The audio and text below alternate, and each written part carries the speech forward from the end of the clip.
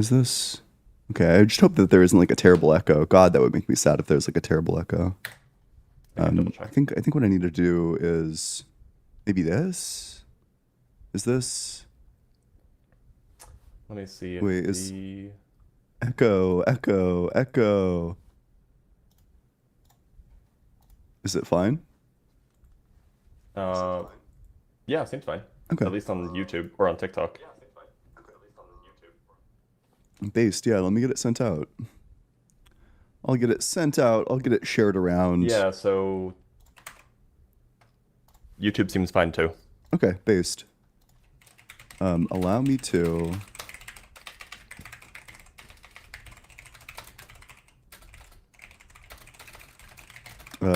We got that, and then we got And I've sent it out on my Discord. yeah, sending it out.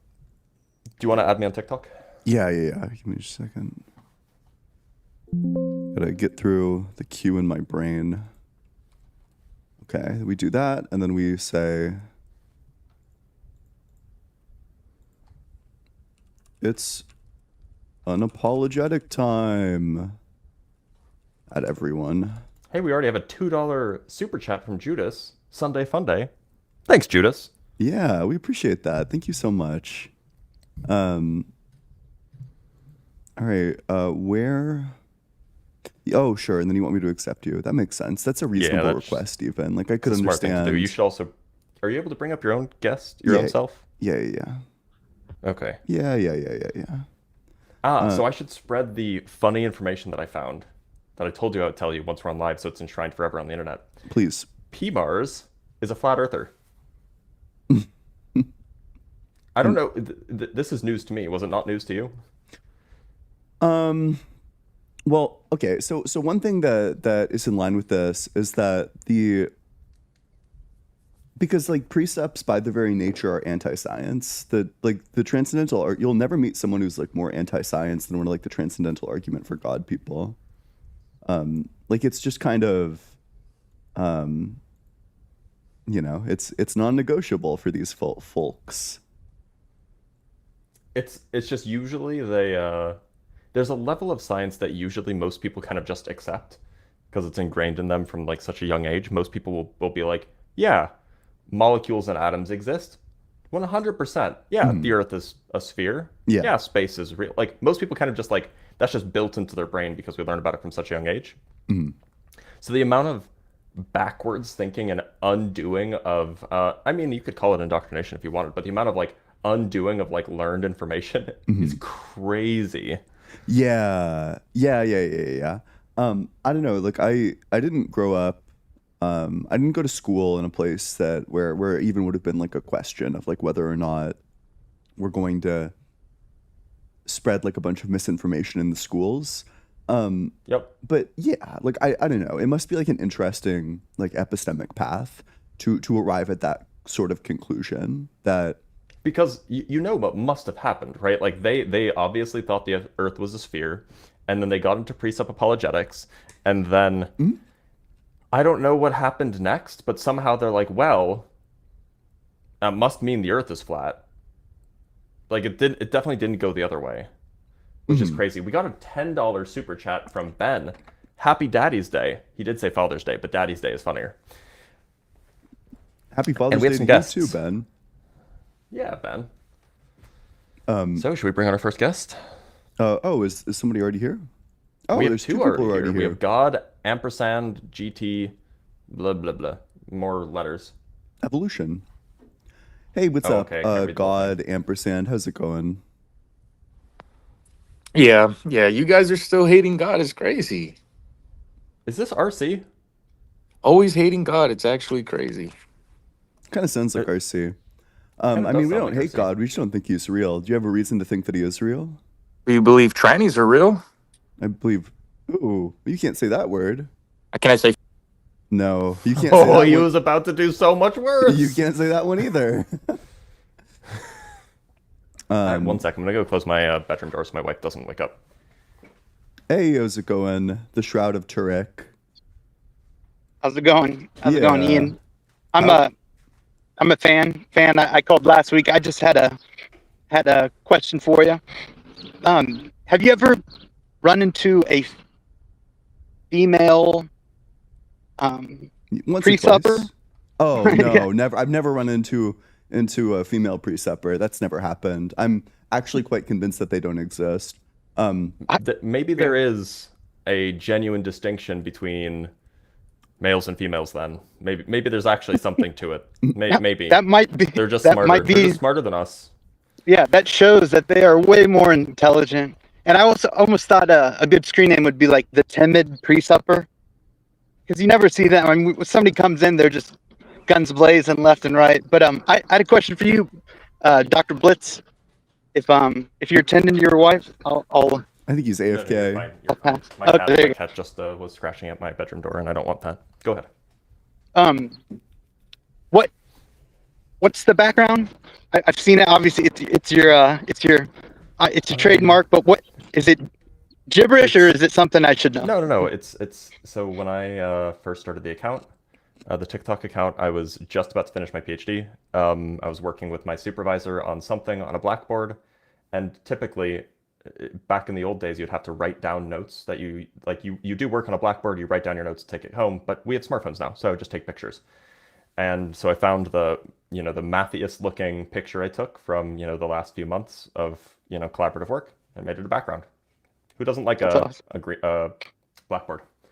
I like it. So It's the green board, the green screen board. It's your it your does hide it's your the look. failure of my background to be green screen because there are some bits that are not perfectly green screened out. So it does hide It's that. good. Yep. It's good. But- Well, all right. I'll get to watching. And last question, real quick, for Ian. What's I'm sure you've been watching and enjoying all the feedback from your talk with JP, Mhm. seeing Alex O'Connor and stuff. What's been the coolest thing that's changed, if anything, since that aired? Oh well, now William Lane Craig knows who I am. It's only a Oh, matter of does he? time before I get to 1v1 this loser. No, I'm kidding. He Nice. thinks that I'm You quite can- confused. Okay, you can ask him about have him go into his legendary explanation for why the God of the Old Testament genocided all Oh, the. it's so bad. That's Yeah. that's So a, bad. he's just Well, he actually he's just called moving it- location. in his reaction to mine, he actually said that it was an atrocity. So I'm just getting mixed signals as to whether or not he thinks that it was bad. But That's all. That's got to be the worst take ever. But anyways, all right, I'll let you guys go. Have a good one. yep, thanks, appreciate it. Toodaloo. How's it going, Fro? Hello, how are you guys doing? Doing well, doing well. all right. Yeah. What are you a believer? I am. Sure. In what? I'm a Christian. Why? Have you heard of the tag argument Yeah. for God? Yeah. Yeah, I'm familiar with the tag argument. Go ahead and present it. Yeah, so the tangential argument. Actually, Bro, before yes? we start, Sure. if I can just interrupt, was this what convinced you? Yes. That's got to be a first in human history. But go ahead. Fascinating. Actually, yeah, no, the tag argument is the reason why I'm a Christian. Yep, go for it. Yeah. It's an argument, a philosophical argument that attempts to prove the necessary of certain conditions for the possibility of an experience or knowledge.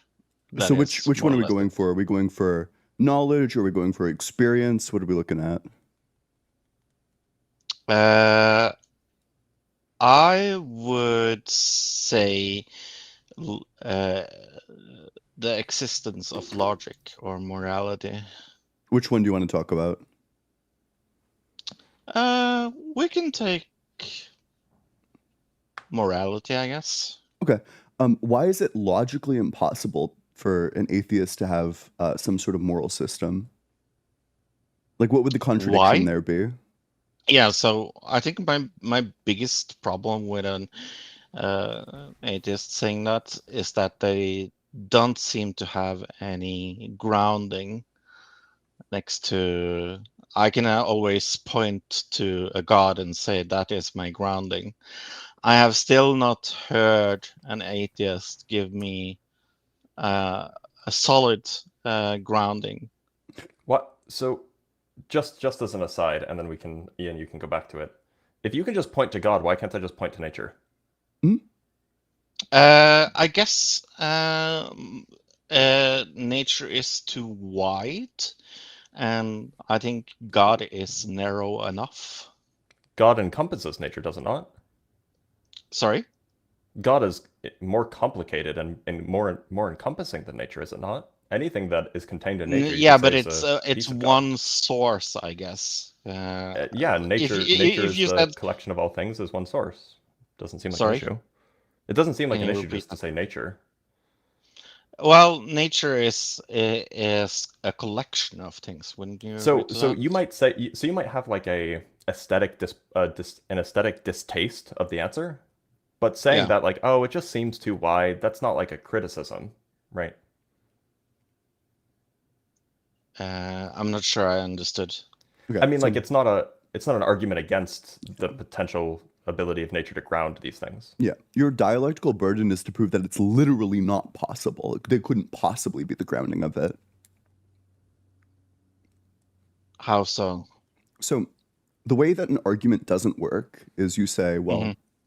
I have this position, I've like looked into it, and this position makes the most sense. You don't have any position, therefore my position is true. You know, I could ask you like what's the ontology of your like meta epistemology, and then when you don't have an ontology for your meta epistemology, then we could just Yeah. conclude that you don't have any epistemology at all and you can't know things. But that's just not really how an argument works. No, I can see that. Yeah, Yeah, definitely.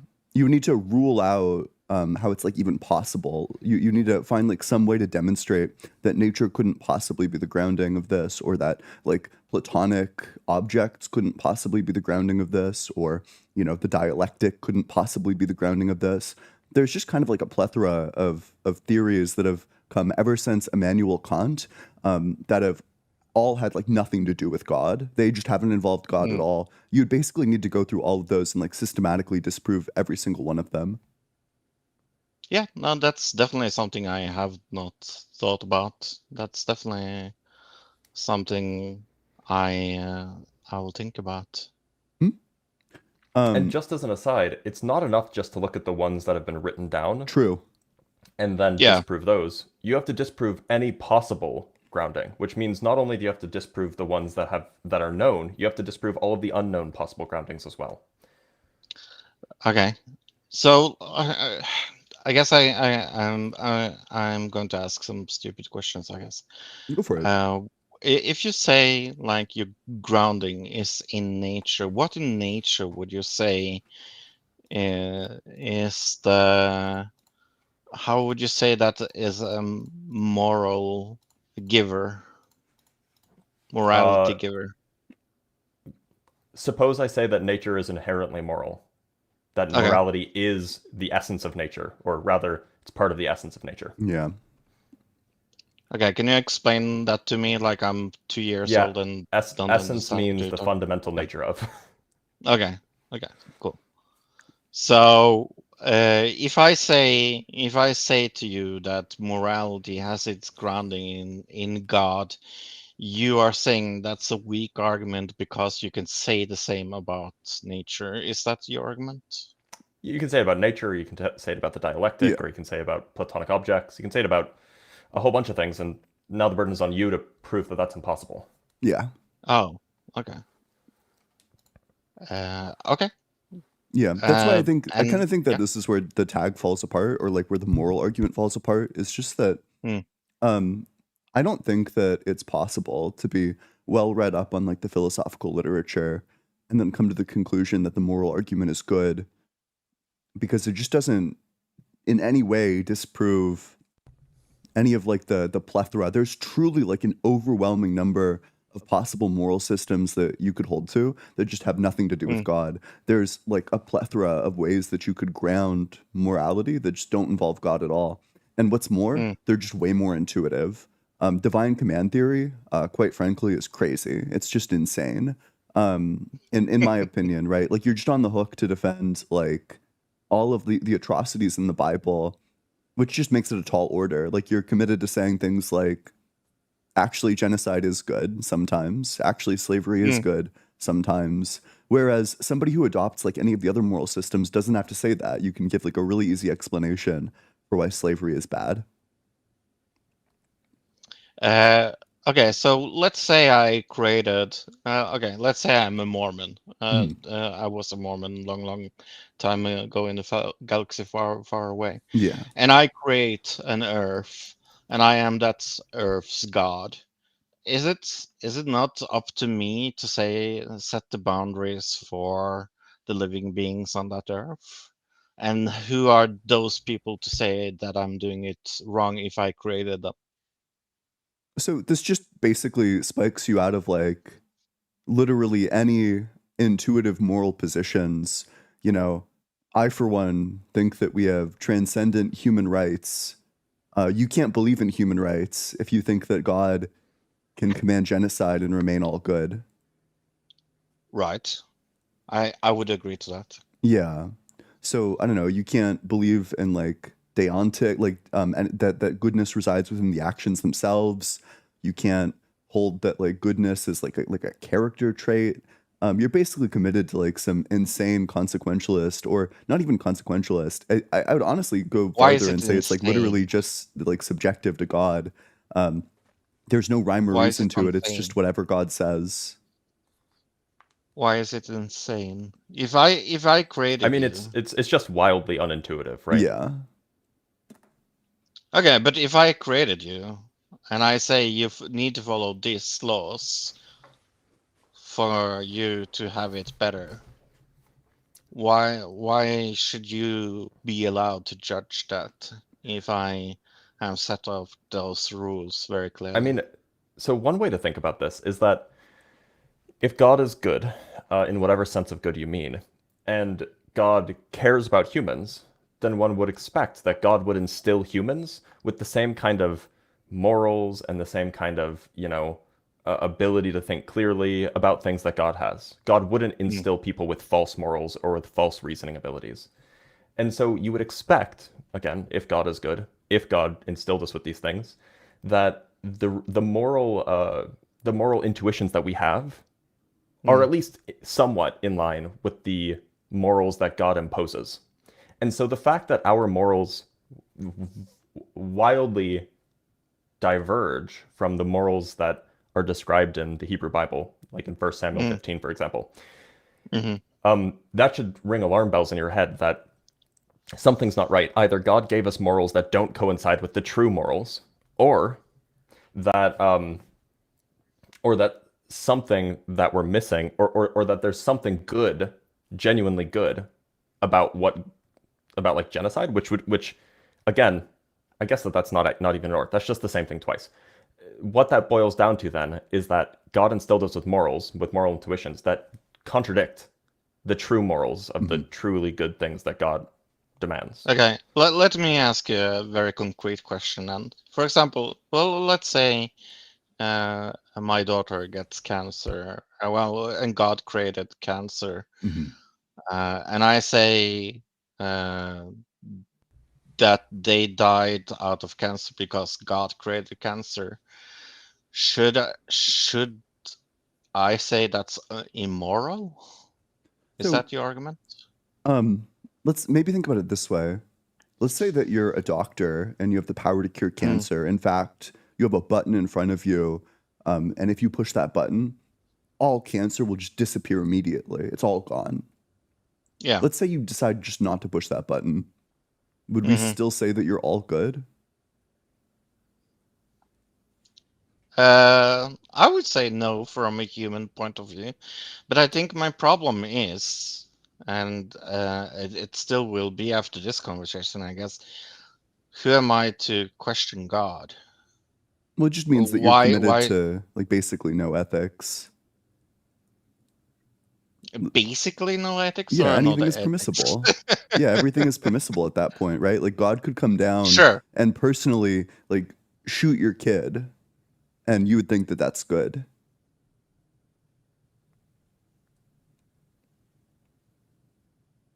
Yeah, I guess. Yeah, no, that's a good point. I haven't thought about that. That's something I would like to think more about. Yeah. Um, that's one of the things I like being. I'm one of those that like to question my faith, and Mhm.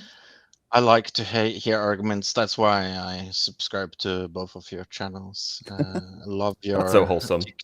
TikToks and things like that. I listen to the 3-hour TikToks every day. You make them, but I Based? had based indeed. Based and open-minded build. Yeah, no, but I like being open-minded because I believe that truth is truth no matter what you do with it, and God is God no matter. So just a word of warning, just don't be so open-minded that your brain falls out. I like that. Yeah, I like that, Dr. Brett. No, I do question the morality system sometimes, and I think you bring up good questions. But I think what I want to ask Sure. my other Christian friends about is like, who am I to question God? If it is God's will that that child gets cancer and have a terrible life with cancer, maybe it's good for humankind in some way that I don't know of. I think this leads to, so I guess like another conclusion that this leads to, um, if God has sufficient reason for not curing cancer, then that means that you as well have a sufficient reason. If you know that God has a sufficient reason, then that means that there exists a sufficient reason for not curing cancer, which means now you have a reason to not cure cancer. You'd be morally justified in, if we all just stopped trying to cure cancer, we would be morally justified in doing that under your worldview, just by the fact that we know that God isn't curing it. Yeah, no, that's a very good argument. I haven't thought about that. Yeah, Well, now I you love have. that. Yeah. Yeah, something to Bro. think Now I about. have. Yeah, yeah. Bro, so we're Definitely. going to let you go and move on to Yeah, another thank you. guest because Yep. you have some Yeah, sorry. thinking to do, I guess. Hey, But thanks for no, being Yeah, here. yeah. Thank thanks you. so much for coming up. It was a lovely chat with you. Thank you. Bye bye. We have 2 super chats, one from Jerry Penna with the $5. You guys are the bestest. Well, we would be the bestest if we weren't grammar nerds. Bestest isn't a word. Get wrecked, Jerry. Yeah. And Pop then we into have the queue, $2 from Gary. Judas. We have $2 from Judas. We love you, Dr. Chalkboard. I appreciate that. But Yeah. you know, it's Mr. Chalkboard. All right. All right, on to the next one. On to the next one. Kieran? Yeah, Kieran. Yeah. Are you a believer? I'm not really sure. I at one point I felt I was agnostic, but are you guys familiar with needgod.net? No. He's a creator online, and I spoke with him last night, and he just brought up some points that I was hoping to kind of get clarified from you Sure. guys. So the first point, when he referenced that the universe must have had a beginning, I wasn't so sure. I thought that perhaps it could be eternal, and he referenced the second law of thermodynamics just in the entropy. Oh, I was no. just curious as to what your guys' thoughts were in the kind of he's feel like saying I it was need heading to- in disarray. I feel like I need to hunt this dude down like I'm the fucking Terminator. I gotta, wherever you So- talk to him, I gotta go on there. Yeah, he's like a young Earth creationist. He's very Oh, behind that's the even Bible. worse. Wait. Okay, hold on. Just to be clear, bro doesn't get to use the laws of physics and then also be a young Earth creationist. Yeah. Yeah, so that was a later point, is that he doesn't trust the dating for the Earth, saying that like when we date with uranium, it's basically just a guess. What the fuck? Yeah, so the second law of thermodynamics is just a guess. Bada bing, bada boom, his argument's dead. Like, what does Okay. he want? All right. So yeah, I guess that clears up those points, and then By the way, it's not just a guess. But if that's his argument, if his argument is just that, oh, it's just a guess, then like, yeah, I'm not scientifically inclined enough to really debate him on that. I didn't really know where he was getting that from. He was saying when we use half-lives, Nowhere. He's getting it from nowhere. we only know at that certain point, but we don't know at a previous point. I don't know what he was trying to get at there. Yeah. He's saying that physics was just crazy, wildly different 10,000 years ago. Oh, okay. Yeah, and so I wasn't sure because I've seen your stream, both of your streams before, and I was going to reference the dinosaur bone of cancer, which I know that you've brought up before. And then that sounds like a magic item from Dungeons and Dragons, by the way. And then my final point was referencing kind of the contradiction with omniscience and free will. and he brought up the analogy that if we had a time traveler who went back in time a week and said that he knew the outcome of a specific sports game, then he wouldn't be causing the outcome, and so they would still have free will. But I wasn't really satisfied with that example. Well, okay. And to be honest, I don't think that this is a good argument. I don't think the argument that omniscience makes it or like means no free will, I don't think that that works. I think that there's a variant of it that works, which is that if God is omniscient, it's the conjunction of God being omniscient with him choosing this specific world.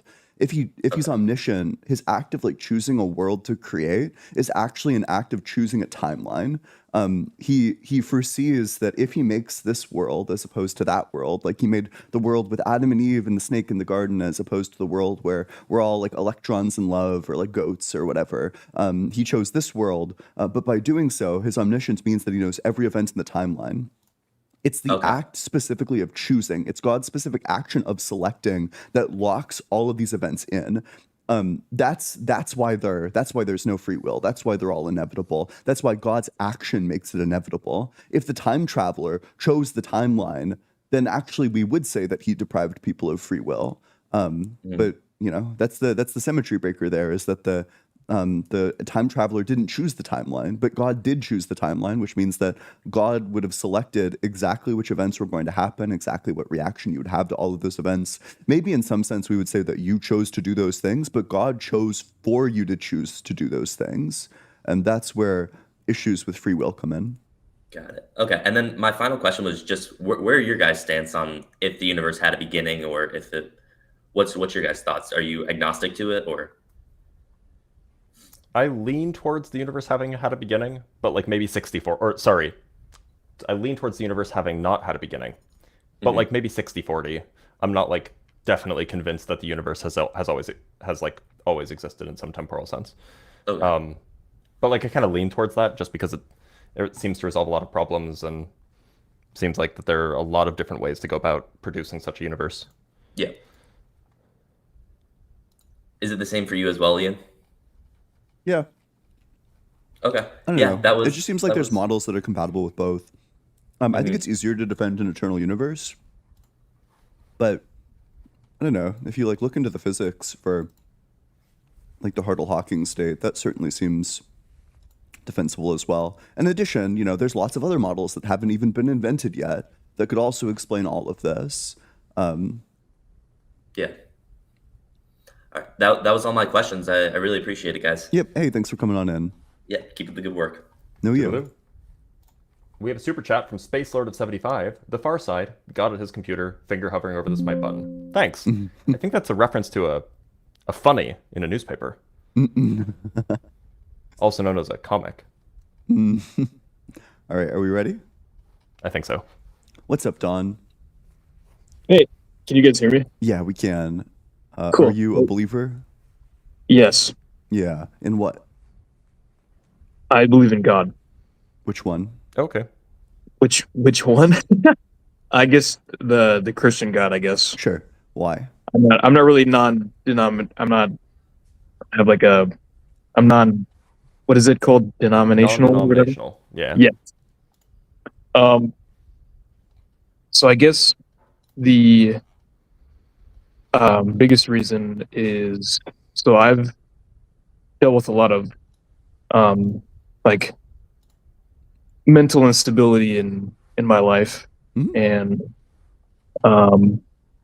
I have an extreme problem with anxiety and stuff, and with anxiety it comes with a big fear of death. You know, it's a big thing that that comes with anxiety. And Wait, and I hate to cut you off, but are you saying that it's true that a God exists? It's true that a mind created the universe? It's true, like the events of the Bible are true? Or are you saying that like believing in a God helps, like, makes you feel better? No, so I'm sorry. It's just kind of context for my point. Sure. So I do believe in God. I think God created the universe, and I think God created us and everything around us. I just think that impossible for nothing to exist. Because if you think nothing came from nothing, Hey, we agree. that Yeah. wouldn't. Yeah, so I think that this is the reason why I'm non-denominational, because I think that I've always had trouble believing in 100% of everything in the Bible, because if I mean, if you believe in God, you believe in Satan. And if Satan exists, he influences humans, and humans are the ones that wrote the Bible. Okay, let's talk about what you And said. So neither Blitz or I think that there was ever nothing. Likewise, in your okay, worldview, you don't think that there was ever nothing. yeah, So that's just not going to be a point in favor of either worldview. okay, okay, all right.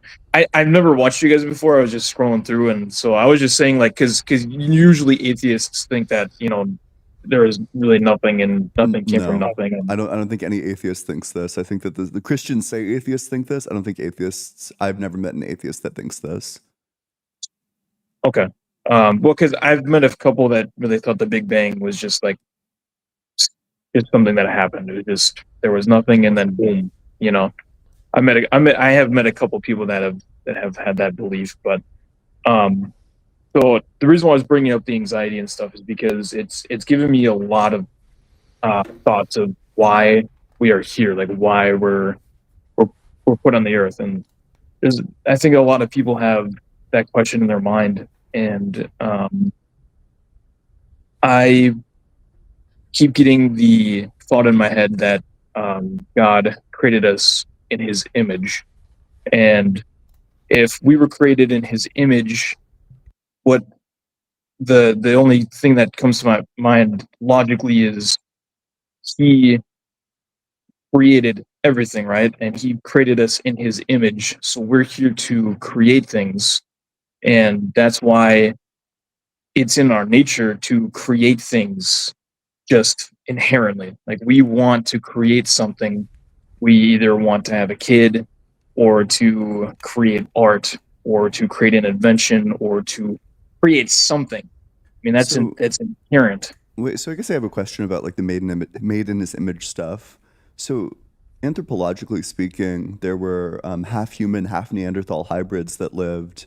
Would you say that these like half human, half Neanderthal hybrids were half made in the image of God, or like what percent made in the image of God were they? So I think that we were made to adapt, and as the area around us changed, we changed as well. I think that everything was created in a way to where it would adapt around. Because I mean, we Do have you think that proof of answers the it. question? Uh, I guess I don't know. Sure. I guess maybe I didn't understand So, your so question. okay. Historically speaking, there were half humans, half Neanderthal hybrids. They were 50-50. Half human, half Neanderthal. One of their parents was a human, like a Homo sapien. The other was a Neanderthal. They had children. These children were hybrids. They were half human, half Neanderthal. You said that humans are made in the image of God, but I'm just asking, like, would this hybrid be half made in the image of God, or like what percent made in the image of Oh God would it be? no, I think they're both made in the image of God. I think that's why I was saying that everything around us was created to adapt, and so Are sheep over made in the image of time, God? what was it? Are sheep made in the image of God? Well, no, it's only humans. God put animals Neanderthals on aren't the earth. humans. So how far? So what makes a human is like really really gray. So like definitely we're humans, and definitely chimpanzees are not humans. Yeah. But if you go back far enough in paleontological history, what you'll find is that humans start being the ancestors start being slightly less human and slightly less human and slightly less human until at some point they're obviously no longer human. But it's a gradient. So at what point does something become the image of God where its parents weren't? I think right away. I think right in the beginning, because I mean, because The beginning of what? well, if you call them Neanderthals, I mean, since the beginning of when I guess we appeared on Earth. Because I mean, So like I was let's saying talk before, about say Homo erectus. Homo erectus is like the major species that predated humans, right? This is a Homo neanderthalis or Homo neanderthalensis is, it's arguable whether it's like a cousin species or Yeah. whether it's like a subspecies of human. Homo erectus was like distinctly non-human. So But how where does it? How is it non-human? you can look at it and be like, oh yeah, that's not a human. Well, that's what I was saying Like before. in a different anatomy. I mean, if but you, it is our direct ancestor. oh, yeah, but I don't think that means that they're not human, because I mean, if you think They about are. it, like They're like a different species, right? Or you can go back, but if you think Homo erectus are not human, then or are human, then we can go back to Homo habilis, which are even less human looking. Yeah. And if you think that Homo habilis are human, then we can go back to Australopithecus, which are, you know, in some sense, like closer to chimpanzees than humans are, or than to humans. So like the point is wherever you say, wherever you put the dividing line between human and not human, there will be a generation where somehow a non-human thing that wasn't made in the image of God gave birth to a human thing that was made in the image of God. And that seems like seems kind of arbitrary. no. So I don't think that there's a difference, because if you think Between about like it, between like Australopithecus and Homo human, sapien? because I mean, if we came from those things are still human. Oh, you don't You know want what to I say mean? that. Australopithecus came from like, so we came from like mammalian rodents 60 million years Yeah. ago, but those aren't human. Yeah, we certainly wouldn't want to say that the single-celled organism that we all descended from, we wouldn't want to say that that's human. I would say so, because I mean, so I'm not trying to bring it or Then bring up everything a is different human. subject, but like, Then everything is human because the very first organism would have been human. We all share a common ancestor with the very first organism. And if something is a human, then its child too is a human. So then you would just say that everything is a human. no, I wouldn't say everything's a human, because I think everything is. I mean, everything is separated from each other. I mean, obviously, Is everything that descends from a human a human? it depends on what you mean by that. So anytime a human has an offspring, is its offspring human? I mean, yeah, Okay. And would you say that the parent of any human is a human? yep. Okay, so the parent of any human is a human. So we can go back 60 million years and we can find like little rodent things that are the parents of parents of parents of parents of parents, you know, going back 5 million generations of Mhm. humans, which makes that little mammal thing, that very first mammal under this view is a human. Yeah. And then under the same view, the descendant of a human is always a human, which means every single mammal is a human under this view. No, I don't think so, because I think that we were. I think But- we're. That's a direct implication of your view. Yeah. It's just the entailment, right? No, because I think what you're, because how do we know for sure that we came from those things? You know The what I mean? entirety of evolutionary biology and all of the evidence associated with it. Okay, but what? So I'm confused. So if, let's say, somebody is born with a terrible defect and they don't look like a human anymore, does that mean that they're not human? No, I'd say they're still human. But the problem with the Yeah. view is that, so do you contest that like evolution is true, that it happened? I think that I don't think like we came from gorillas. I don't think that What that's a true. I don't coincidence. think Neither Neither like do we. fish. We don't think I that don't. either. No, What a no, I great- know. what a I'm great just saying agreement. like the general belief of evolution is like fish grew feet. You know what I mean? And like we came from gorillas. Like What if that's I kind of showed you a skeleton of a fish that did have feet? I mean, that'd be kind of crazy. But I mean, Yeah, you yeah, should look up. We have a skeleton of it. It's called Tiktaalik. It's the name Okay. of like a walking fish species, and it's one of the most famous transitional fossils that we have. Okay. So the problem Whoa, it's that this I see. guy. Holy shit. Huh? I've seen this picture. That's awesome. The Tiktaalik one? Yeah. Yeah. Where Yeah, he's like emerging. super Yeah. famous. Are you able to put it on your screen? I don't want to disconnect the. I'm on my phone. Not easily. I mean, we could share it with TikTok, but you wouldn't be able to see it. Yeah, I don't Oh, know. okay. Suffice it to say, it looks like half fish, half salamander. Yeah. Oh, okay.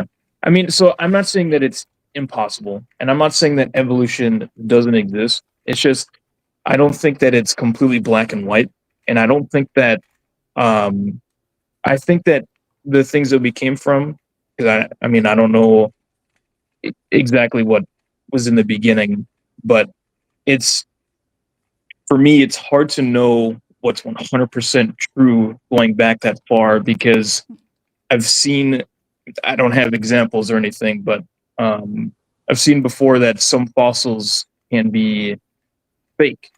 Like And we who don't figured know out that they for were sure. fake? I can't remember, but I was seeing that like No. It's the answer is easy. Paleontologists figured out that they were fake. So Oh. the people who are doing the paleontology, people who are studying fossils, they were able to tell which fossils are fake and which ones are real.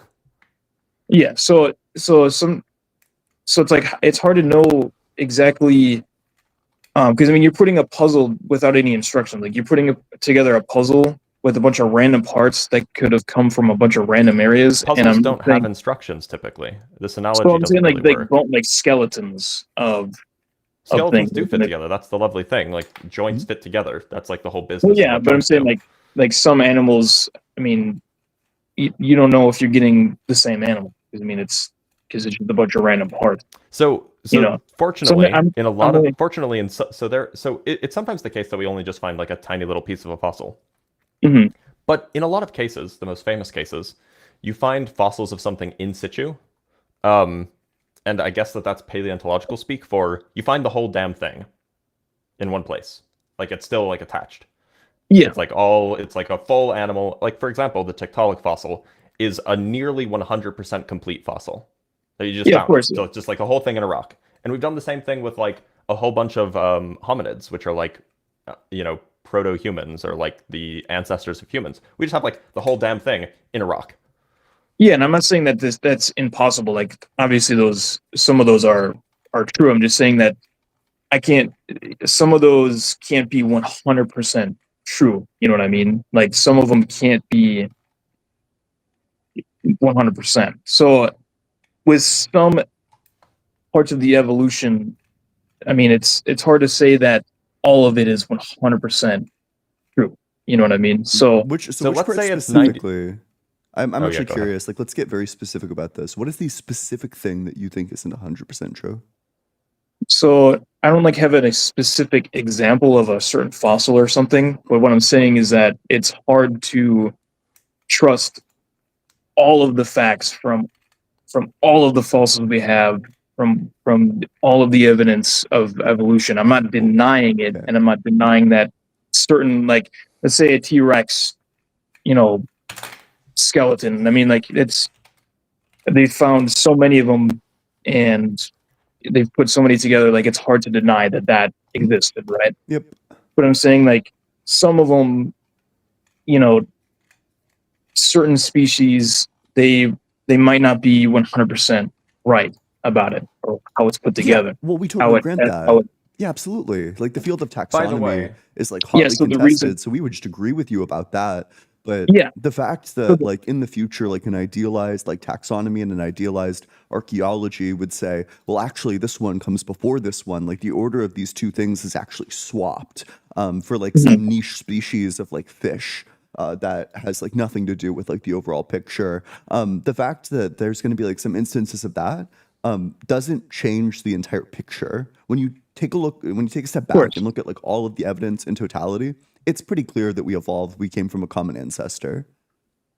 Yeah. So Also, just as a quick question, just to challenge you a bit, you said that like you can't be sure that like these pieces actually fit together in the way. Like you can't be 100% sure. Have you considered that the Bible is a whole bunch of different pieces of literature that were composed and put together over the course of over 1,000 years? Yeah, of course. How can you be sure that they're telling the same story? I mean, they all kind of tie together in some sort of way. That's you know what I mean? paleontologists do. The bones fit together.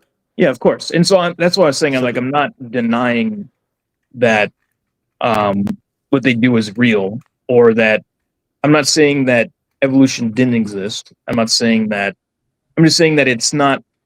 Certain things about it are not 100% secure. Just like the Bible, there's certain things that are not 100% secure. And so the reason why I was bringing that up is because where we came from, I don't think it changes us from being human. And then I think that we were changed, like everything that's on this earth is meant to adapt. I mean, that's obvious, you know what I mean? And so I think that throughout time, as we adapted to our surroundings, we turned into what we call humans, but I don't think that there's a difference between, I think that we're humans now and we were humans when we were first put on the earth. And I think that religion and science and biology and everything kind of go hand in hand, because I mean, if you know, you think about the Big Bang, like, you know, God snapped his finger and that was the Big Bang, you know, and so he put us on this earth in a specific way, with specific cells, and we eventually grew and adapted into what we are now.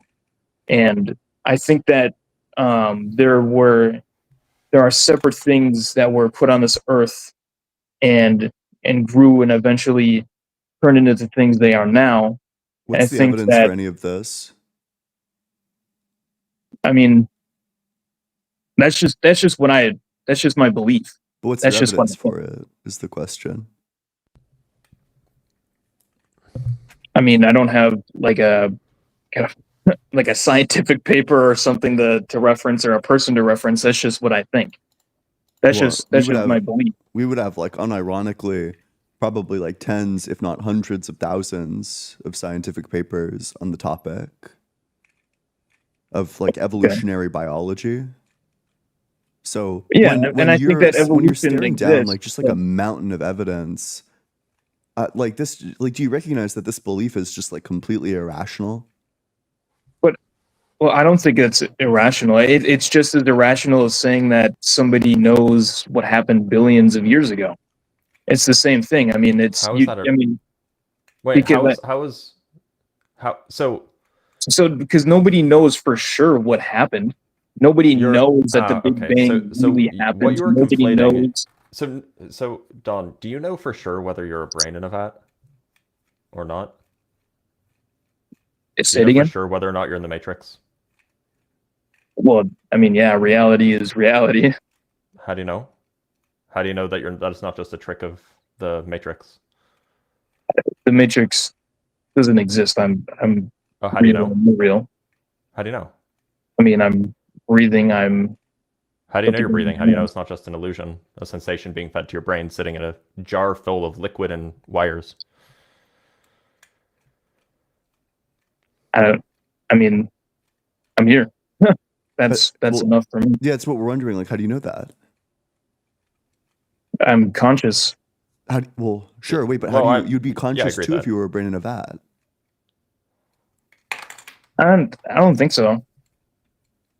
If you were a conscious brain in a vat, you wouldn't be conscious?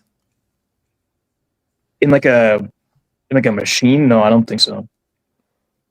So a conscious brain in a vat isn't conscious? Well, if it's like a man-made machine, I don't think so. No, it's a brain, and the brain is in a man-made machine being sustained by a man-made machine. Like somebody took your brain out of your body and then put it into a machine and connected wires to it and is faking all of the experiences that you have. Yeah, I don't think that's. I definitely don't think that's real. I mean, how do you know that's not real? Yeah, we're asking you, how do you? Because if the standard is certainty, if you need to be certain of something in order to proclaim that you know it, well, how do you know? How are you certain that that's not what's going on? That you aren't just being fed like these input signals into your brain, that you're actually just a brain in a vat, that all of this is an illusion, that you're not even having this conversation, that in fact you're in like a warehouse somewhere, your brain is just getting like input, like signals input into it, and is sustained via like life support? I mean, because I'm here and I know that I'm real. And how do you know? So that's just impossible. Why? Because I'm here right now talking to you. None of this is fake. That's the This thing is that all I'm real. asking for justification Because, like, for. You gave a because, I circular mean- argument. Because I feel pain, I feel love, I get sick, Yeah. people die. Like Yep. this is reality. You'd feel those things too if you were a brain in a vat having all of these sensations input into you. No, I don't think so. What is like what's the point of the Yeah, it's because What's the point of it? if your standard is certainty, then you can't even know that you have hands. How do you know that God isn't deceiving you about all of this reality? because I have faith that he put us into reality. He created us into reality. Do you think that So faith that's provides where we are. justification for a belief?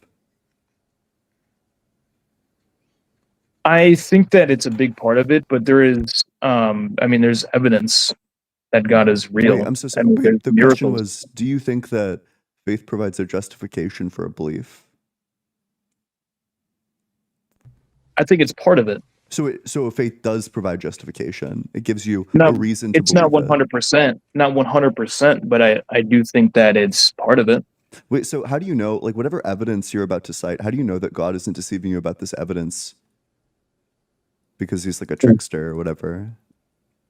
I don't think he's a trickster, but I feel it, and I've How do you seen know? How do you know God isn't deceiving you? because there are, as many people don't want to believe it. I think there are miracles. I mean, and I How do you know That's that what a God isn't trickster deceiving God you? would want you to think. Yeah. How do you know he isn't deceiving you about those miracles?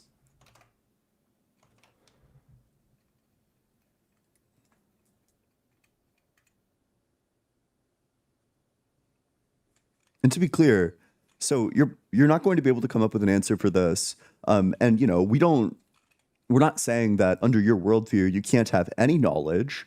Our argument is that this holding that in order to know something you need to have absolute 100% certain proof of it.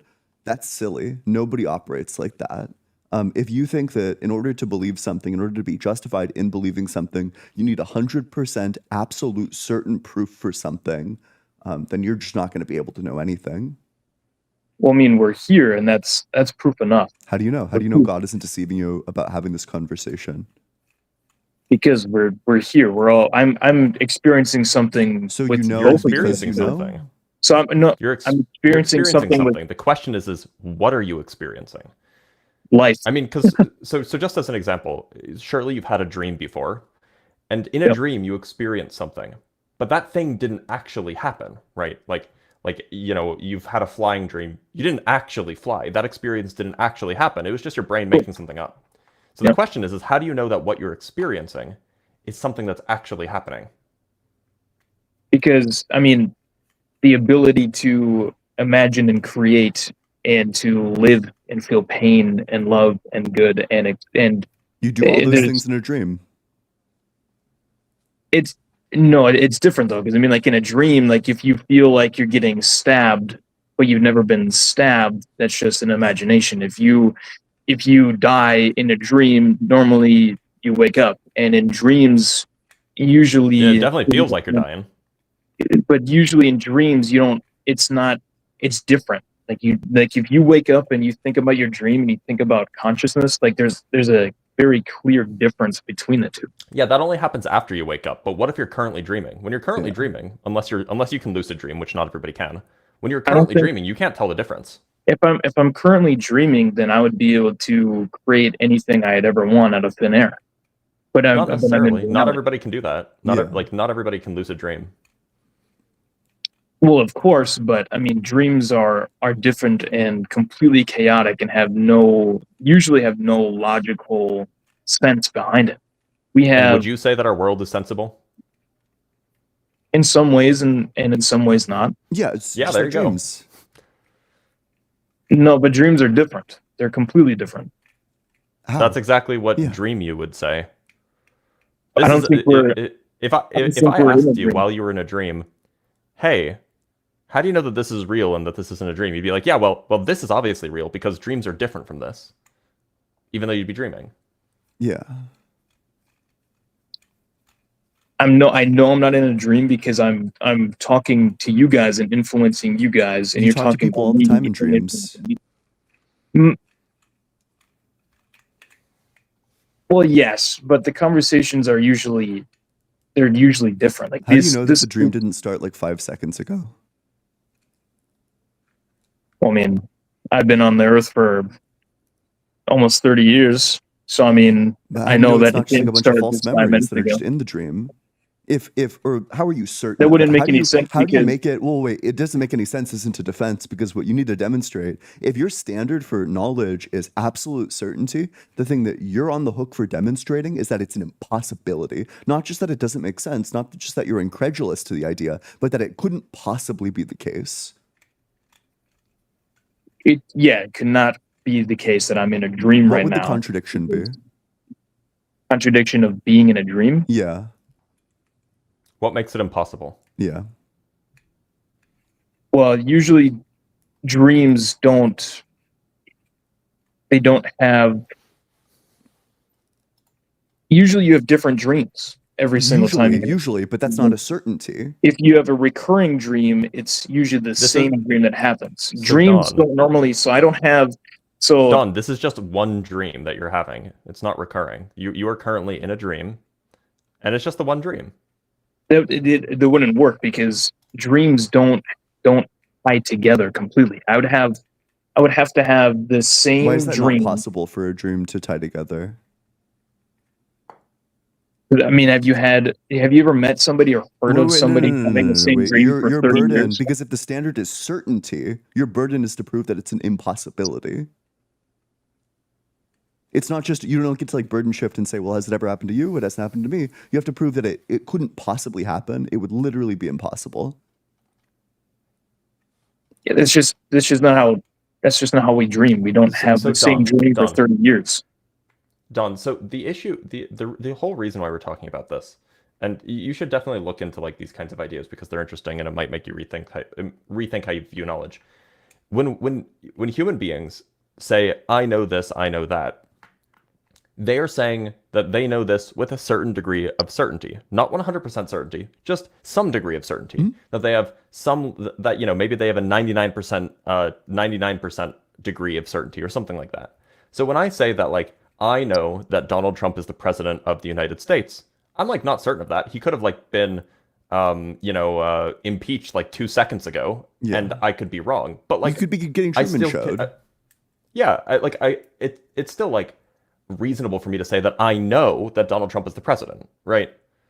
So people, like, when we say that, we know that humans evolved, we're not saying that like, we're not saying that it's impossible that this was all a dream and all of the evidence was fake and planted by Satan. What we're saying is that we have a very high degree of certainty based off of the huge piles of evidence that we have.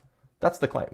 And so the fact that you're saying, well, you can't be certain that Satan didn't just plant the evidence, like, that's not what anybody's saying. Nobody's making that claim. Okay. Yeah, So- we're just saying that we have evidence for it, lots of it. Like lots and lots of evidence that gives you a high degree of certainty. Yeah, of course. But I think that, I mean, saying that we're different from what we came from entirely to the point of where that they are not human, I just think that's wrong. You know what I mean? Like, we have different classifications that of it. belief that you have is in blatant contradiction with, like, 100 years of some of the smartest people in the world spending their entire lives studying the subject. So, like, let's just like zoom out for a minute. Who's more likely to be right? 100 years of some of the smartest people in the world spending their entire lives studying a subject, or like Don Keatich on YouTube? Well, I mean, so what I'm saying is that you can have different names for it, but I still think that that thing was still human because we came from that thing. Then under your belief, like the rodent mammal, the rodent thing that existed 60 million years ago is human as well. Yeah, it's our because we came from it. ancestor. What is it called?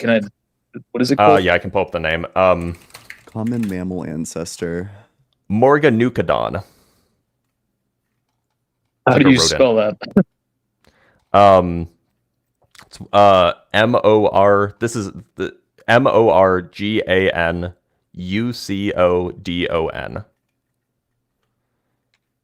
And I was wrong. It's actually 205 million years ago, not 50 million years ago.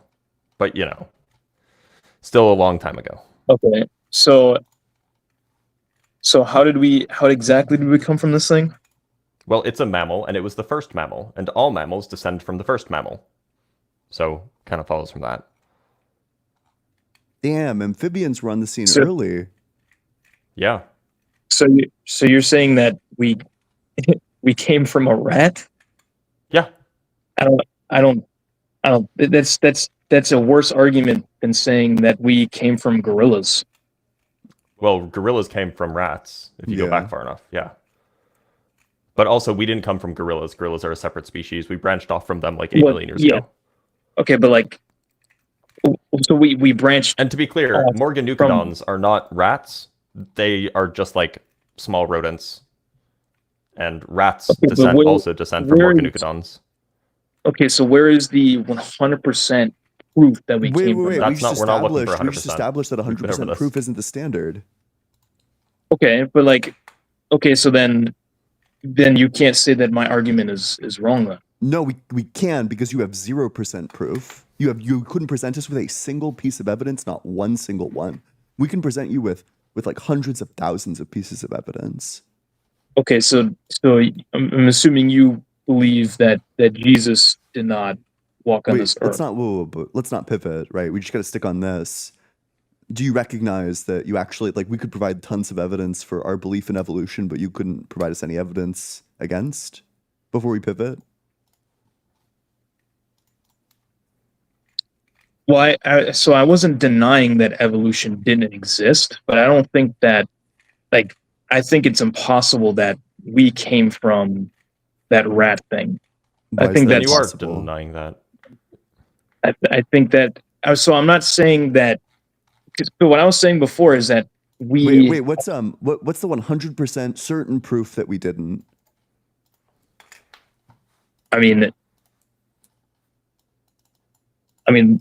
if you look at us, and if you look at Neanderthals and other, You could make the same Like argument about humanoids. severely disabled people.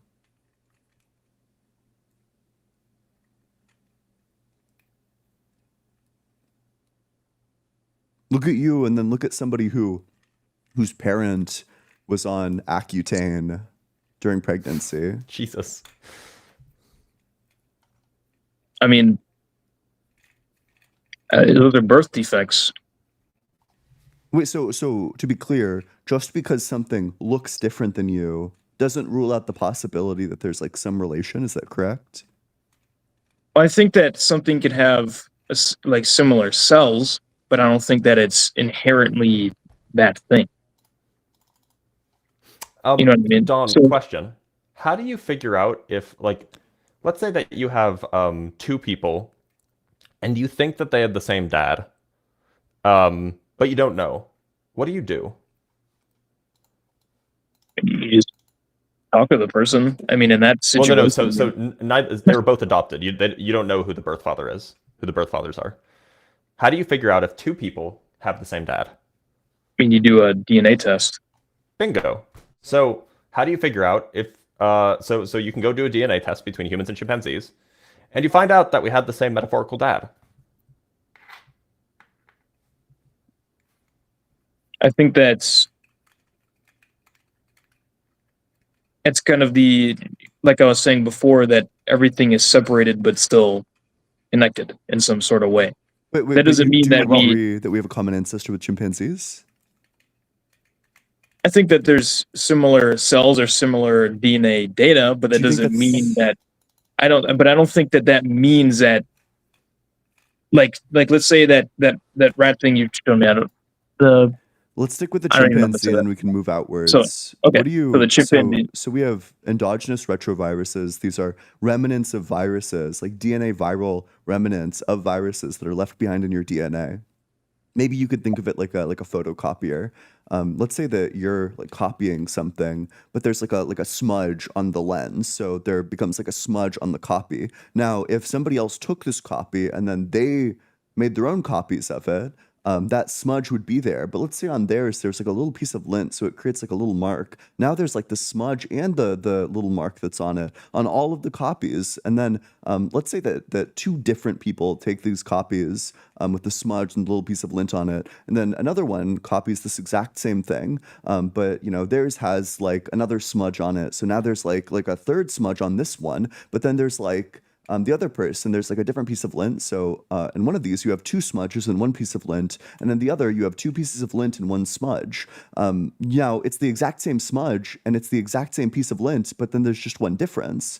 You can infer based on this that they shared a common copy, that they came from a common copy. Does that make sense? No, I understand what you're saying. So this is what I think. So I think that if there was so if they were truly very similar to us, and they were like if you look at rats, they have some human DNA in it, right? Like they have like a similar human DNA data in it, right?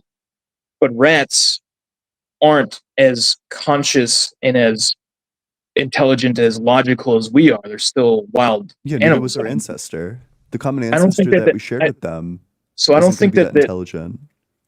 But there would be like human rat mixes. Why would there right? be?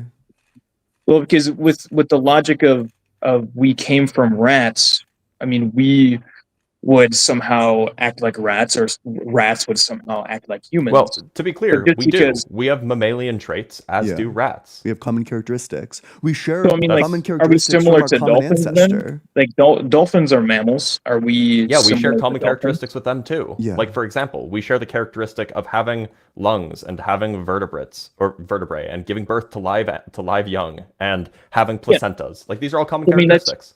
So I mean, those are common characteristics, but that does not mean that we all came from one mammal. Does that mean? I just don't think that that's. Yeah, wait. So where do the common characteristics come from? And crucially, what's your evidence for this explanation? I just think that it's a logical fallacy. It doesn't. Sorry, do you think that's any an sense. answer to the question? I think so. It's a logical fallacy. And what's the name of the logical fallacy?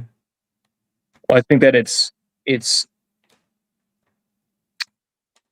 sounds like you just don't like the question. Argumentum ad. No. Don't like them. No, I don't. No, I don't think that that's the case. So what I'm is your? saying that Let's it do it doesn't. one step at a time. What is your explanation for why we share the same mammalian traits?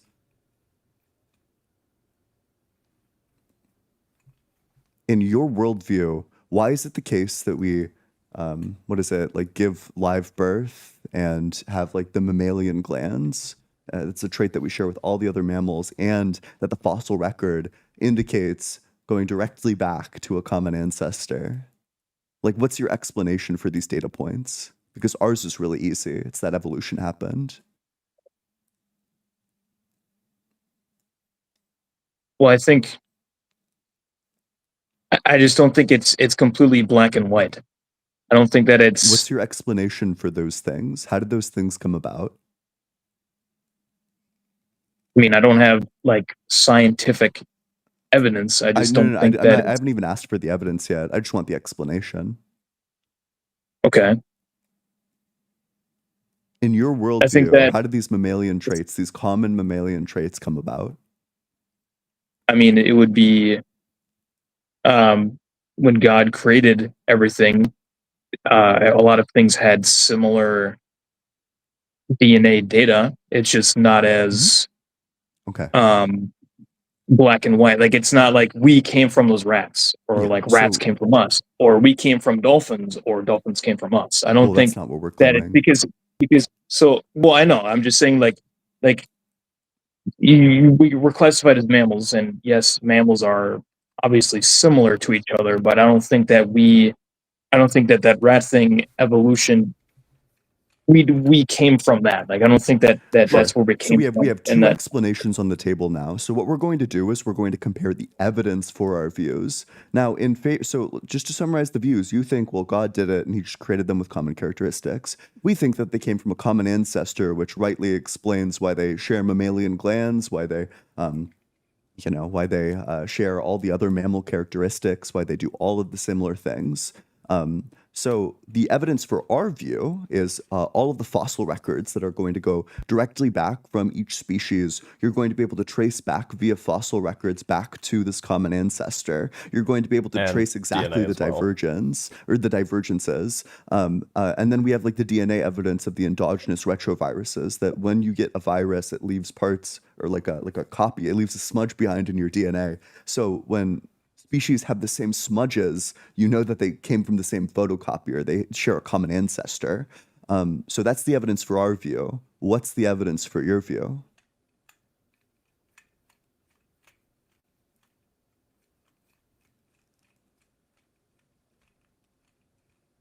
I'm trying to think about it. Just give me 1 second.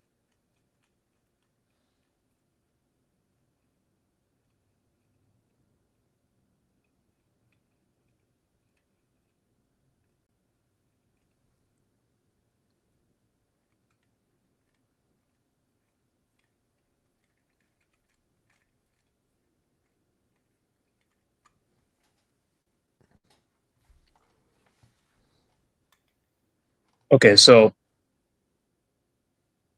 let me understand this. So let's say so our common ancestor is that rat thing, right? Yeah, it's like So maybe Yep. calling it a rat is like a so do you misnomer. think? Maybe Well, I'm not trying to. I don't know how to say that. Whatever the name of it. So I'm just. yeah. But you I mean, shouldn't strictly, the most important thing, don't think about it like it's a rat, like one of the ones that exists today. Don't think about it like that. That's not what it is. It's totally different. I'm just saying, like, Yeah.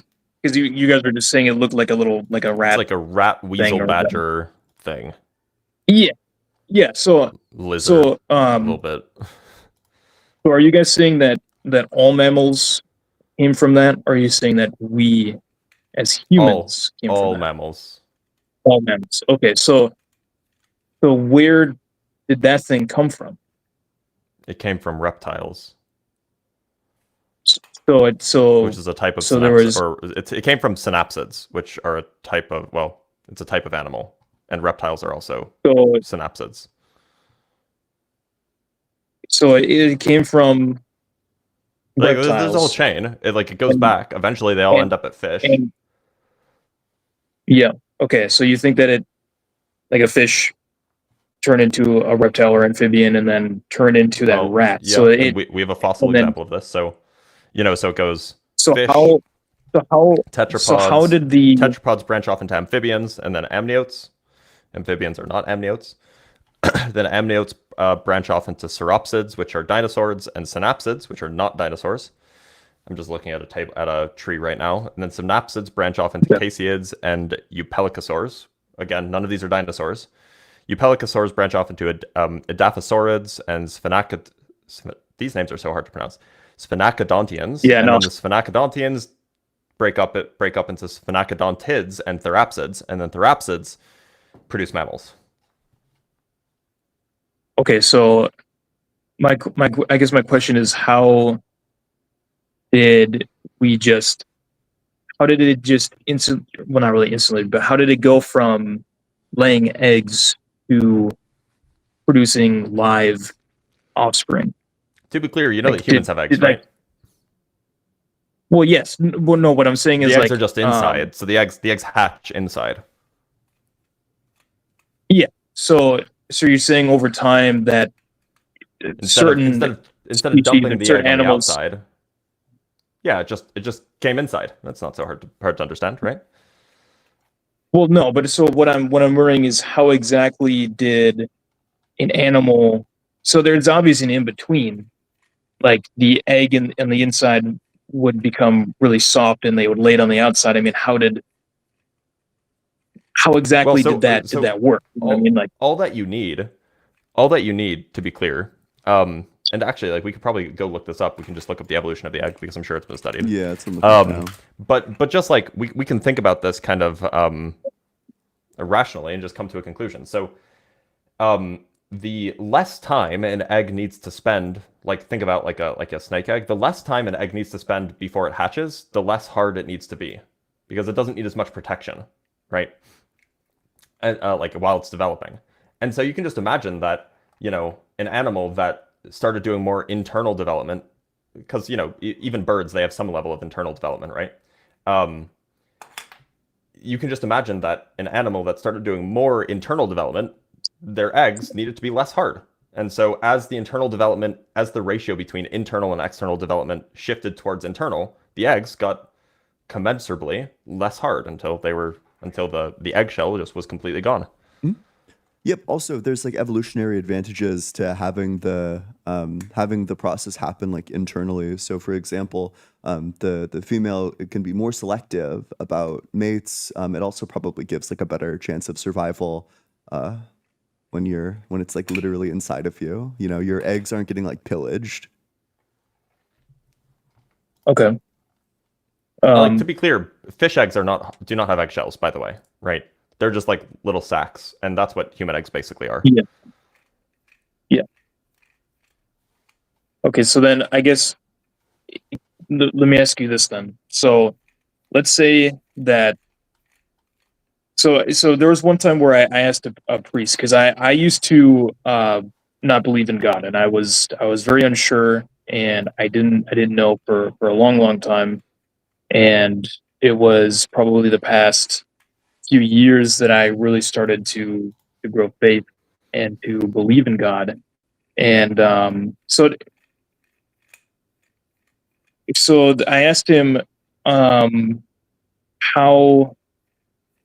like with all of this the scientific evidence of evolution and everything, how do we know that the Bible is true? How was it written, and how do we know that like why isn't there any scientific like evidence in the Bible?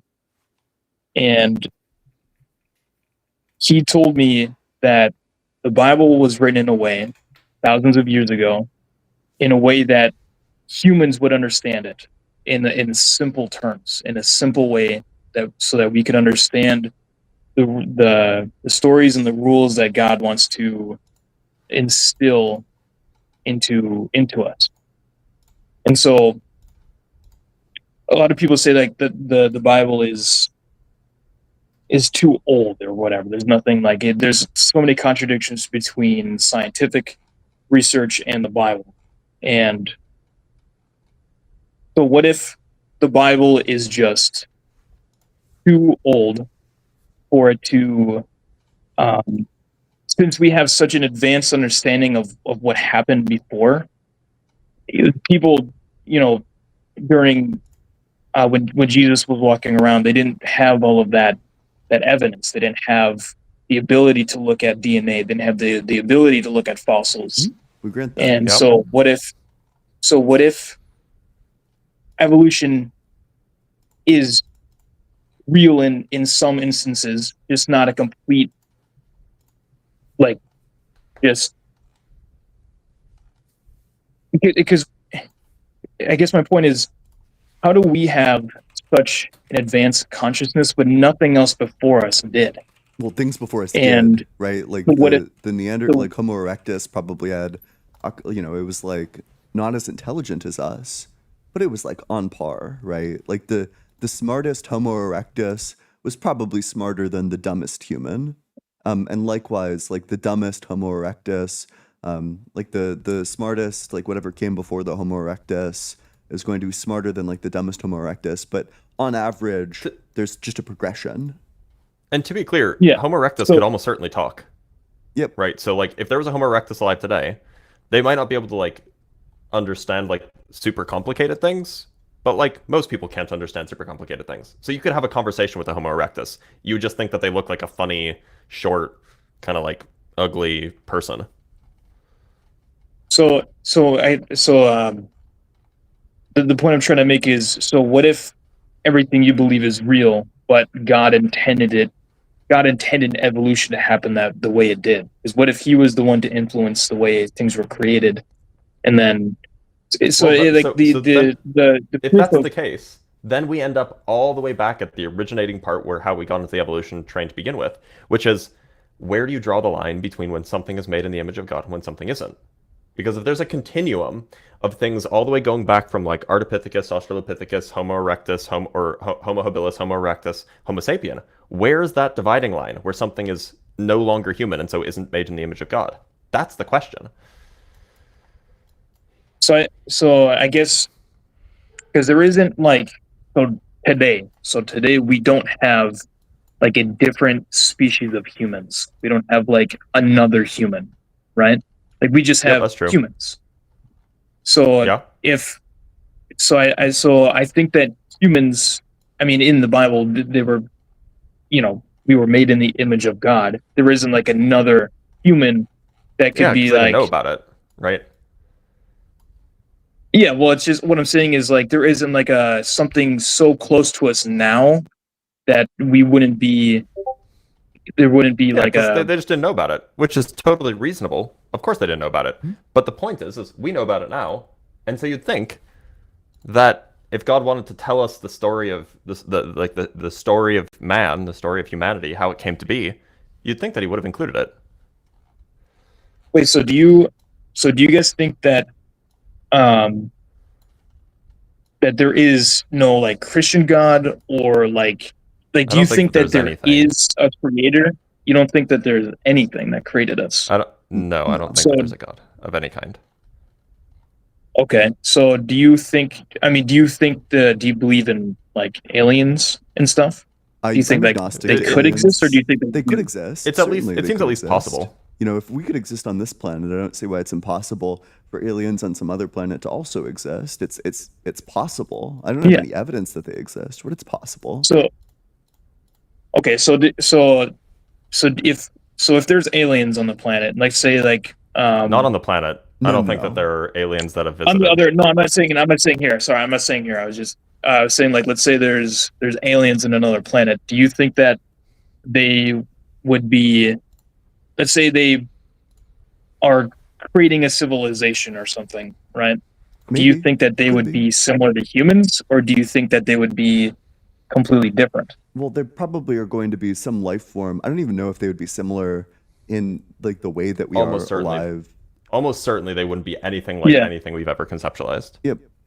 So you don't think it would be like you don't think there would be like cells or like Maybe. fish or Could be. amphibians Possibly. or anything? But it's possible that there are other ways to make life that are completely unrecognizable to us or completely unknown Yeah, to us. of course. So I mean, I But guess I'm so. so sorry. How do you We've been think? talking to you for quite some time. We should probably move on to the next one, but we appreciate you coming on up. Oh, sure. Yeah, of course. Yep. Make sure you're double tapping on that screen. Do we have supers? I think so. We also, in principle, had a line, but we do have a special guest, so we are going to have to. Yeah. That person will have to jump the line, unfortunately. Yeah. So everybody who's been waiting patiently, sorry about that. Yeah, I'm we do have sorry. a super. We're We have a super evil. from. We have a super from Acrylic Roll with the SEK. I don't know what that is. 129 of those SEKs. I started watching Deconstruction Zone not too long ago, and that led me to you guys also love your content. I have a question. Have you been believers early in your lives? Ian? Yeah, I was like a Christian, but I wasn't like I don't know. I wasn't like as deep into it as like other people are. Like I wasn't like Justin levels of deep or anything like that. And my belief faded just because somebody presented me what at the time seemed like a logical argument, even though now I know it has problems with it. So I've never really had belief as far back as I can remember. So we have €1 from Peter B with thumbs up. Thank you. From Peter B. We also have €2 and 50 cents. Don't confuse religion with God and the irrelevance. I don't know what that means. Do you know what that means, Ian? Maybe because there's like Buddhist religions, I guess. Like Buddhism is a Yeah, that's a good religion, point. probably, but it wouldn't have like a god in it. Or like animism From could be a religion. Yeah, I'm sorry. Go ahead. From Christian Johnson with the $10, there's nothing I enjoy more than watching you guys help the indoctrinated think outside the box that they're trapped in. You're two of my favorite people. Have a good Sunday. That's sweet. Isn't Thank that you. sweet? And then from Fish with the $6.66. Hail Nero. In crust we trust. Hail the crab in the sky, and your bounty will be plenty. I ask for thy streams to be smooth sailing, with warm sand to bask on.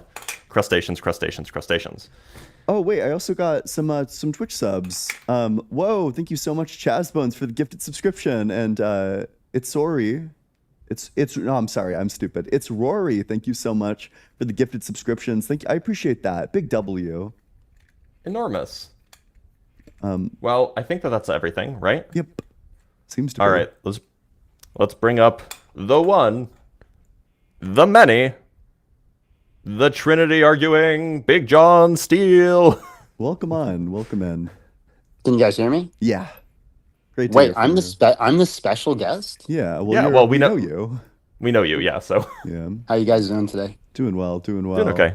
What are you Good. So I'm not- doing? You know, the CEO of Christianity lost. It's over. Go home.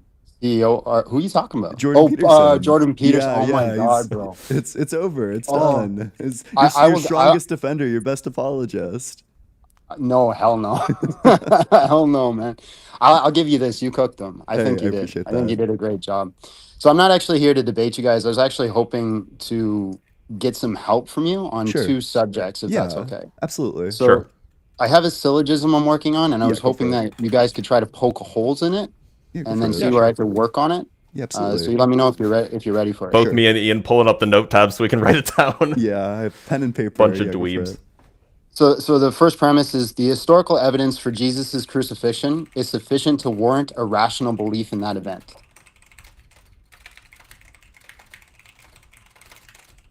Warrant a. Sure. What's premise 2? The historical evidence for Jesus' resurrection is at least as strong as the evidence for his crucifixion.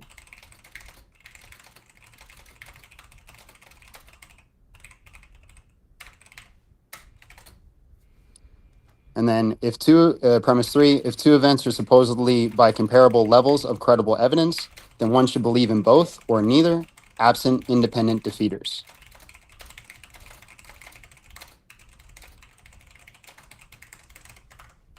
And that's the conclusion. Therefore, one who believes in the crucifixion on historical grounds should also believe in the resurrection, unless one has specific defeaters for the resurrection.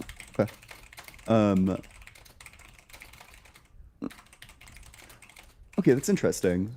So I guess do you want even like the pedantic feedback? Yeah, you can start there. Sure. And this might just be like my own lack of knowledge, but I don't. I'm not really sure what validity looks like in an evidential argument. Maybe just that like, well, this thing is like more expected, or the evidence is there. It doesn't follow any like valid logical form that I'm familiar with, but I get what the argument is aiming at. It's saying like these are at the same level of evidence. If they're at the same level of evidence, if you believe one, then you should also believe the other. I think that maybe like the first thing that jumps out at me, I think I probably have two issues with this that are at least like immediate to me, which is that like the nature of the claim is probably going to require like a different type of evidence. Like, you know, let's say that your friend Terry goes into the other room and then comes back and said, I just ate like an egg salad sandwich. You might take that as sufficient grounds for believing that Terry ate an egg salad sandwich. But let's say your friend Terry goes into the other room and tells you, I just did like a septuple front flip, like all just in that room. I don't know. You're probably going to be more skeptical. Or let's make it something supernatural. Let's say, yeah, I went into He that started room. hovering. What? Yeah, he started hovering. Yeah. He went into the room, started hovering for 10 minutes or for 10 seconds, and then left. Yeah. Well, damn, you know, I don't think I can take that. Like, even though these have the exact same amount of evidence for them, I think there comes down to like prior considerations. Like when we weigh the priors against each other, it seems like the priors for Terry eating an egg salad sandwich are just like way higher than for Terry like hovering. That's one thing that stands out to me, is that I don't think that having the same level of evidence. I think it depends on the claim. Like with a supernatural claim, I am inclined to think that you need a much higher level of evidence for that. And then I also just don't know if there's as much historical evidence for the resurrection as there is for the crucifixion. So that's my feedback. Okay. Yeah, my Go ahead. criticism would be in line with that. I would criticize the third premise, namely that I don't think that so the third premise is it's an implication, right? And I think it's just false. Two events. So at least if you take Bayesian reasoning seriously, this is laying out what Ian was saying in more explicit form. But if you take Bayesian reasoning seriously, there are two criteria necessary in order to increase your credence, perhaps to some level of belief in something. There is the evidence, which is something that adjusts your priors, and then there's the priors themselves. So it's just false to say that even if the evidence levels are the same, that the credence should be the same or should be equally high. Rather, you need that both the priors are the same and the evidence are the same. Then you can come to then you can say that there's no symmetry breaker, which is the conclusion of premise 3. but because you don't have a one of your premises doesn't say that the priors should be the same for the crucifixion as it is for the resurrection, then the conclusion just doesn't follow from the third premise. Awesome. Or rather, let me rephrase. The third premise is false, and so you can't derive the conclusion from it. Cool. So that's actually my goal, and that's awesome that you guys went there, because the goal of this syllogism is to get people to focus on priors. Yeah, And so sure. I mean, both you that's guys the biggest went objection. that direction. So I mean, that's the objection to the crucifix or to the resurrection, right? Like, we know that people can get crucified. We don't know that people can be resurrected. That's so like that is the criticism, right? beauty. Perfect. So yeah, then I got no complaints about that. Yep. Appreciate that. So then the second one I wanted to get into is I've been this is not a syllogism, this is just kind of a question. So I believed in evolution. Yeah. I've now started studying it a little bit more. I'm now more agnostic. So I'm open either way. Evolution could be there and I'm okay with it. It could be not be there and I'm okay with it. Yeah. Can you guys explain to me, because through my research, it doesn't seem as strong as I thought. Can you explain to me why you guys are like so certain about evolution? Sure. Well, so the first thing that I'd say is that I actually admire that about you, is that you don't seem to be, I'm sure that you know that there's like a contingent of like science deniers. And I appreciate that about you, is that you're like open to science. Like, I don't think that evolution makes faith impossible. And I think that everybody should believe in evolution. So the most compelling pieces of evidence, like basically just like the things that would be impossible to explain under, in my mind, would be, it's a bit of a yap, but are you familiar with like endogenous retroviruses? No, like I barely know anything about evolution. Sure. So I think the DNA evidence is probably the most bulletproof. To me, it seems like unfathomable that there could be an explanation for this. So when you have a virus, it mutates your DNA. It will leave behind like a certain segment. At least some of them do. These are called endogenous retroviruses. It's like remnants from a virus that you had, or like one of your ancestors had. Like it gets passed down into you. So I was giving like a photocopier analogy, and it might be like a bit hard to follow. So maybe think about it like this. Let's say that you're trying to copy a document, but there's a smudge on the lens. So all of your copies are going to have a smudge. They're going to have like some smudge that's in the exact same position for all of them. Now let's say you give one of these copies to two people. One of them goes and copies it, and there's like a different smudge on the lens in like a different position. So their copies are going to have two smudges, the original smudge and then the new smudge. Whereas, let's say you give it to like a different person, and then that person on their lens, there's like a little piece of lint. So they're going to have, for both of these, they're going to have the original smudge on their copy, but then one's going to have a different smudge, and one's going to have a piece of lint. Are you following along so far? I think so. Yeah. Keep going. So endogenous retroviruses work much the same way. If we share endogenous retroviruses in our DNA, that means that certainly we had a common ancestor, unless, like, basically what you would be committed to, because we don't, these things just get cut out by the DNA. They're called, I think these are introns. They might be exons. I forget which one is the one that gets cut out. I think introns are the one that gets cut out. So there's coding regions and non-coding regions. Now the non-coding regions are important, but not all of them. Not every non-coding region is important. So these endogenous retroviruses get cut out. They essentially don't do anything.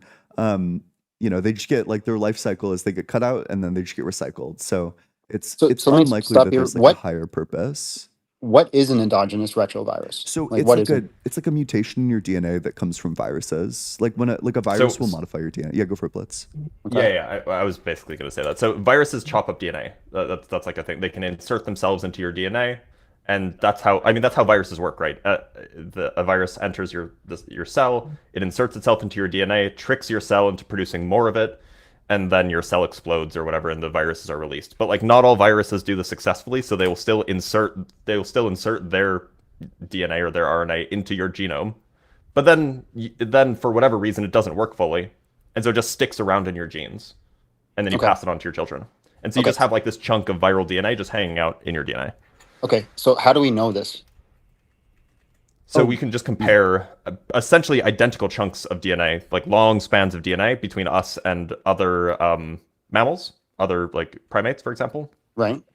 And we know, and so you can basically just count how many of these things we share in common with other mammals, how many of these things we share in common with other primates, how many of these things we share in common with other humans. Well, And so you'll see I mean, that how, the how do number we of- know? How do we know the endogenous retrovirus does this? Like, have we taken endogenous retrovirus and planted it in someone and watched it change the DNA? Retroviruses. So endogenous retroviruses, if I remember correctly, are just those retrovirus genomes that are passed on, that are like genetically inherited.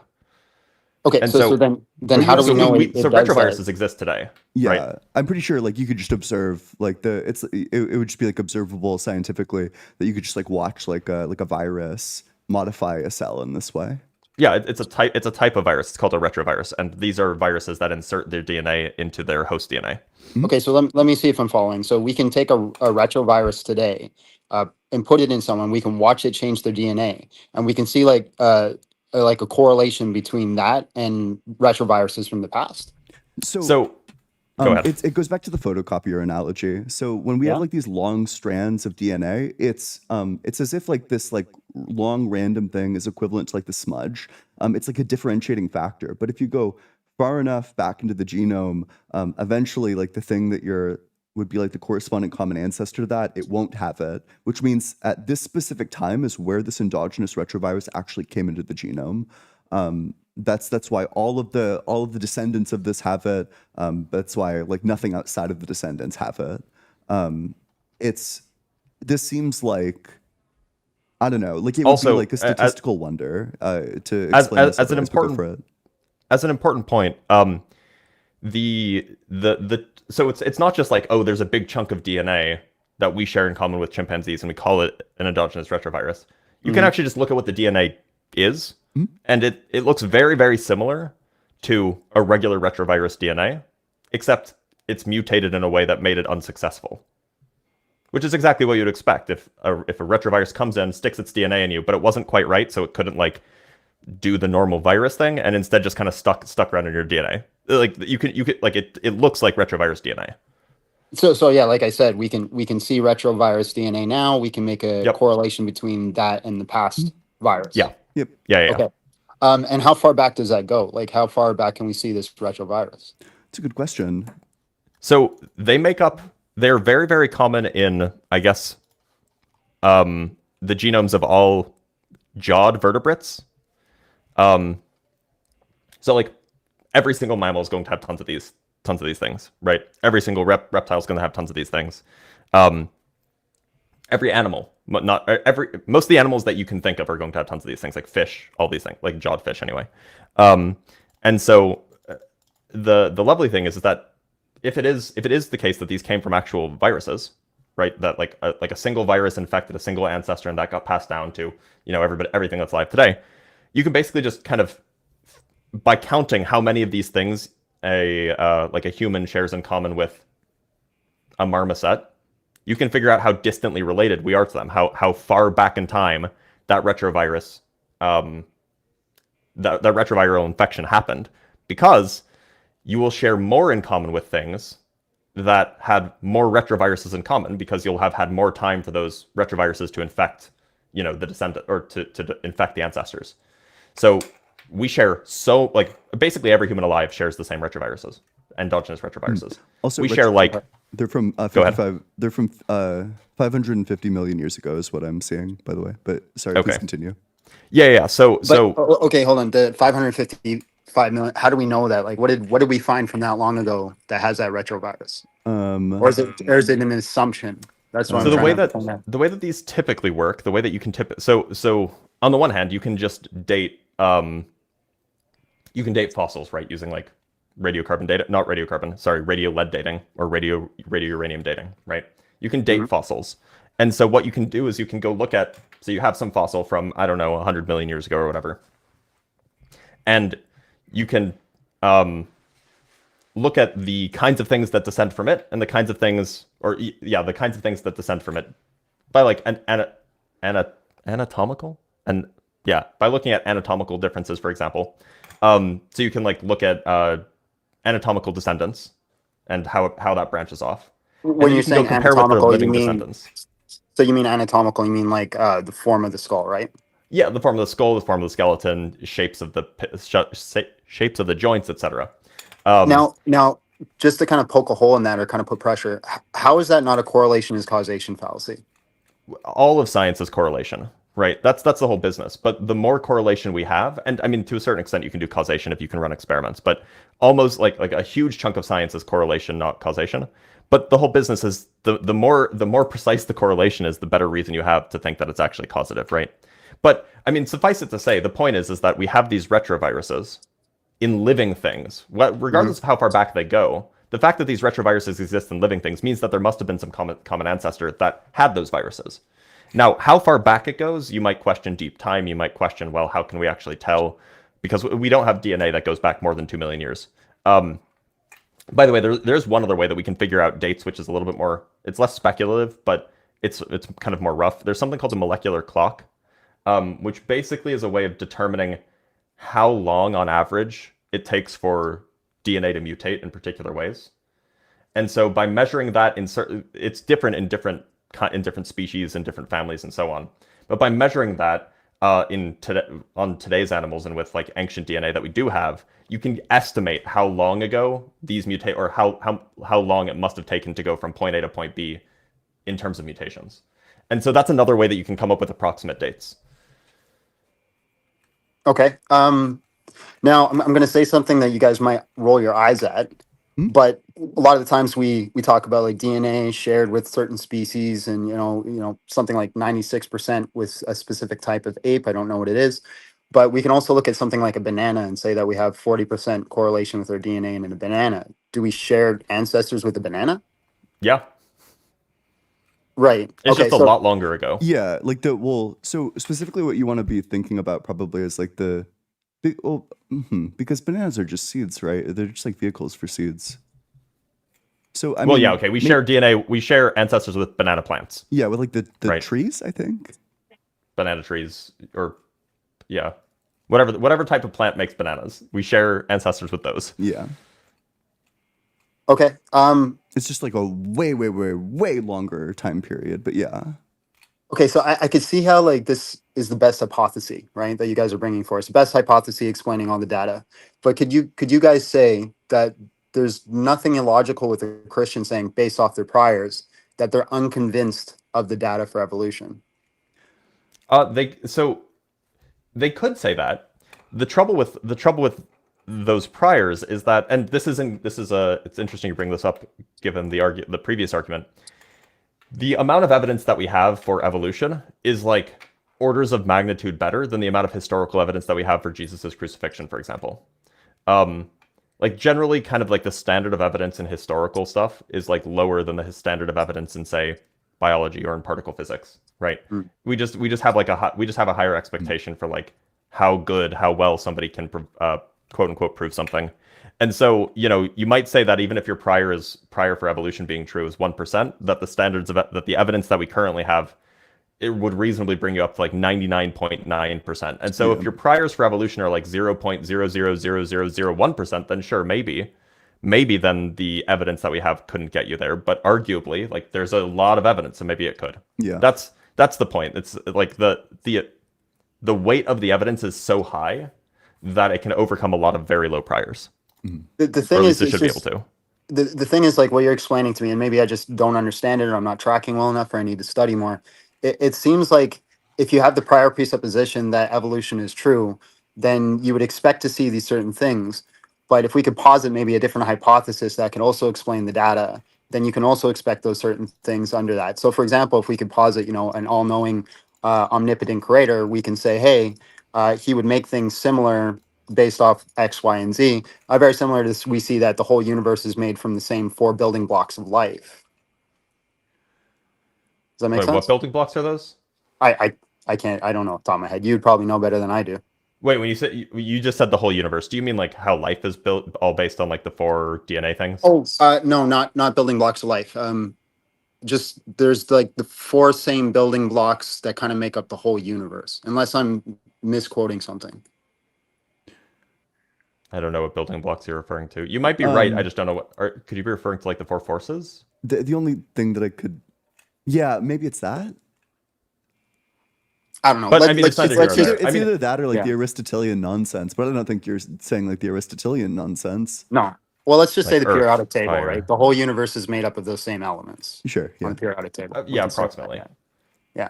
So if we all share the same elements that's on the periodic table, then we would expect to see other elements within each other. What? Like if we all share the same elements that's on the periodic table, so like if everything in the universe is made up of those elements, then why would you not expect to see that humans would share DNA with a banana, or humans would have the same retroviruses as I mean, so go ahead. So you could have that prior, and that might be reasonable. But then like the whole question of the way that we like do paternity tests, it just kind of like if that's your prior, that like, oh, you can't really learn anything about ancestry from doing genetic from like genetic analysis. It just seems like nobody like genuinely believes that, because we all trust paternity tests to give us the right answer, right? How do paternity tests work? You do a DNA comparison, right? And if the two people share the amount of DNA that would be expected if they had the same father, then we say, yep, that is evidence, or very, very good evidence, perhaps even proof that that person is the father, right? Like that's that's all the endogenous retrovirus stuff is doing. In fact, that's all of the genetic evidence for evolution. That's all it's doing. It's just extending it back, 1,000,000 generations rather than one. Yeah, I don't see why it's a logical leap to say that there's enough DNA to say that there's a very close relation between me and my father and my mother, but then to also come to the conclusion that me and a banana share the same ancestor. Like that seems like a big leap to go from there to there. So I mean, sure. So John, you're not young Earth, are you? No, I believe in old Earth. Okay. So like we have ancient DNA that's I think like 1,000,000 years old. I think that the oldest DNA we have of like hominids is like 2,000,000 years old, but we have very, very old DNA. This is like pre-human DNA, or pre-Homo sapien DNA, I should say. I just want to pull up the specific example, if I can find it. Yeah. Yeah, I just want to. So we have. Okay, let's instead say that we have very early, because it might not actually be human. I know that we have 2,000,000-year-old DNA, but it might actually not be from humans. It might be from another species. Anyway, so what we do have is we have DNA from Neanderthals, which are 200,000 years old, let's say. Okay. Now those aren't the same thing as us. They're very, very similar, but they're not the same thing. They have like anatomical differences. They have like brain size differences. They have a whole bunch of different differences. Could a Neanderthal mate with like a human? So it seems to be the case that there was a sexual dimorphism difference. So, and I might get this backwards, but I believe it's that only Neanderthal women could be impregnated by human men and not the other way around. Okay, so could you argue that we're the same kind then?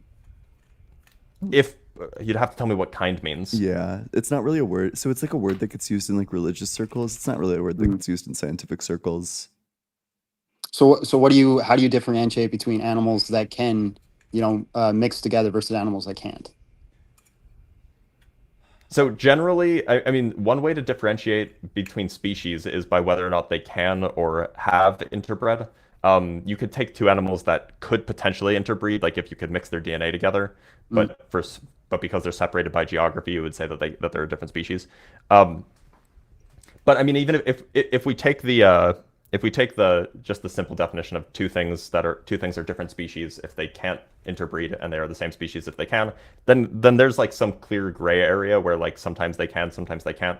Like horses and donkeys are like different species, biologically speaking. And most of the time when they interbreed to produce a mule, that mule is sterile. But not all the time, most of the time. But like that's enough for us to call them, oh yeah, they're a different species. They're like, different types of animals.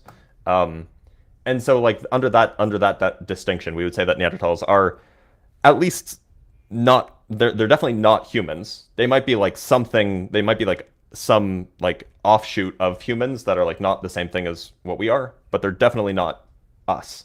So how do we make the distinction that they're not humans if we're able to breed with Because them? all humans can interbreed with each other, right? Yeah, I'd say we'd order towards that. I'm not going to push on that. Sure. Yeah, that makes sense. Yeah. Unless like there are obviously anomalies where like, some people are sterile or whatever, but like, yeah. So this is all to say that there are things that we can test the DNA of, which are like, we could test the DNA of somebody 500 years ago and we can figure out if you're related to them, right? In fact, like I think Ancestry.com or one of these DNA websites does this. They have like some 2,000 or 3,000 year old DNA, and they compare your DNA to it, and they tell you, oh, are you related to them? Which is neat. It's a neat thing to do. So like if we can do that, we can use DNA to figure out. Yeah, go ahead. Can I just interject? Sorry. Wouldn't you have to say that literally every living organism is related to each other? Yeah, that's the point. Yep. Okay, so when we're It's doing the a extent to DNA how test, related. yeah. So then we're doing a DNA test. How are we determining if they're not related, quote unquote? Like if we're going back far enough. I mean, so like the distinction that is made by like what are they called?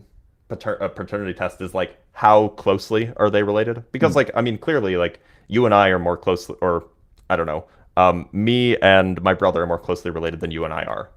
And Right. so there is, in some sense, like you and I definitely have a shared common ancestor. It's just our shared common ancestor is much further in the past than me and my brother's shared common ancestor is. And so that's so when you say that you're related to XYZ person, the implication is that you're not related to them in the sense that you both came from the same couple under your worldview. You both came from like the same first pair of humans. You're related to them in the sense that like, oh, you might be they might be your ancestor, or they might be like your great uncle or something like that. And so it's the notion of like all humans are related to each other, but then there are families of humans that are more closely related to each other than they are to other families of humans. That's the distinction that's being made here. Okay. So now let me ask this last question. Abiogenesis. How certain are we of that? Before we move off of evolution, if you're interested in it, there's this book. It's Relics of Eden by Daniel J. Fairbanks that actually details like endogenous retroviruses and all that stuff. And the author is literally a Christian as well. And I don't want to give you like homework or whatever, but if you're curious, if you're not sure, if you want like some good solid evidence, Relics of Eden is like a phenomenal book. Okay. Yeah, I'll check that out. Yep. It looks short too. How long is it? It is. It's like 200 pages. Or wait, no, it's less than that. It's like 150. Yeah, that shouldn't be too hard. Or no, it is like 200. Yeah. Oh, wait. Okay. Yeah. Make up your mind. Proof Ian can't count. No, it was just like in the appendix at one point. I was like, wait, maybe it ended sooner than this. But yeah, no. No, it's a great book. Yeah. Yeah. So abiogenesis. I think Blitz probably knows more about this than I do. I actually don't. Well, I do know more, but that's not saying much. Perhaps that's not saying much. My knowledge of chemistry is sufficiently good that I can talk like microbiology and chemistry. Your connection is getting fucked. Oh yeah, because I was trying to access a website that I shouldn't have. Is my Dr. Blitz Still bad? spooning during the live again. Fuck. No. Wait, am I still? Your bars are still bad. You still have like the low bars. Just because. All right. Well, then you answer the question. So you're just asking for the evidence for it? Well, I'm saying how certain are you guys of abiogenesis? Like if you were wagering, how much would you wager that it happened? Well, that life came from non-life, or Yeah. just like the specific. So the specific formulation, I probably couldn't give you a stance on the specific formulation. I'm only like passingly familiar with the evidence for abiogenesis, like basically like just enough to like not lose debates on it. But no, like I'm not going to be like the right person to talk to about this. Okay. I don't know, maybe but the idea that like life came from non-life, the alternative is that life already existed. And I just have like different reasons to think that God doesn't exist. I have different reasons to think that like pantheism is false, different reasons to think that like, you know, like a pantheon of gods doesn't exist. You know, I don't know, abiogenesis, certainly just based on the priors, seems more likely than aliens doing it. So, I don't know. It seems like the most likely explanation, but I don't know. Maybe. Am I still Yeah, terrible? go for it, Blitz. Am I still okay? Yep. No, I Okay, can hear so you. yeah, so all I would say with regards to abiogenesis is that, I mean, like, if you're a somewhat reasonable person, reasonable Christian, and you're just thinking about abiogenesis, then the interpretation that I would have from such a person is that they think, well, abiogenesis is really, really wildly improbable. And so God came in and, you know, he just arranged the atoms in a way that's like physically possible. He just arranged the atoms, he nudged it so that it could happen. That's my interpretation of a lot of the Christians I've spoken to. Is that the position that you're coming from? I've spoken to Christians that would hold that worldview. I don't know if you know like Tim Howard. You spoken to I him?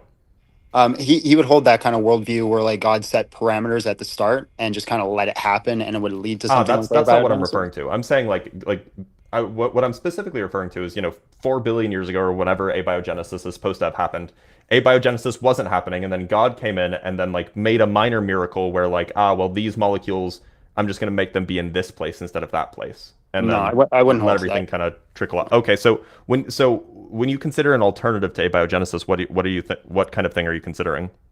I'm not really considering or positing anything. Me as a Christian, I hold to that God created ex nihilo, right? Created from nothing. Oh, Okay, yeah, sure.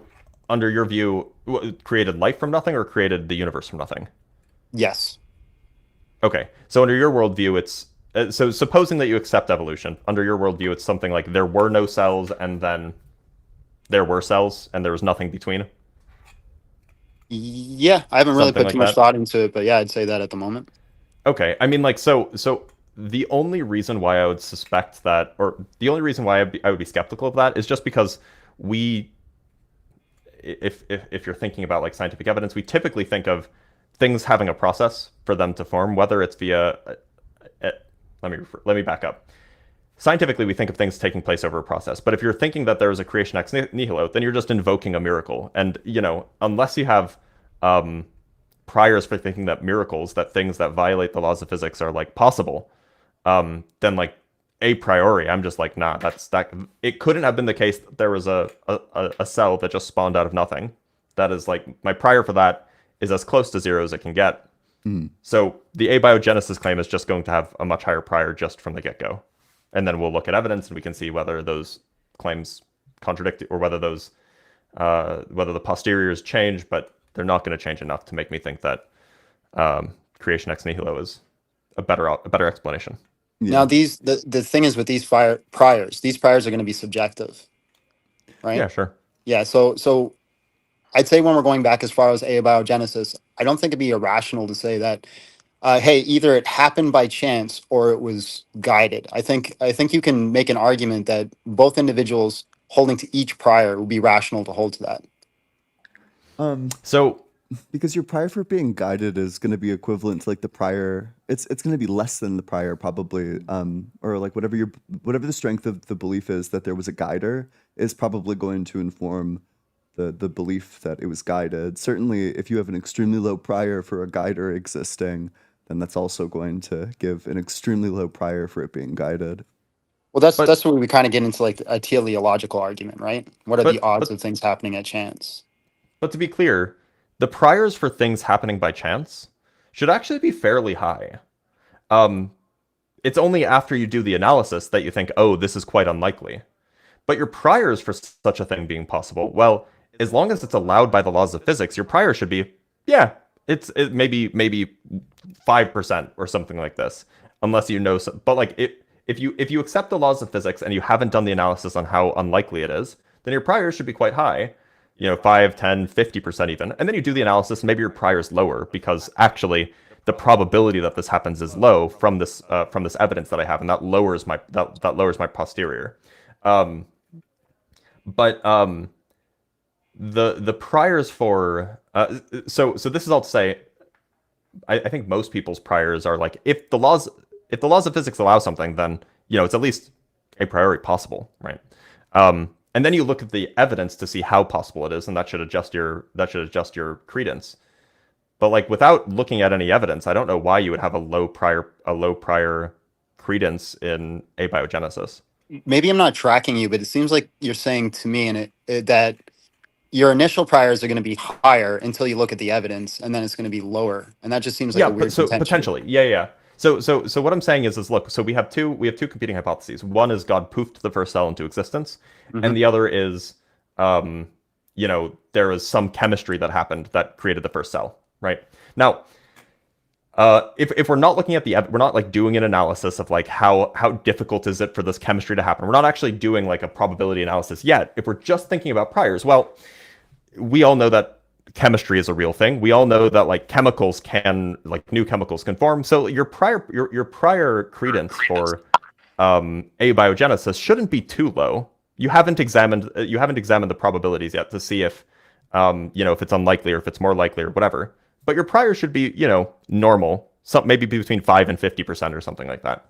And then your priors for whether a god poofed it into existence. Well, we have no experience with that happening, like in our direct experience, right? We've all taken a chemistry class. None of us have taken a miracle class, right? So your priors for a god poofing it into existence, again, without having done any analysis yet, should be very, very low, just based off of the experience that we've all seen what's possible, what's not, or like what has happened, what hasn't happened. Now, it might be the case that after you do the analysis, the probability that you assign for the abiogenesis explanation gets so low because it's so unlikely that even though the credence that you have, even though your prior credence in the miracle explanation was low to begin with, the post-evidence credence in the abiogenesis is even lower still. And that might give you a good justification for thinking that actually the best explanation is the one where God poofed it into existence. But that's a question of now, where does the evidence take you, right? Rather than a question of what your priors are.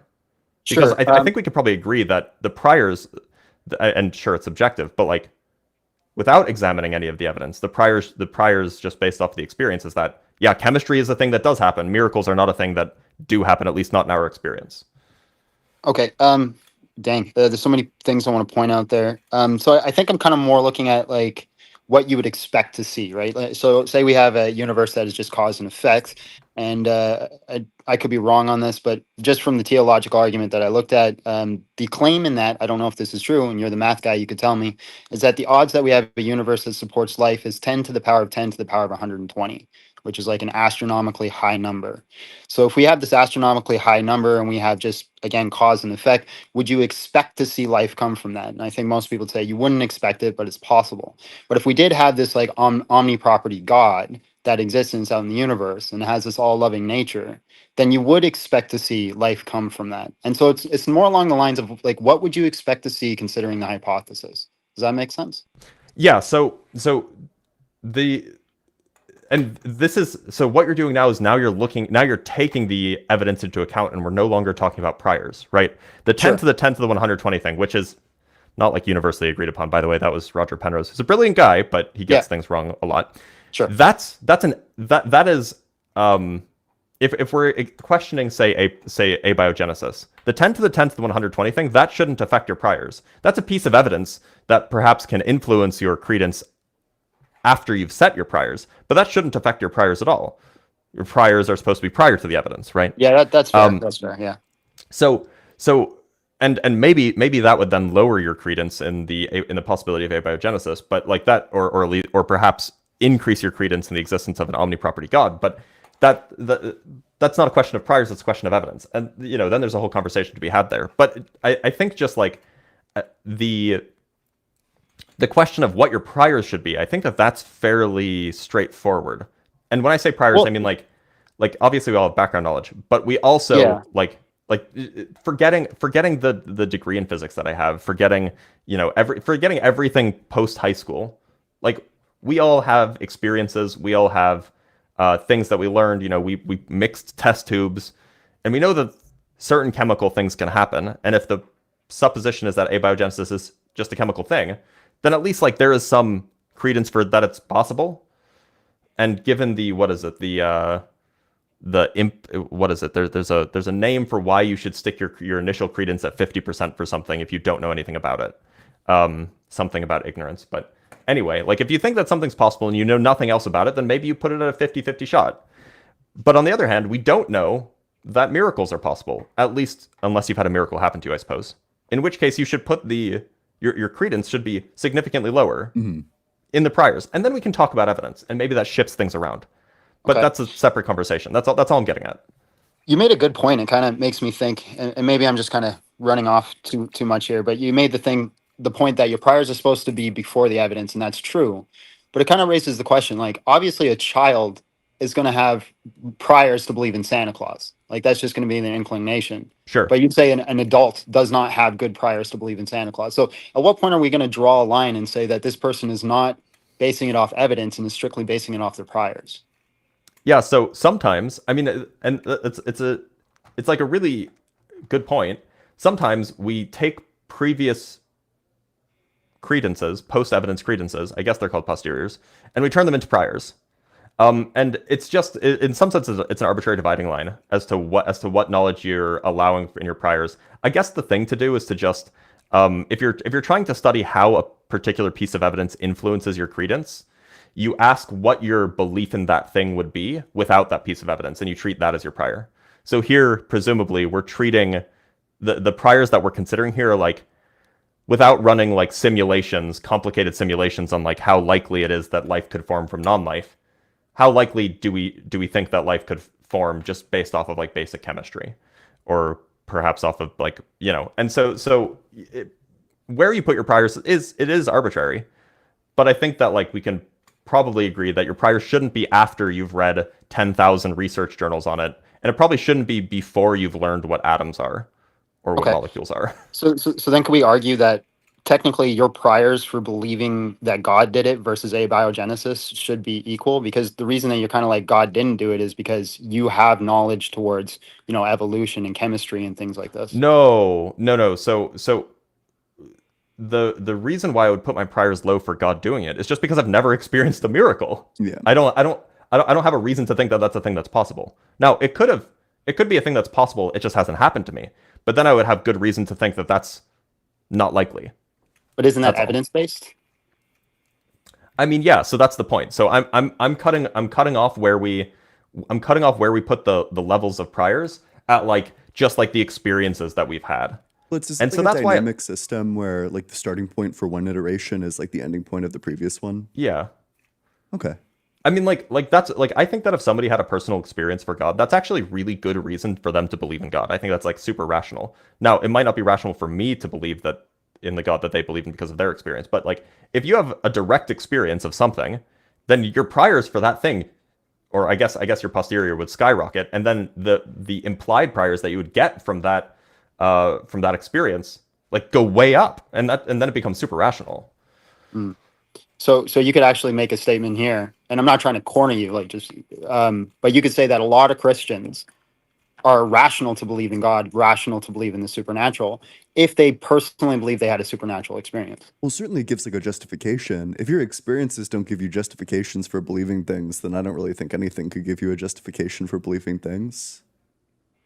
Yeah, I mean, so how rational a thing is, that's like a question of like, do we just like, is it deductively true, or can we use some sort of evidence-based reasoning? I would say that there's certainly a degree of rationality to somebody having an experience and then adjusting their beliefs to account for that experience. Totally reasonable. Okay, So cool. maybe like an equivalent example would be like, let's say you spend like a week in the woods with Bigfoot. That's crazy. You spent an entire week with him. He was there the entire time. You went on like adventures. You had a great time. I don't know. I don't think it's unreasonable to say that you are now justified in believing in Bigfoot. You spent a week with the guy. But at the same time, like this just can't be evidence for anybody but you. Right. Yeah, that makes sense. All right, guys. That's all I got. Unless you guys have anything else. No, yeah, it's always You're great good. to talk to you. Yeah, it's good talking to you guys too. God bless, and we'll talk again in the future. Maybe I'll come up to debate you on these topics next Yeah, time. absolutely. Fair enough. Yeah, have a good one. Science be with you. Peace. All right. Yeah, it was great to hear from him. Cosmax has been waiting for so long, and I feel bad because he was next in line before Big John Steele got here. But Cosmax. Oh, actually, we have super chats, and then Cosmax will come up. We are evil. So we That's have true. from Chessbutt, we have $5. Happy Father's Day, my physics and philosopher fathers. Spelled with a PH in case you weren't sure. It is Father's Day, that's true. But my dad is dead. Mom's sad, dead. but oof. So from Res Instance with the 10 Aussie bucks, not a single New Testament book is from the 1st century, by the way, and the vast majority of the books are from the medieval period. The Babel is fiction. I don't think that's true, right? Aren't there some of like the Pauline epistles? Aren't some of those from like within like 20 years of Jesus' death or I something? think so. Yeah, if I'm not mistaken, yeah. But of course, like Paul isn't an eyewitness, so it's, you know. Yeah, I mean like this, just like there, but yeah, we don't want to spread misinformation the other way, right? Yeah.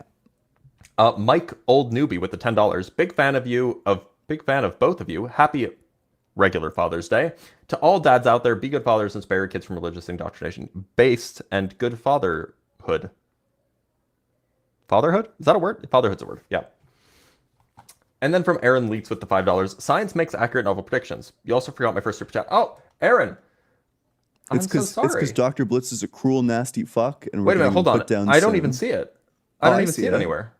Aaron, What thanks for the $20. I love the show. Everyone, make sure to like, share, and subscribe to the channel. Seconded. Yeah, make sure you're dropping that subscribe, dropping that like, doing all that good stuff. I feel bad. I don't know why it's not showing up on my feed. Yeah, it's because you're... Never mind. All right, Cosmax, you want to come up? Let's bring him up. Cosmax. So, You've do you been hear waiting. me? Thank you for being Yeah, patient. I've been waiting so long. Not to be kicked. Yes, I'm kind of young for this, but Wait, how old? God, you're gonna... Oh my God, dude, I'm so fucking evil. Oh no. How old are you? old enough. Okay. No, you can't do that. You can't say I might be too young for this. No, I'm not saying I'm too young for this. But how old are you? I'm 14. Oh God, I'm so evil, dude. I'm like Satan himself. I'm so You're going fucked, to dude. if hell exists, you're going there. Oh my God, I feel so bad because he waited like 3 hours. Oh my, I'm so evil. Dude. Literally, dude was here within like 20 minutes of us starting. Yeah, this is awful. I feel terrible. I'm sorry, Cosmax. If you're watching this, I'm really, really, truly, deeply sorry. Unfortunately, there's a terms of service issue with TikTok. The live would get taken down if we debated you. We simply just can't talk to you. Also, arguing with children feels bad.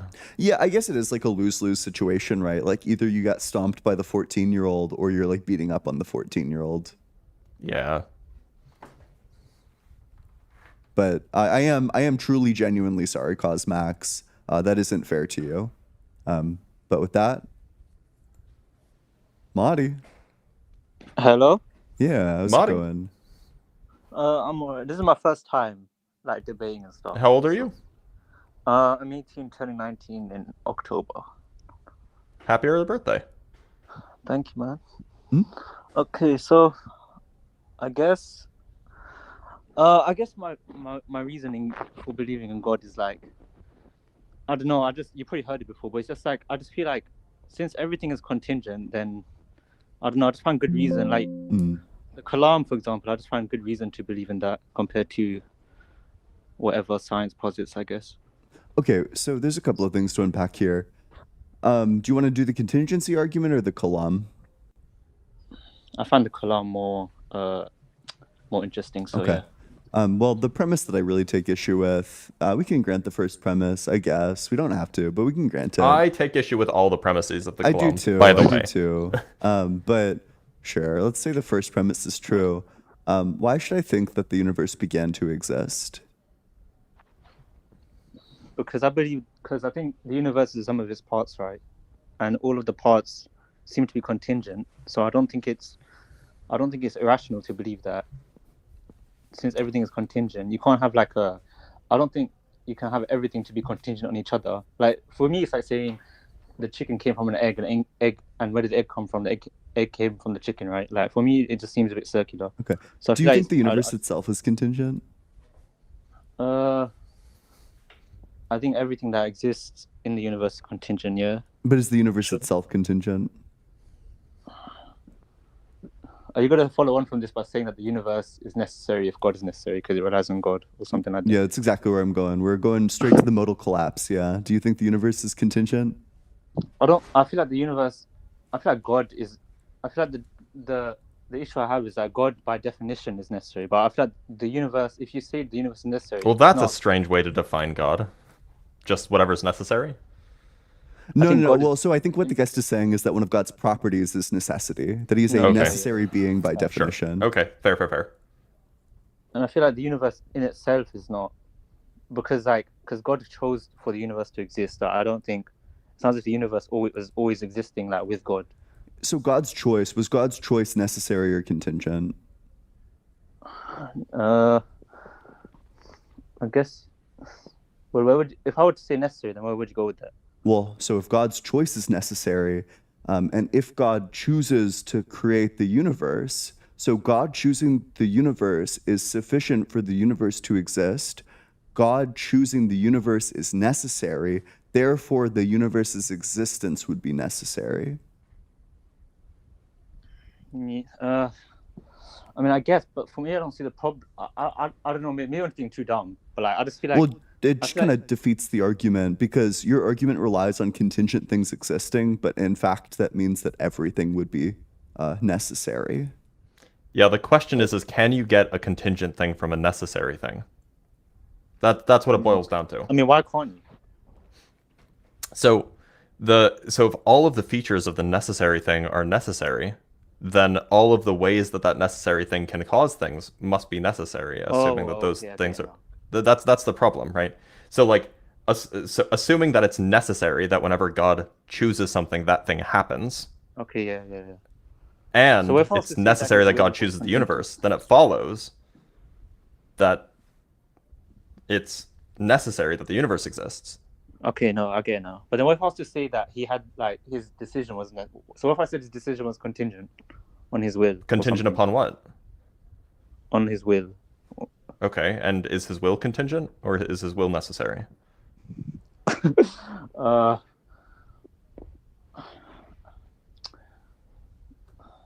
guess... I don't know. For me, it's just like, let's say, so if God is the necessary being, and then for me, it just seems like he has the power to do, like, I don't know, it just seems like, I don't understand. We agree that he has the power in your view, but what we're wondering is his will necessary? The part of his will that, like, willed to create the universe, is that necessary or contingent? If his decision making was contingent on his will, and his will is eternal, then... Well, it's not a question of eternal or finite. It's a question of contingency or necessity. These are not the same concept. But do you not think that is, since God is omnipotent, like it's not in this, like, he can will things for, like, I don't know, to me it just doesn't, I think what I'm not getting is how it's logically impossible for, like, because to me it's like, I don't understand, I just don't understand. Yeah, so I'll put it, maybe I'll put it symbolically and maybe it'll be clear. So let's say that A is something and A is necessary, right? Yeah. And if it's also necessary that the relationship A implies B, if that relationship is necessary, and then A is also necessary, that means that B is necessary. So if you have, so there's two things that are happening here. If you have the cause is necessary, and the relationship between cause and effect is necessary, then the effect must be necessary. Okay, then I guess So- my issue would be the relationship between the cause and effect. So you're 'Cause, saying that it like- could be the case that so you're saying that it's possible that you're saying that it's possible that God could will something, but it wouldn't happen? Yeah, it could have been otherwise, I guess. So yeah. So you're saying that God could will something that doesn't happen. Sure. Oh, But well, it then seems like he's God he's isn't all all powerful. But it doesn't choose to enact the power. It's not like it's like if you will for something but you don't enact it or you don't follow upon it, I don't see how that limits your omnipotence. Wait, I don't understand. Maybe I'm confused what we mean by will then, because when you will something, then you like do that thing. But then that would imply that he's only faced with one like choice, you know? Like for example, if we believe that, if we take the premise that like the universe could have been otherwise, so for example there could have been different laws of physics or whatever, which I assume that you would agree, right? Like the universe could have been different. I think I I'm don't know. agnostic to that. I mean, I feel like if the universe could have been different from what it is now, but the fact that it is this way means that God had the choice to do it any other way, but He chose this way. But I just don't understand that limit. His choice to do it this way, is that necessary or contingent? I don't think it's contingent On what? on Him. Which part of him? His will, his existence? Which part of him? His nature? His nature, I guess. Yeah, and is this nature necessary or contingent? Necessary. Sure. Well, okay, yeah, I know. I see the problem, but like. So Madi, are you familiar with the ought is distinction? Well, David Hume, that you can't. Yeah. sort of. So essentially, so what you're trying to do is you're trying to derive a contingency from a necessity, which, as far as I can tell, is just as hard as deriving an ought from an is. I don't know how you do it. I don't know, because you're so okay. Let me just see if I'm getting it. So, if A is necessary and B is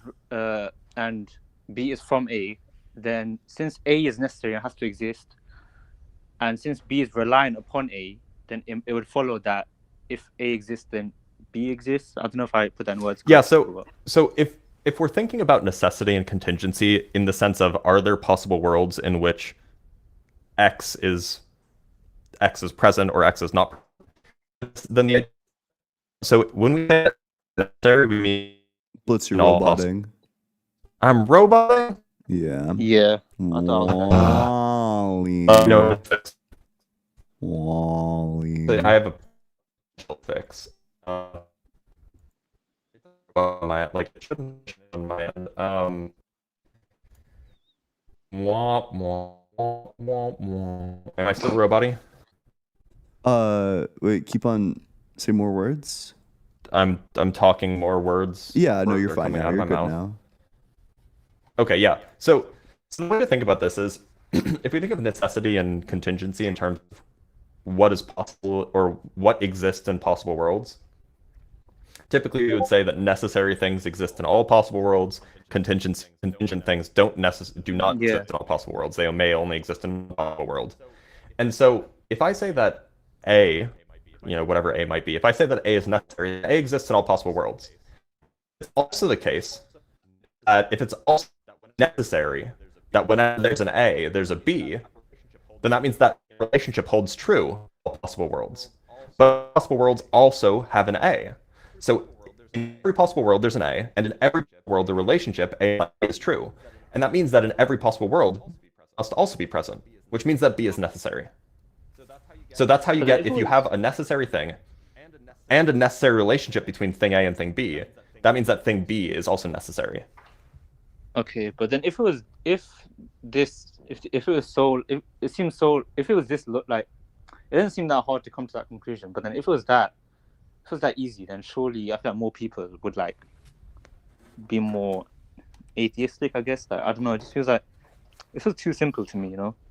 And I feel like if it was that simple to refute God's existence. So It's here's that a simple to traditional refute that out. argument. There's arguments which are better. So here's a simple out to this, and you can just say, there is this thing called free will that God has, And free will is a thing that can produce contingent things from necessary things. That's an out, and you just posit the existence of such a thing that exists, and then you ask, well, why is it? What is the explanation for why God chose this universe rather than that universe? And you say, there is no explanation. There is no sufficient cause for why one thing was chosen rather than the other. That is, he had free will. He could have chosen one. He could have chosen the other. There's no issue. If you accept that, which is a fine way out, I guess, you can get around you can't get contingency from necessity that way, then you also have to reject the principle of sufficient reason, that everything has a sufficient explanation. Because now you just say, well, there isn't a reason why he picked one rather than the other. There isn't some causal explanation, right? And that's also a tough pill to swallow. I feel like under that as well, I feel like what you just said about like God could have made different universes. I feel like that could go against the idea of free will as well, because if like let's say God chose this universe, right, and these chain of events, so you will, and there was another possible universe where things could have gone differently, but then God chose this universe, and that would imply that free will doesn't really exist. Yeah, that's another problem. Yeah. Okay. So you don't think are you a determinist or something when it comes to? Well, so I don't know. Or is that just like we're probably like compatibilists. So it probably just depends how you define the terms. But I think like a different out to this is you can just say that brute contingencies exist.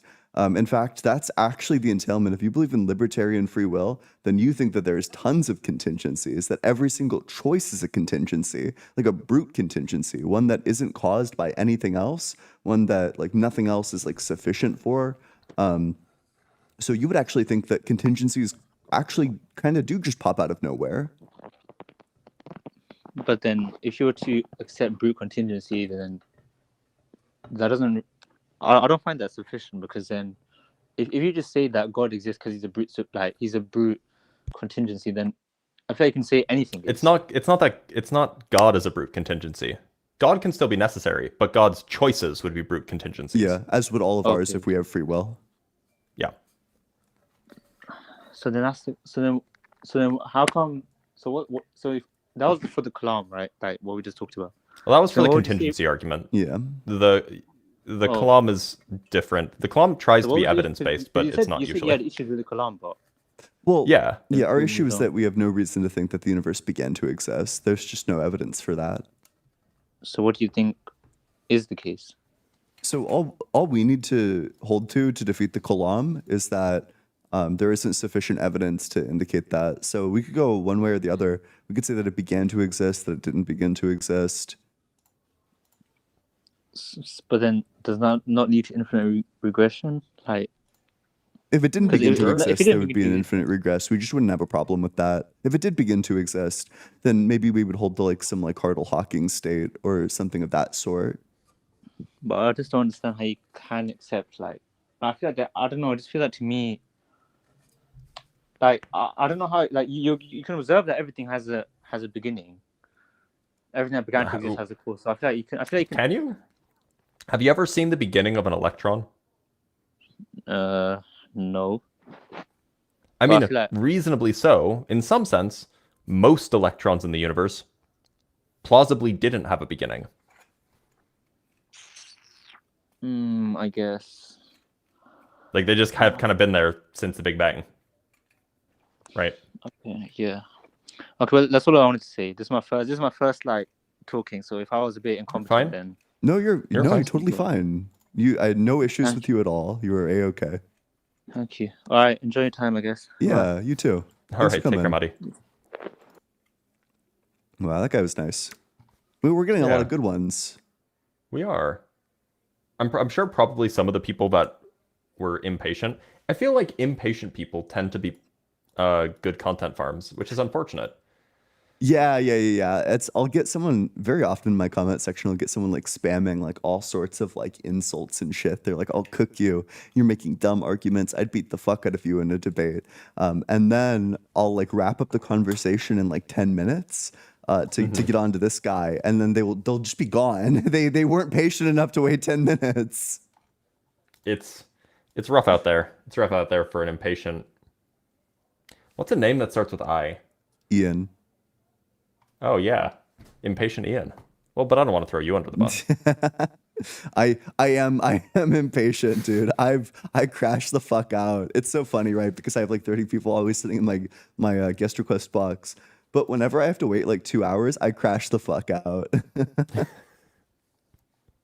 I just don't stick around. If like I have enough followers that if somebody doesn't bring me up next, I just leave. Yeah, same. Like they can see how many followers, they can see how many people will come to their live if they bring me up. If they choose not to, it's not worth my time. Yeah. I know, I'm with you on that. All right. All right, let's bring up a clever name. Clever name? We do not. Oh, wait, we have there's this other person, Jackson. What's up, Jackson? Oh, I don't see Jackson. Oh, I see Jackson. And I grant that you don't see Jackson. Jackson, we cannot hear you.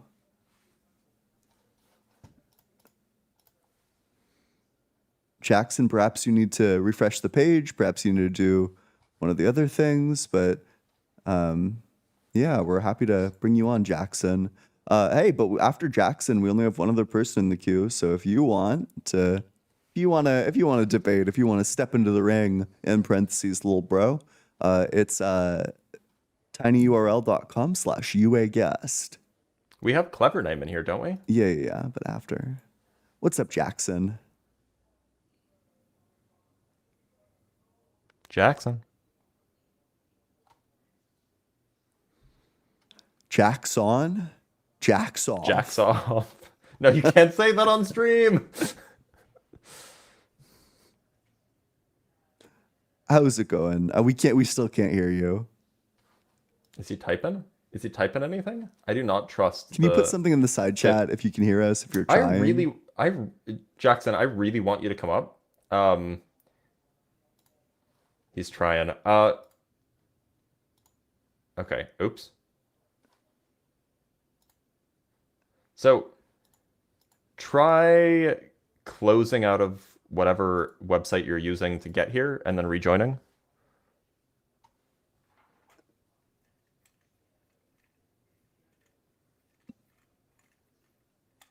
Because he's been spreading some like Fibonacci stuff and I'm so excited for that shit. Yeah, me too. I can't wait to bring up like the shells and be like, interesting. Looks like they don't. Yeah. No, I've been running that. I actually love that. I love getting really specific about exactly what it is that fits into the spiral.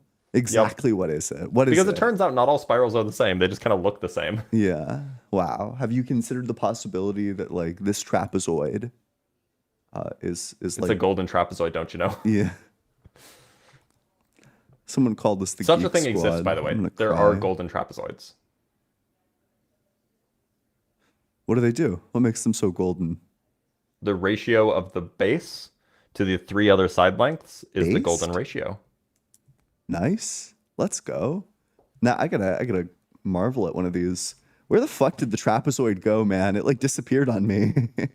Or what is it the trapezoid or yeah, it is the trapezoid. What the fuck? Whatever happened to trapezoids? They don't exist anymore. They've been around. They've been around. They're still here. Do they do anything? Do they show up in like physics at all? I don't know. I guess not. Jackson, are you They're there? kind of shitty shapes. Yeah, they don't do anything.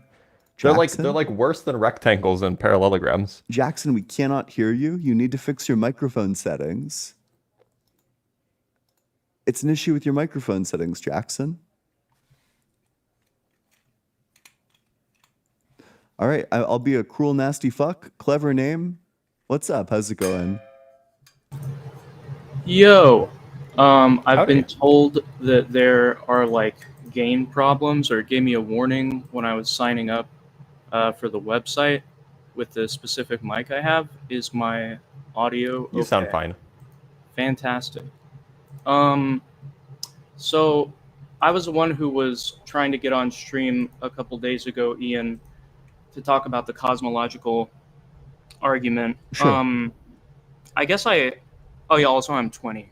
So TikTok allow me.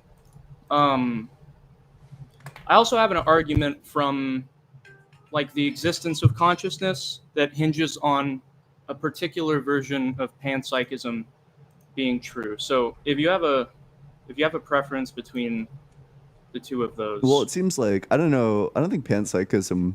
I think it's possible to be like an atheist and a panpsychist. I don't see what the problem with that would be. So the type of panpsychism that this argument would hinge on is called cosmopsychism, which essentially says that panpsychism is true. The universe is a holistic, integrated entity. Therefore, like the intrinsic quality of consciousness in the universe is holistic and fundamental, and that we can identify that with God. But I guess I think there might just be like a definitions issue. You know, I don't know. I would much rather talk about the cosmological argument, me too, but that's right? just Because my preference. Yeah, because we define God as like a mind that created the universe, and that doesn't really seem to be what's being described there. But sure, let's talk about the cosmological argument. Sure. So yeah, the reason I wanted to come on stream, you were talking, and I guess this is the argument from First Cause. I might have misspoke and said cosmological. That's fine. The answer I heard you giving, you were talking about it with somebody. You said temporal infinite regress is possible. It's possible that the universe could just exist for an infinite amount of time. Yep. I guess we can accept that can be the case for temporally ordered sequences, but for essentially ordered sequences, like if I'm holding up a cup in this moment, there's a non-temporal, like essentially ordered causal sequence. Like the cup is where it is because my hand is holding it up. If we remove my hand, the cup falls down. You mean like a causal sequence? Yeah, but like not a temporal causal sequence. Like A at time 1 causes B at time 2. This is like... What's a causal sequence that's not... How are you defining a causal sequence here, then? I also don't understand this. Just P causes Q. If P had not been the case, then Q would not have been the case. Ooh, I'm going to take big issue with the counterfactual view. What's wrong with the counterfactual view? So, there's a couple of things. So, let's say that we have like a deer standing on a railroad line, and because the deer is standing on the railroad line, they like call the train off. But in fact, there's also like a broken connection to the train. In this instance, we might want to say that like the thing that caused them to call the train off was the deer. But it's not like had the deer not been there that the train would have worked. So in that sense, the deer actually didn't cause it. It's like, it would be like it's kind of hard to parse what the cause there is. Are we saying that the train like diverted to another track, or that they stopped it? It's just in the station. Oh, that they didn't. But even if the deer wasn't there, it still wouldn't have worked, unbeknownst to them. Well, yeah, but we wouldn't say the deer caused the train not to move at the particular point where there was like a break in the tracks. We would say that the deer being there caused the train not to move from the station, not to like leave the station at all. But with the counterfactual view, because it wouldn't have moved regardless because of the broken connection. So had the deer not been there, the train still wouldn't have moved, even though the deer is the thing that caused them to call off the train. Yeah. So in this case, I mean, we could say that there are multiple sufficient causes or sufficient reasons for the train not having moved, and that if either one of those are there, the train won't move. But if none are there, then the train will. Like, so I feel like you run into like causal overdetermination issues at that point, where if something is like a full and complete explanation for a phenomena, then it's like really strange that we're positing like additional things. Like, if we could explain like the entirety of like a population getting wiped out with a virus, I just don't know why we would want to also posit like an earthquake. Well, if it's like if it's a situation where there's like a catastrophic earthquake and also a super deadly virus, I mean, we could investigate in more detail the correlation between the people who had the virus and the conditions under which they died, and the people in the earthquake and the conditions under which they died. So but like maybe my point is getting like we could say both confused. caused it. Yeah, sorry. Go ahead. So my point is specifically that if one thing is sufficient to provide like a complete full causal explanation, then there just can't be like another thing there. Otherwise, it wouldn't be complete and full. Yeah. I think, well,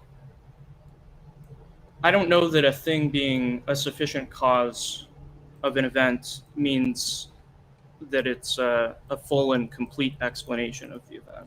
No, but I'm saying if there is a full and complete, like the deer being on the tracks is a full and sufficient explanation for the train not running. But the problem is, so is the broken connection. So when you have two, the problem that the counterfactual view runs into is that when you have like two things that cause something, you just run into issues. But I feel like I totally derailed this. Wait, I'm so sorry. That's all good. Can we go back to the cosmological? I like fucking autistically hyperfixated on it because I've read stuff about this recently. I came here with the hope that we would autistically hyperfixate instead of talking about God. But much to the audience chagrin. It happens. Yeah, right, wait, I'm sorry, wait. But in terms of the views. cosmological stuff, what's the issue with an infinite regress? So it's like the TLDR is the turn of phrase turtles all the way down. Like, if the world doesn't fall down because it's supported by a turtle, and that one is supported by another turtle, and we have an infinite sequence of... So you're asking what's the explanation for why there's a universe at all? Even if that universe has existed forever? Yeah, but not right. Like, not what was the first moment or what was the first... Yeah, but then why can't we just say, well, what's the universe? What's the reason why a God exists at all instead of nothing whatsoever?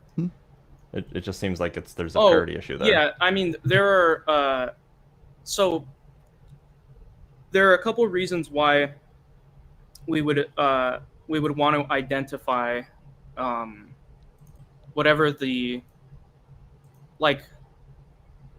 So there's like a more formal way that I can proceed with this, if you want. Basically, the idea is that if you have a thing that is causally responsible for every event and like the actualization of every potential in the universe. Oh, don't tell me you're a Thomist. Never. No, I wouldn't do that. Okay, I'm good. totally maybe entertaining the idea of being an Aristotelian, but that's definitely different from Thomism. Yeah, no, it's just the Thomists love the actual potential nonsense. So I was afraid for a second. Yeah. So I mean, I'm curious what the alternative would be to the idea of act potency. Like, it's just not that's just like not the way that modern physics understands the world. It's just like we don't think in terms of potency and acts. Like there are systems. Those systems are governed by equations. That's it. Okay. I mean, it's possible for if you have a probabilistic system, and it's governed by an equation that doesn't guarantee a particular outcome, but a range of possible outcomes, that seems like something that would resemble potency. I suppose by potency you just mean the way a thing could be in the future. Mm-hmm. So I mean there are essentially two ways that you could go. You could either say, well, it's actually not probabilistic, there's just something deeper we don't understand, or it is genuinely undetermined, in which case in which case you can take two possible outs. You could say that all possibilities are realized in some sort of branching sense, in which case there is no potency there. Or you could say that somehow, for no explanation, one of them is chosen. But if you want to go with the one of them is chosen route, then you lose the PSR.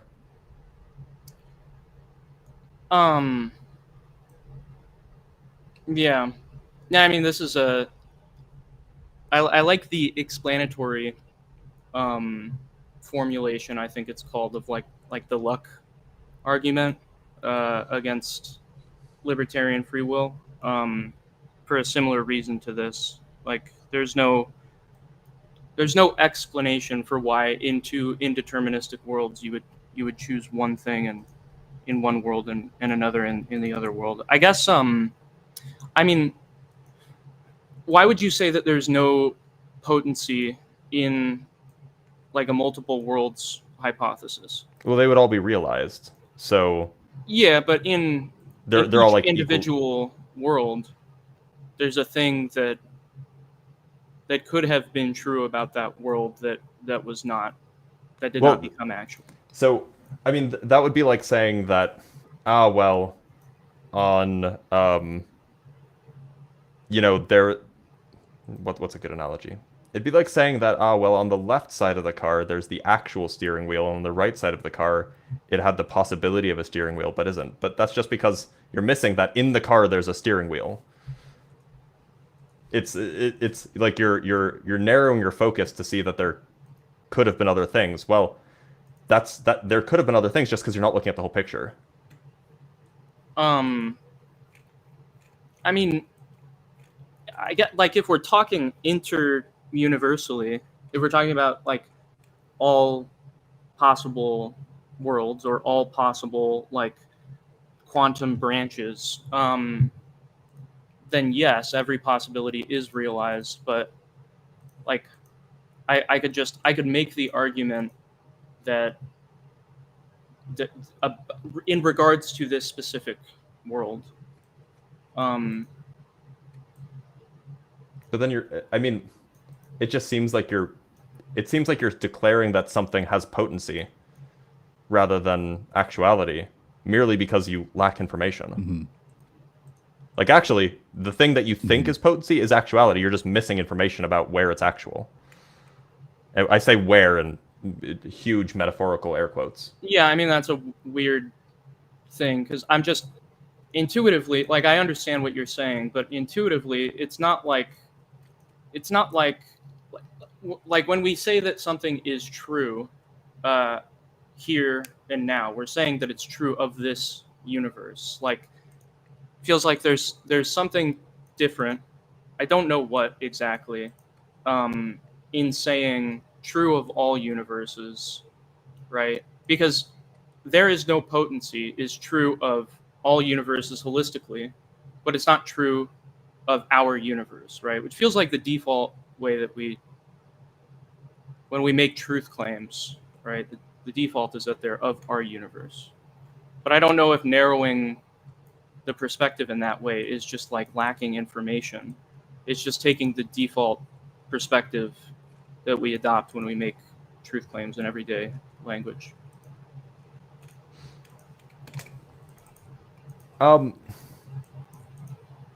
Let's say that, so maybe I can give another example that might help. Let's say that you're a father and your significant other, your spouse, your wife, perhaps, is in labor, and you have been a terrible father-to-be, and you haven't been paying attention to the ultrasounds or anything.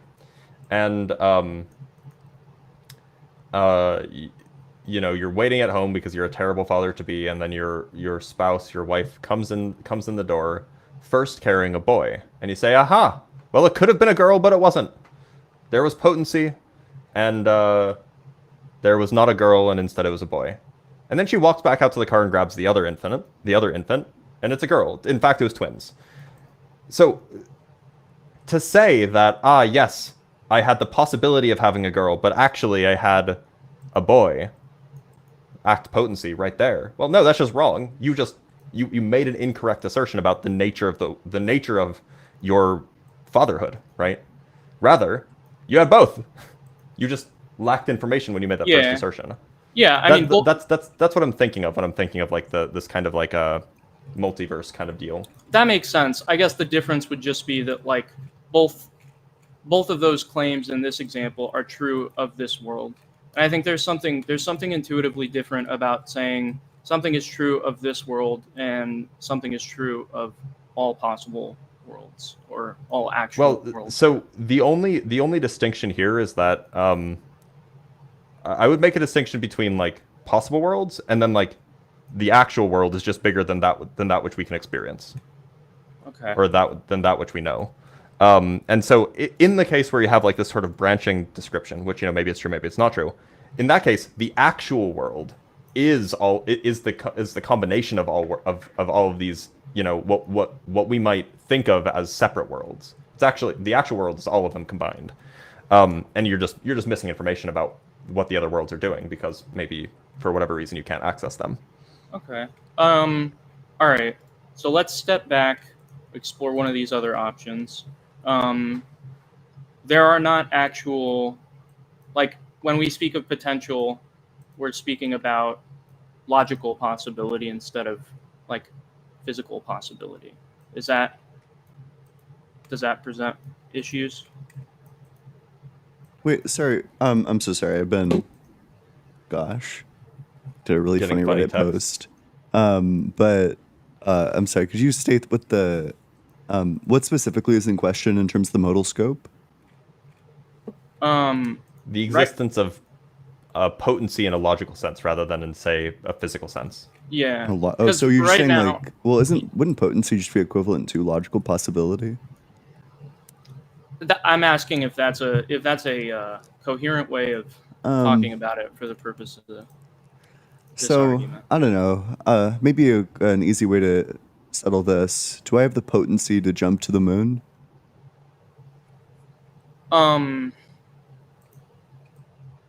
Intuitively, no. Sure. Then it seems like the modal scope that's Yeah. discussed in potency is a physical one. Yeah. That makes sense. Okay. All right. Well, then I'll see if we can get by without the idea of act potency. Yeah, and I totally derailed that too. You're so good at derailing us because you just said act and potency as like a throwaway phrase, and that just triggered my like anti-Thomist like Yeah. It's fine. It's all right. I am everything I say has a big bundle of triggers. You said his what is it? His like activation phrase. Yes, I actualized.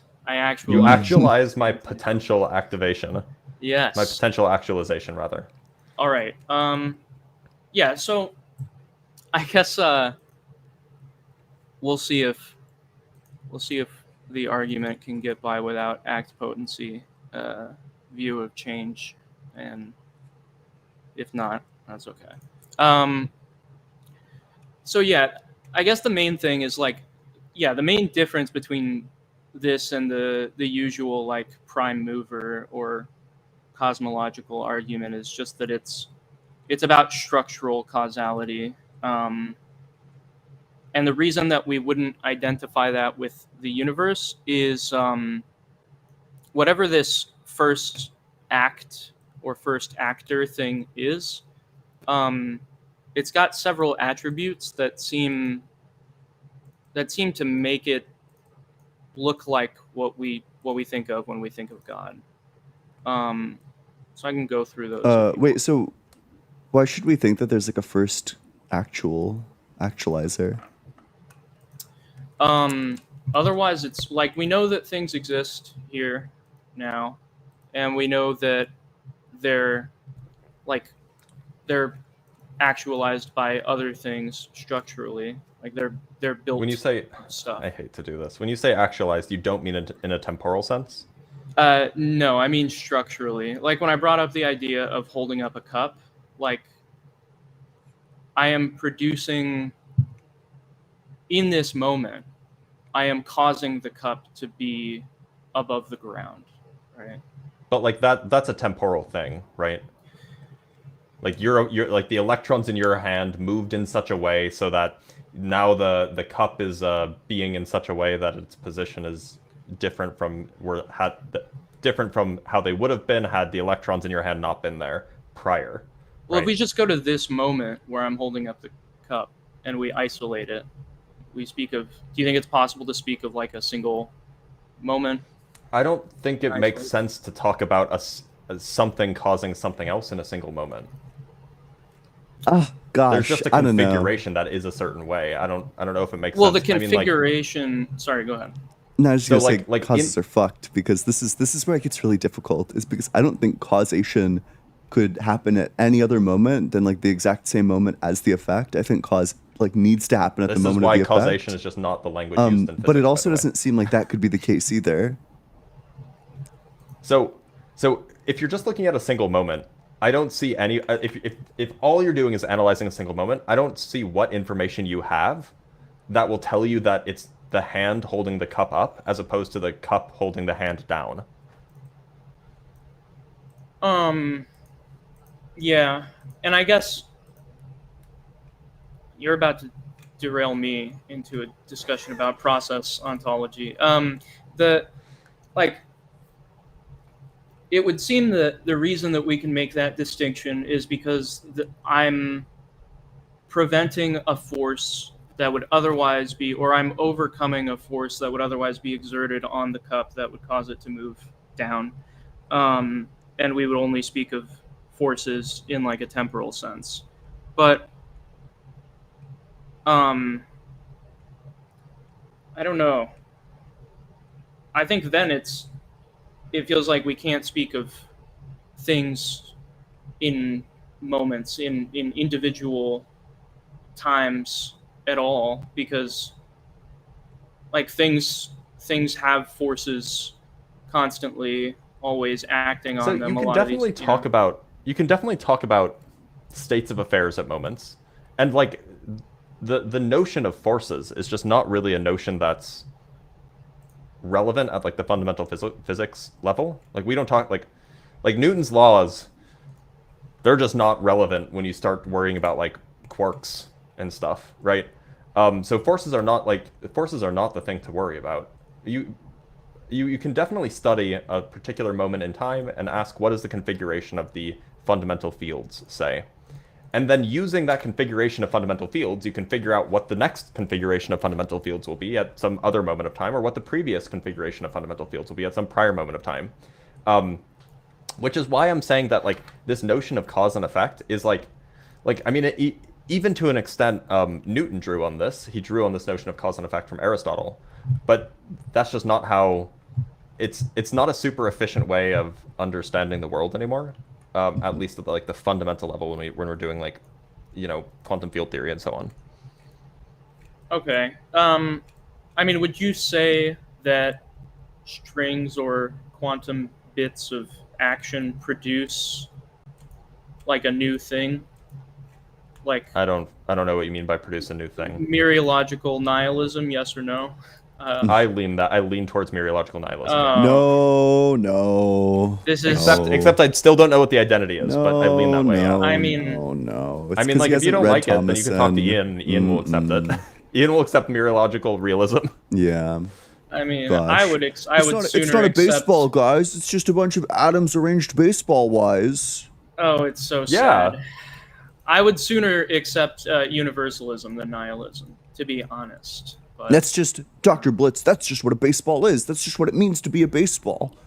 Sure, but then you're just doing nominalism plus mereological nihilism. You just be a deflationist. You just say that's what it means. That's what it means. That's what the word means. It's baseball. It's just rotational. Yeah. To say that the atoms arranged baseball-wise shattered the window is analytically the same thing as just saying that the baseball shattered the window. So then it's just a semantic disagreement. Yeah, it is just a semantics. semantic disagreement. Yeah, and if you want to call it a kidding. semantic disagreement, then I'm on board. Yeah. But if you want to say that a baseball is separate from the things that makes up a baseball, well, now I have a contention. Oh, well, yeah, I agree with that. I just think that one analytically entails the other. Okay, that's fine. Yep. What you have to do is be a mereological nihilist and a gunker. So you have to deny the existence of any things. I'm not that read up on I think I have like a passing familiarity with what the term gunk means, I have no idea what that means. I think it just Oh, means no, like actually, I something do that's have a passing- composed never of mind, like. I am familiar with it. There are no There's just, like- symbols. Yeah. Yeah, everything has parts. And they infinitely are divisible downwards. And I think funk might be the opposite. Oh, is it? I forget. Is it Fink? No, I think they got jokes sometimes over there talking about mereology when they name their positions. I think there might be funkiness. I thought it was. I thought the term was. I hope that's not like a slur. Hold on. It sounds a little bit like It does sound like a slur. Phonesthetically, it does, but I'm certain that this is a thing. Or maybe it's not. Maybe I'm tripping. Okay, whatever. Whatever. all right, whatever. good. Okay. So, okay, yeah, I think the reason I brought up a configuration of stuff creating new stuff is just because that would seem to imply that there's a dependence relation between the constituent parts of a thing and the thing that is made of the constituents is simultaneous. Like you can talk about a singular moment. So, maybe I'm not understanding the point, but what I would say is that in terms of like the part stuff, like my position is just going to be that like the collection, saying like the collection of parts is this thing is just analytically, or like the parts have this property, or like the parts did this thing, is just analytically the same as like saying like the totality of the parts did the thing, you know? I'm not even sure if that's like relevant to what you just said. Sorry, can you repeat your point? Yeah, well that's the you just denied the antecedent. Which is like if a new thing is created when there is a certain configuration of smaller parts, and if it's created, if it's a new thing that's created not just in like an analytic sense or not just in a semantic sense, but there is actually like a new thing there. Oh, then I'm off the boat. No. Wow. Welcome to mereological nihilism. This is so sad. This is so sad. I just think saying like I think that saying like the collection of atoms arranged baseball wise shattered the window is just analytically the same thing as saying the baseball shattered the window. I think that a thing is just going to analytically be the collection of its parts. I'm a deflationist about ordinary objects. Yeah. I don't know. Like there's when you're trying to, I'm not going to give arguments against that because I'm also only provisionally familiar with mereology stuff, but like when you're deciding what position you want to have on a certain question in philosophy, there's parsimony, like the simplicity of explanation, and Isn't then that a there's fruit? Yeah, essentially. And then This fucking guy. and then there's like he thinks he's all that. He thinks he's a damn I think I am clever. pretty funny. Honestly, I need other people to find me funny so that when my wife doesn't laugh at my jokes, at least I can say that somebody does, okay? Good. I'm an inside laugher, so I've been cracking up this whole time. I'm glad. Thanks. There's parsimony, there's like explanatory simplicity, or like Occam's razor, and then there's like intuitive grippy. There's intuitive when you title your streams rhetorically choking, that's I'm just playing the same game. I've never titled a stream that, although I have said that to some people. I will find the Twitch stream itself where that's the title. Rhetorical clock, choking on my rhetorical. Oh yeah, no, these four are days people. ago. Wait. So it's not me who does that. People make clips. Okay. On Twitch? Yeah. Oh. I retract it. It's not the only thing retracting. Got him. All right. So let's go. There's an intuitive capture to like some form of mereological essentialism, that there really is like a different thing. Like the baseball is not a bunch of atoms. What else And would it there's be? it's the thing that's produced when you arrange the atoms in that way. What is that? A baseball. Like it is it is kind of a brute fact for mereological essentialists that when you arrange things in a certain way, a new thing is produced. And it's not that there are like different properties instantiated. Like it's not necessarily committed to some kind of emergentism, but it does say that like the combination of all of those things, like the properties of that combination constitute a thing over and above the totality of the parts put together. Okay, help me make sense of this. So, like, Yeah. let's say I have one electron. You would say that that's not like a thing besides just the electron, right? It's not like an object over and above the single electron object. Sure. Okay, now if I take another electron, put it near it, do I now have three things? I have one electron, a second electron, and then a third, two electrons? Yeah, and so there are some, like under universalism, you would say yes. But there are other more restrictive forms of either realism or essentialism, I forget which refers to which, where only certain configurations of stuff do that type of thing. So like two electrons together, I'm not sure what reason we would have to believe that there's a new thing there. But with something like a baseball, like experientially, the baseball is a bunch of stuff that produces sensations in us and it's like attached to various contexts. That's not the case for two electrons like within a certain proximity of each other. That is the case for all the instances of atoms configured Well, baseball shape. would we agree that these exist as like conventions? Yeah, I mean, Okay, let's say like a pineapple on a chair. It doesn't mean anything to me. Like that's a pineapple on a chair. But if there was like some culture where that actually was like an independent object, I don't think that there's like I don't think that they'd be wrong to say like this is like a new thing. yeah. I think and it comes so- down to social conventions. I think that you establish via the performance of like giving a definition for like a new term, you are like establishing the existence of like this new thing, and then it gets like passed throughout the culture, and there's like right and wrong ways to use it in accordance with this initial event, but also like common usage of the term.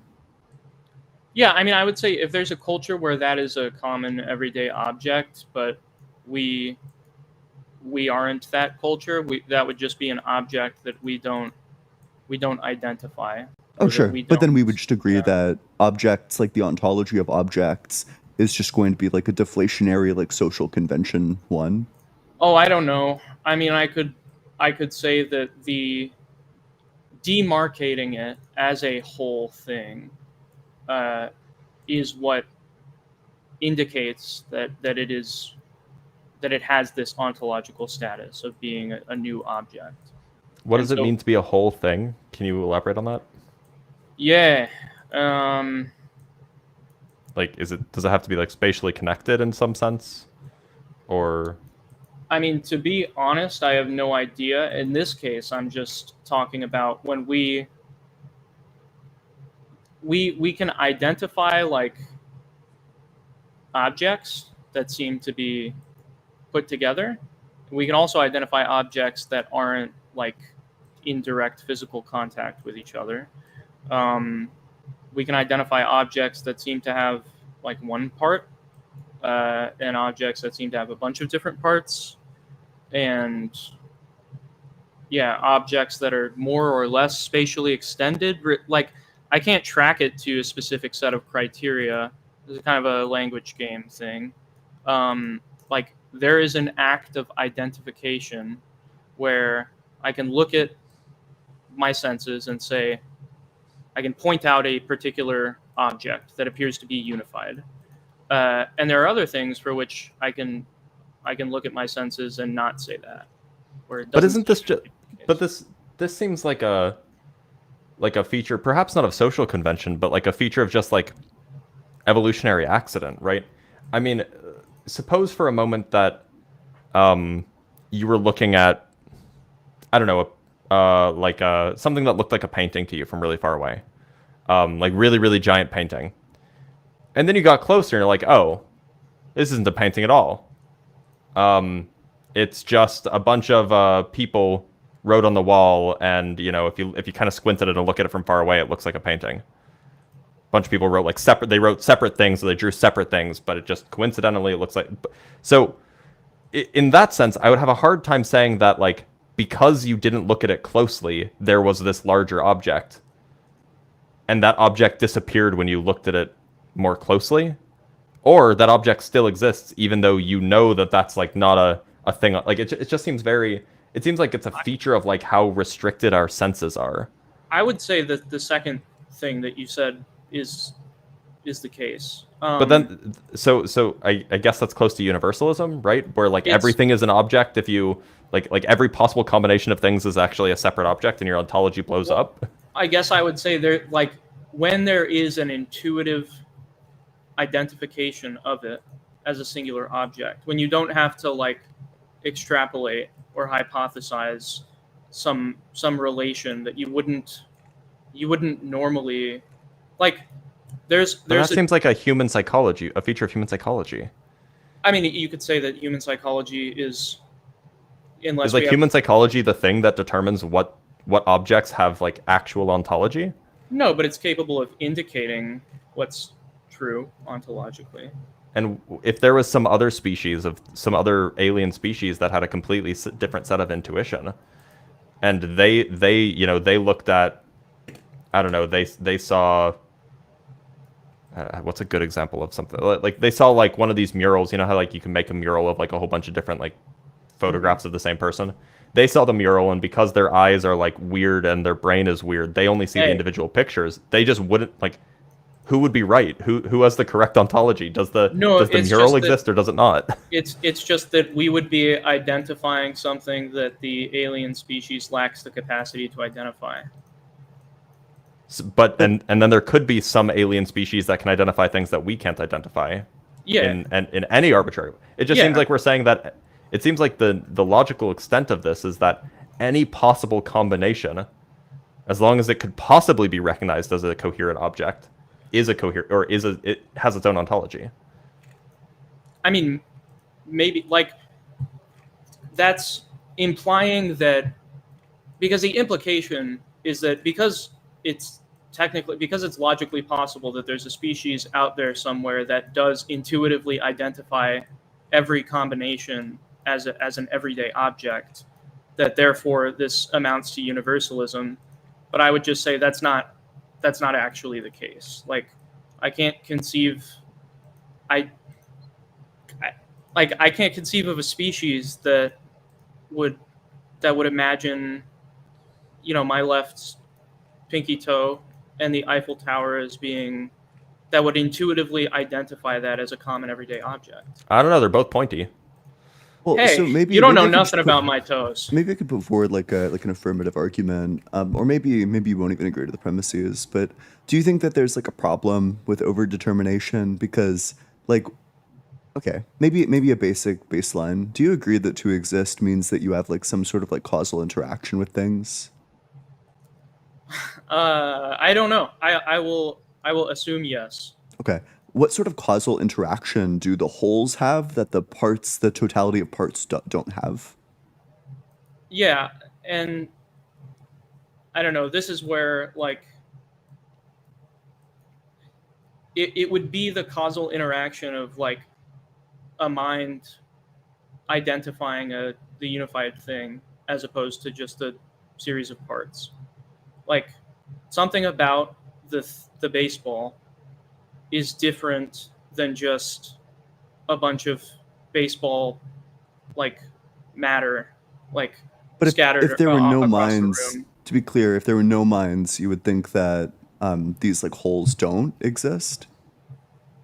I mean, they could be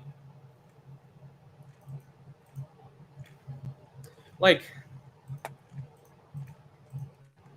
not necessarily. I would just say, like, just because the causal power isn't being expressed doesn't mean that it's not present. I would say it's not something that the mind projects onto the thing, but that it's a causal power of the object. But what does it cause? Well, it causes this sense. But the baseball arranged atoms would cause the identical sense.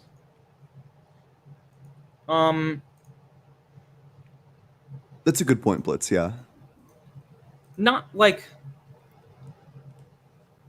there's a different. Why is there a different sensation or a different sense of what we identify with, like a baseball versus a baseball with a bat next to it, or a baseball while being hit with a bat? Like, Because those are different situations. I mean, of course, they're going to produce different sensations. yeah, but why in one case are we identifying intuitively a unified singular object from one configuration of matter and not another? It seems like it's because in our traditional human experience, we don't really have like good ways to split up the baseball, but we do have good ways to split up the baseball to split the baseball from the bat. It seems like this is an issue of like, like physical bonding and like spatial proximity. Yeah. I don't know. I've done a lot of entertaining ideas that I don't necessarily believe in this conversation. So, yeah, I mean, that's... Oh, here's the argument. God, this is what... Here it is. Yeah. Oh, gosh. This is what I get. I think the issue comes when you're saying, like, even if you can't perceive, like, the totality, it's still going to be there. Even if you can't perceive that, like, the pineapple on the chair forms a new object, like, it still does and it's still there. The problem comes when you can agree, like, you can listen to somebody, you can hear exactly what they're saying, and then you can just disagree with the conclusion. It seems perfectly coherent for somebody to say, like, this pineapple on a chair, it's like very important for our culture, it does like XYZ thing, it does like ABC, and then I think it's like perfectly coherent to be like, well, I just don't think that this is like I don't think this is a new object. Yeah. Yeah, there definitely, if I were dying on this hill, there'd be like a problem of authority with regard to disagreements about which objects exist. It's similar to like moral facts or moral truths. Yeah, I agree. Yeah, but in that regard, I think that it just kind of boils down to a meta-linguistic dispute where it actually is, like, the ontology is purely linguistic. You know, we could get a little postmodern with it. We could get a little semiotic with it. No, be a physical reductionist. That's all continental gibberish. No, let's get based in deflationary. I've been told. I don't know. You got to deterritorialize.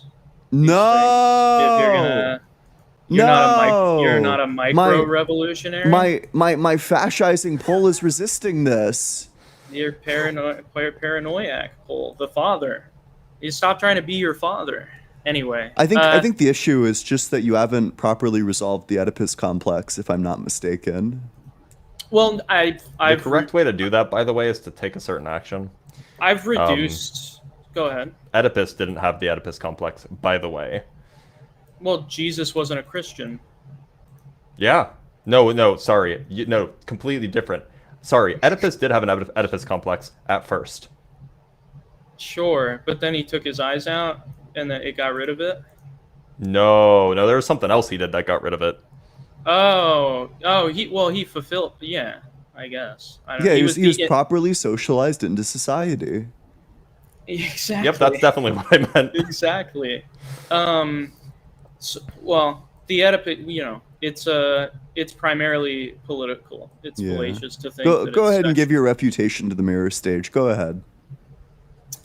Oh, I'd never heard of mirrors. I've only heard of atoms arranged mirror-wise. So Got him. I've never. Well, this is Destroyed. Actually, this is about understanding of the mirror stage. Lacan never says that it needs to be an actual mirror, but just that you need to find yourself mirrored. It could also be through the adult in your life. The real reason I don't like the mirror stage in Lacan is almost purely psychological. That it plays into, or I think is. It's been a while since I've read Lacan. I hate this person. I hate this person. I love And Lacan. I'm a Lacan defender. Ooh. Well, I don't want to detract from possible viewership and what this What is the supposed fuck? to be about. What What? the fuck is going on with our chat? This is unbelievable. What What's happening in the the fuck is chat? going on in chat? Huh? This has happened to me before. What's happening in the What chat? the fuck do you do? You just block them all. What the fuck? They're bot accounts. Somebody's spamming OnlyFans stuff. Oh, sorry, that's my bad. Okay. Our mods should have been doing it, but apparently we have to. Tisk. What do you pay them for? Oh wait, What do we pay them for? Nothing. yeah. And they all have the same names. It's like Renee Fletcher, Julie Spencer, something in I don't know, some language that I don't know. Good. Karen Browning. Like they're all like first name dot last name. I don't know how that happened, but thanks for the engagement bots. Yeah, appreciate that. No problem. No problem. Sure. Wait. So do you have anything else? Sure. Yeah, we don't need to talk. If you do at some point have a philosophy stream that's not about debating religion and stuff, I will know and I will feel it and I will come. Yeah. on We'll debate can the talk about dialectic of recognition. Well, okay. I don't know. You know who else felt it? Oedipus's mom. Because Yes. I think I'm of two minds. Where I feel like, also I'm actually completely 100% convinced that Jordan Peterson wants to be like Lacan, but he's just doing like Lacan if it was written by like ChatGPT, where there's Yeah. like truly actually nothing there. Lacan if there was like nothing there. Well, that is Lacan. This I do fucking think guy. if you watch Lacan lectures, the way that he speaks, like his mannerisms and his vocal inflections when he speaks, it is a little Petersonian. Now that you mention, Maybe But- I could see that. Do you think that have you seen like the one video where it's like him and like the situationist? Is it the young student who throws water at him? Yeah. The guy who like Yes. comes up there and is like, "Oh, it's all a spectacle," and then he like Yeah. pours the water all over the lecture notes. He was a postmodern neo-Marxist. You know what my Unironically. critique of Lacan is? What? He was French. True. Don't listen to French people. Yeah. Yeah. That critique doing? also applies to Deleuze, by the way. I don't know. All right, clever name. We have to kick you Okay. off because Jackson's been Sorry. waiting for so long. I'm sorry. Yes. I appreciate the conversation. I'll think about this stuff. Yep. And maybe I'll coming up. come on later and we can do a different argument Yeah, about absolutely. cosmopsychism. Yep. All right. Appreciate it. See All right. ya. Take Bye-bye. care, bud. Thanks for being here. That was fun.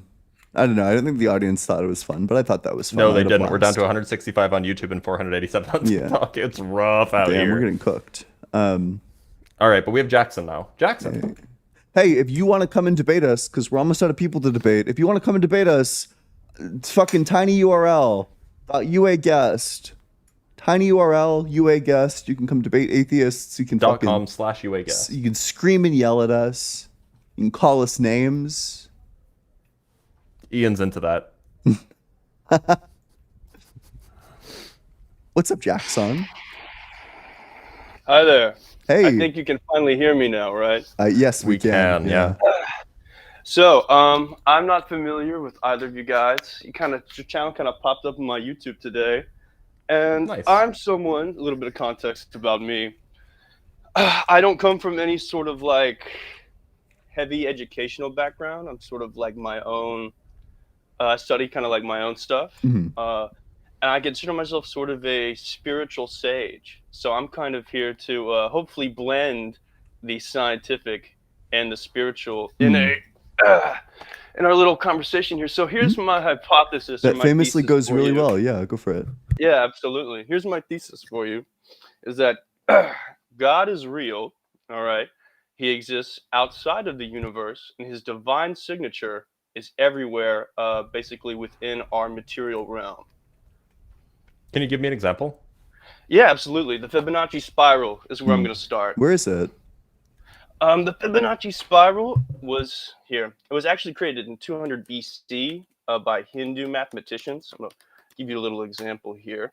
I thought it was created by It's God. also referred to as the golden spiral. Yes, I believe it was created by God, because it exists down to basically not just on the subatomic level, but up into like your molecules, the way that the blood flows in the heart, the shape of the universe, the shape of the galaxy. Please, wait, let's just do one of these. Wait, what do you think is the strongest fit for the Fibonacci spiral?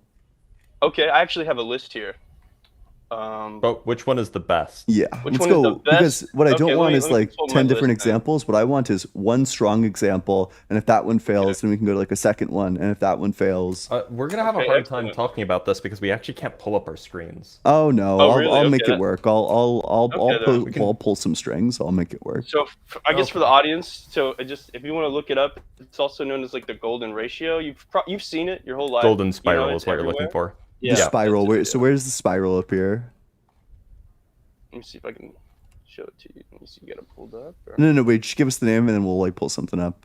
Yeah, the Fibonacci spiral. Yeah. But what does it map onto? What's the thing that fits into it? Where does it Let's do appear the in Milky Way. nature? Let's do the Milky Way. No, Okay, the yeah, Milky Way, sure. great. A golden spiral Milky Way. Let's look at it. Wait, So to be I'm, clear, hold on, Jackson, just one yeah, sec. no problem. We don't have a picture of the Milky Way.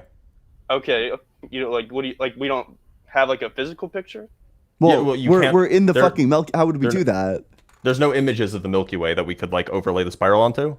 Okay, forgive me. Just galaxies in general, then. Let's Okay, just maybe pick we a can galaxy. use I don't know, just look up any spiral galaxy. The pinwheel galaxy is a good example, probably. Okay, perfect. Yeah, let's do that.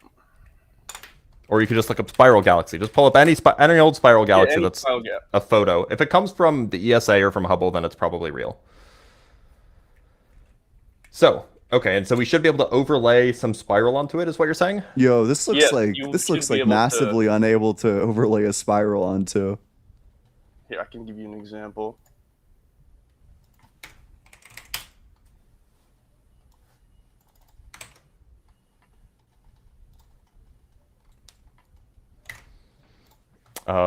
Transparent golden spiral. I'm just gonna do this. I'm just gonna try to do this on a good old.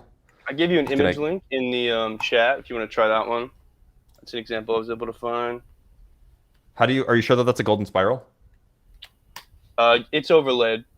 No. Are you sure that the spiral that you're seeing is actually a golden spiral? Yes, like it has the How do you know? mathematic image right there. It's overlaid. No. How do you know that the ratios are right? I mean, they are. Did you mean like Did you measure them? The mathematicians to prove it right now? You want to just like? Well, no, No, I did because not measure that's the question. That's the thing in question, right? Is it Okay. actually a golden spiral or does it just look like one? Okay, well, no, I have not measured them. So then, why would we believe that this is like correct?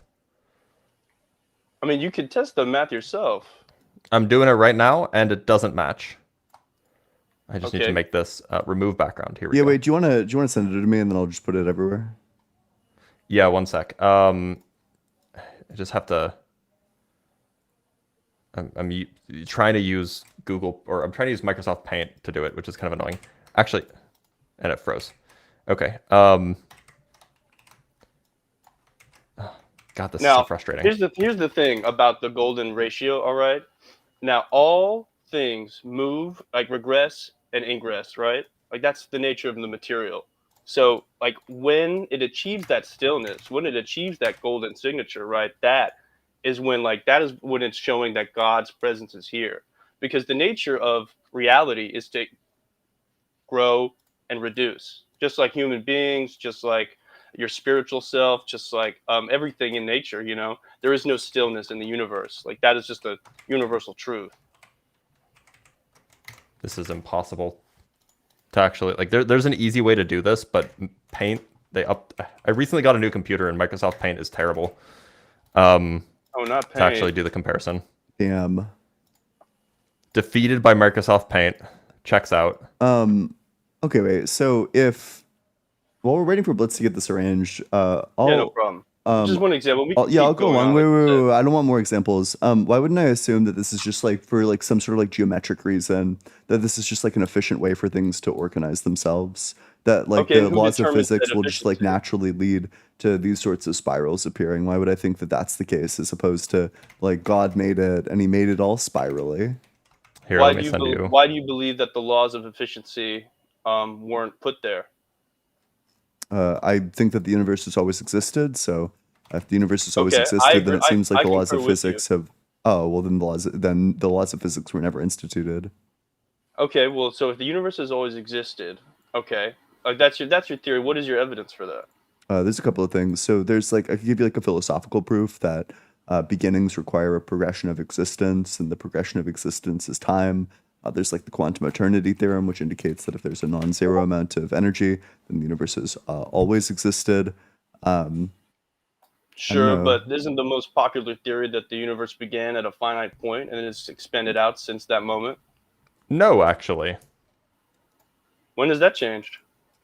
Like the 80s? Okay, what is the current running theory? There isn't a consensus. I see. Yep. Okay, now so you said that the reason that it doesn't have a beginning is because. So there's like physics reasons to think that. There's like philosophical reasons to think that. What is the philosophical reason then? Sure. Would you that can agree speak that to me. beginnings require a progression of existence?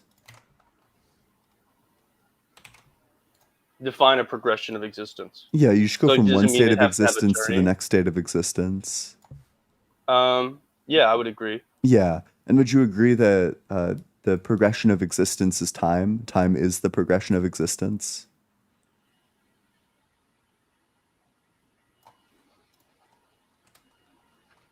Time is just a measure of the growth of the universe. But is it the progression of existence? If you tie time, well, time, it's a concept, right? So it depends on what you value time to. I simply tie time to being as, like I said, from the beginning point to the end point. That's how I see time. Okay, like wait, but what is it like more generally? I suppose in common thought, it is perceived that way, yes. But I mean, it's all an illusion. So, I mean. So, because the definition that you gave is like question begging, right? You're basically begging the fact that it had a beginning into the notion of time itself, which just begs the question against our view. Like, we don't grant that time Okay. had a beginning. Sure, See, I agree with that. I know that in the beginning there was darkness. So just you like- agree that time always existed? I believe that God always existed and God is time. So yes. Oh, well then that's going to be a problem because time is physical.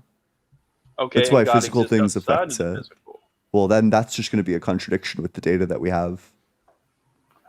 What is the data that you have? Blitz, do you want to walk them through the data that indicates that time is influenced by like physical things? Yeah, there's something called gravitational time dilation, which is, in the presence of Earth, which is big and physical. It turns Right. out that clocks tick close. I can't speak. Clocks tick differently depending on how far they are from the Earth. So Okay. you'll find that they tick more slowly if you're closer to the Earth. They tick more quickly if you're further away from the Earth. As an example. So And this what has is been the- what experimentally is- demonstrated in a laboratory. Okay, so what is the implication there? The implication is that it's the mass of the Earth Right. influencing the passage of time. So- Okay, so Okay, so that's interesting. All right, so you're saying that the passage of time referring to what? The growth rate of at which a existence? clock ticks. Yeah. The rate at which a clock ticks. Okay. See, I don't see a clock ticking as, relevant to the point of where I see it as the growth of the universe. So tell you what, we're going to fundamentally disagree there. So I'll go along with, the main like the mainstream way of thinking when it comes to time for the sake of brevity. Sure. Just so, and I'll try to work within Well- the confines of that. Well, but it seems like we've already kind of derived a contradiction where God is outside of the physical, but God is time, and time is physical. Like time is in the physical. Therefore, God is both in the physical and not in the physical. So I'll retract that statement because, like I said, we Which have one?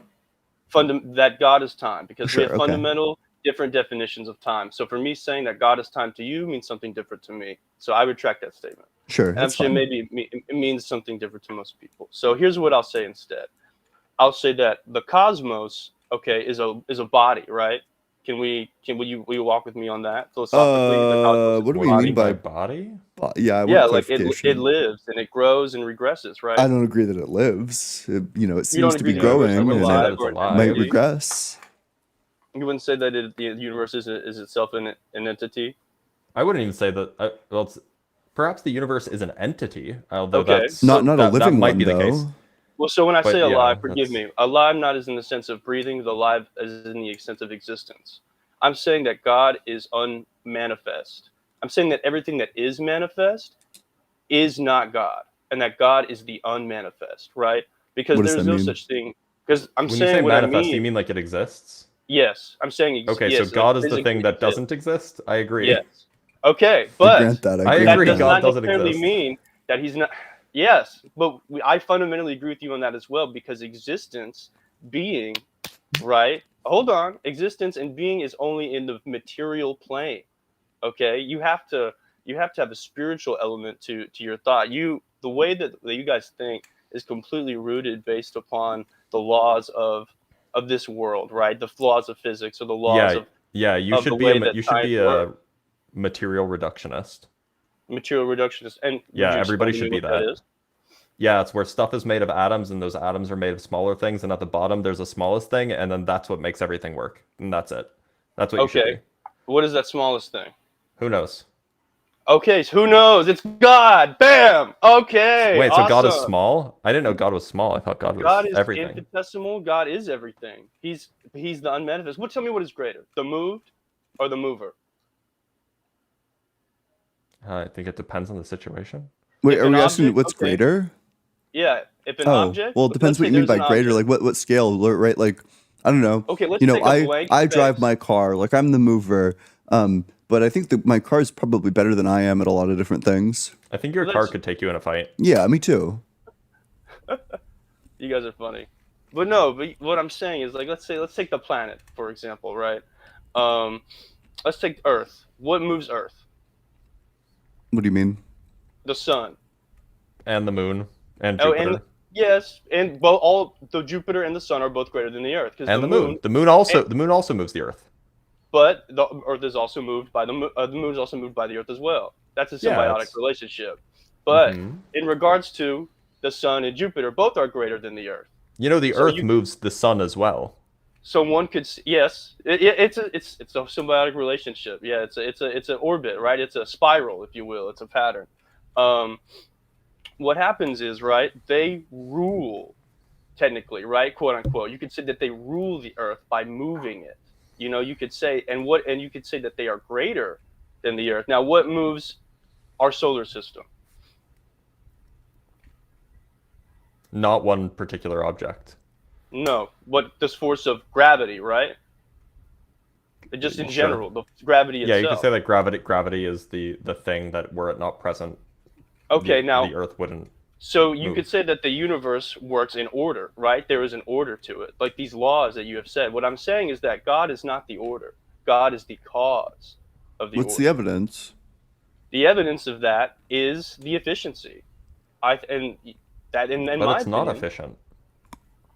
You don't think? What are black holes for?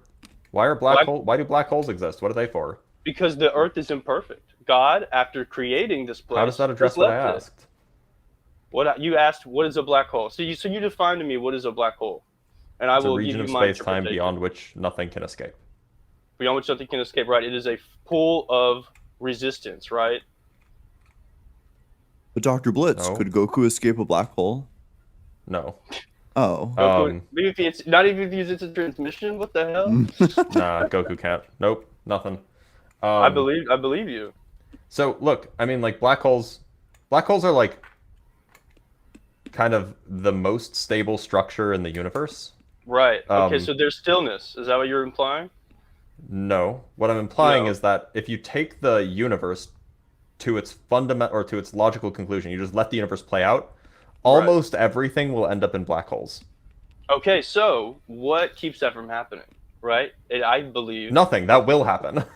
Yes, but what So why? staves So that what's off? how? What's the purpose of that? How is that efficient? Because it was never meant to sustain. You know, the whole purpose of the material was to be imperfect. You know, that's what I'm saying. The unmanifest is the perfect, while the manifest is the imperfect.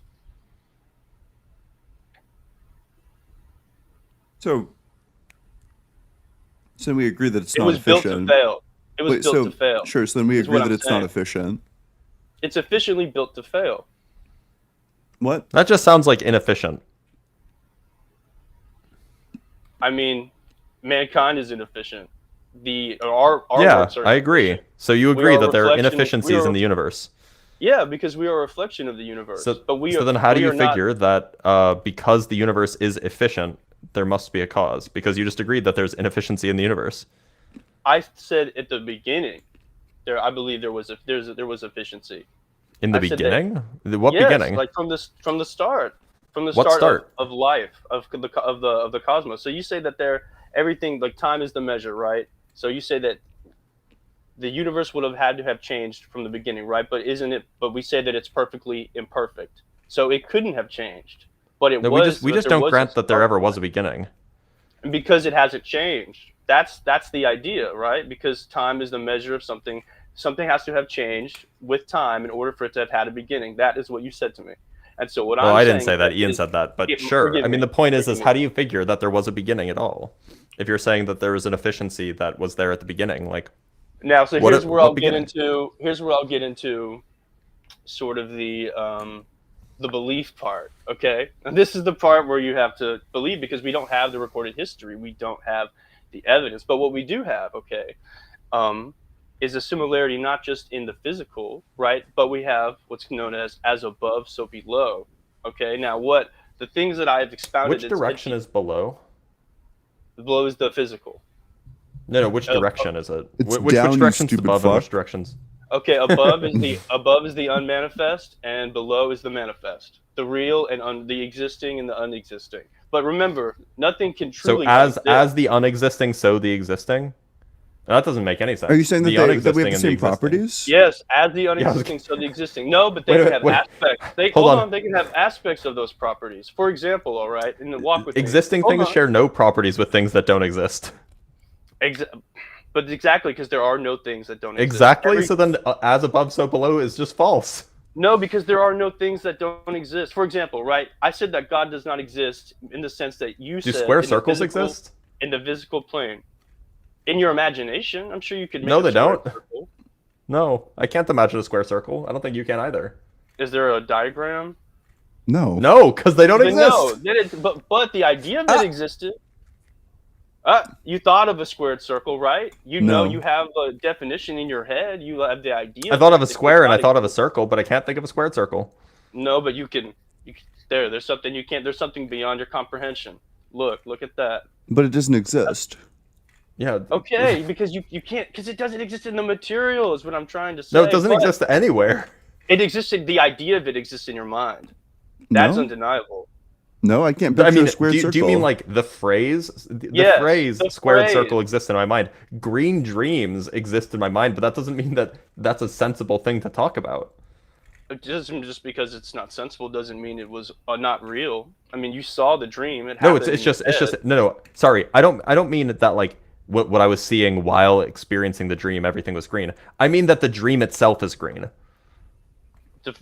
Explain. Yeah, the dream, it had a color and it was green. Okay, yeah. You know how so, apples are green? Dreams can be green. Yeah, I agree. You could say yeah. No, you don't agree. That's nonsense. It depends on the interpretation. It depends on what you mean by is the tree green. For example, right? I Bible. said dream, not tree. I thought it said dream. Sorry. So can trees or can dreams be green? What is your it depends on your definition of green. Jackson, It depends on what that is. Does the argument that defeats your God exist? I don't think so. Oh, well then there's a thing that doesn't exist. Okay. Well, and what I'm trying to say though, you guys are getting caught up in like the details. You made like a wild claim. Let me walk it down. I did make a. Let me walk with me, for example. I'm trying to give you an example of what I mean by saying, all right, my dream is green. I'm going to give you an example of why that can have multiple meanings. So let's take the Bible, for example. What does the Bible say about the universe? That it was made in what? Like fucking 6 days. Yeah, 7 days. Let's say 7 days. That's the running. Definitely number. says 6 days, by the way. Yeah. And on the seventh he rested. Okay, so 6 days, and on the seventh he rested. Sorry. All right. How many planets in the solar system besides the Earth? Okay, not including the Earth, were visible to the universe at that time. 0. There were no planets when the universe formed. I'm not saying when the universe formed. I'm saying to the people of Moses' time when the book was written, how many Moses planets? didn't exist. You don't think Moses was a real person? No. Genesis 1 was written in like 500 BC. Okay. How do you know Moses wasn't alive in 500 BC? There's like zero historical evidence for There's crazy any historical of that. evidence. Like what? Name For some. Moses, there's 0. For the Egyptians leaving Egypt? Well, the Egyptians didn't There's- leave Egypt. There's also zero evidence for the Exodus. Trying to explain. It's neither here nor there, but if you think that the Forget Exodus is a that. thing that actually happened, then we have a whole No, separate I don't conversation believe to have. in the Old Testament. But what I'm trying to tell you is Then why are that- you referencing Genesis 1? Because Christians love to use that to debate you guys. And so what I'm trying to do is show you where the truth comes from, okay? So the earth was created in 6 days, and on the seventh God rested. That's what Christians believe. You know, they take that very literally. All right. However, at that time, the days of the week were named after the planets. The planets shared the names with the gods. I don't know if that's true, by the way. It is. Not We can by the look it up. Hebrews. I mean, Okay, that's no, true for but like the Greeks. Germanic peoples. Well, but I don't know the if that's true Hebrews, for the they Hebrews. believed in the Kabbalah. All right, there's a Jewish mysticism that explains all. Jewish of the mysticism is much other more recent than like And yeah, the it's Hebrew actually, Bible. It's actually a lot older too. No, it's not. I mean, do you know who Hermes Trismegistus is? A made up character? He was a real person at one point. They were the gods of Egypt were real people. The Egyptians were just. He's not literally very smart. legendary, not real. He's a character in a legend, not a character in history. Can I get a source on that? Yeah, let me see. I can pull it up for you.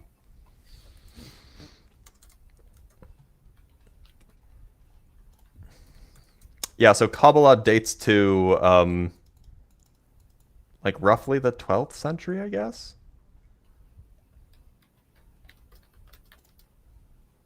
Jewish mysticism is a bit older, but it's still younger than the Hebrew Bible. Okay, but is it because they were worshiping the Canaanite gods within the Hebrew Bible, which is the same gods that they supposedly Who was worship? worshiping those? I mean, like The as far as we Israelites? can, well, But that not didn't. really. None of that happened, though, right? So it doesn't really matter. Well, no. So I don't know why you're the getting into details of things that didn't happen. the Judeans and the Israelites, so these are people living in Judea and the people living in Israel, which was a northern region of what is now called Israel.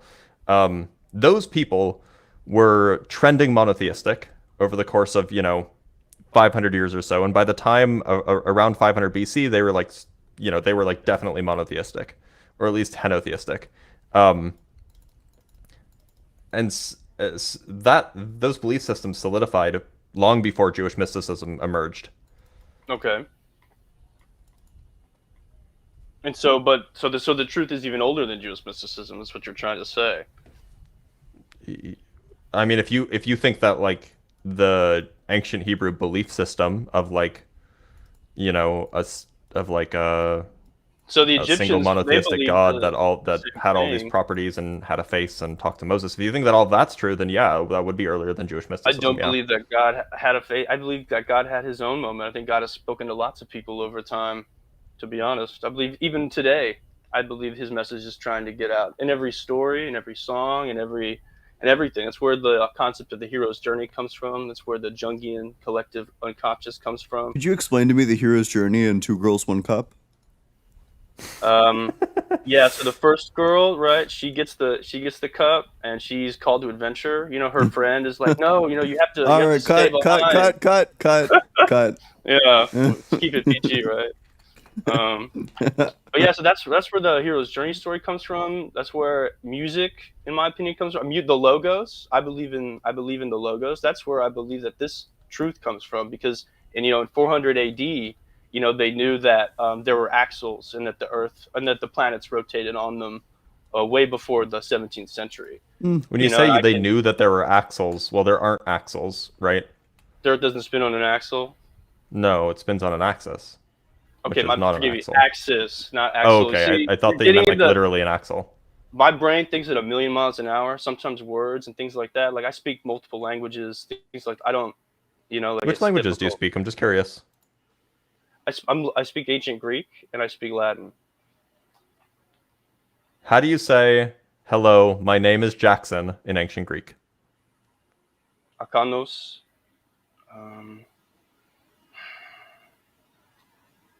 So you wouldn't say you're fluent?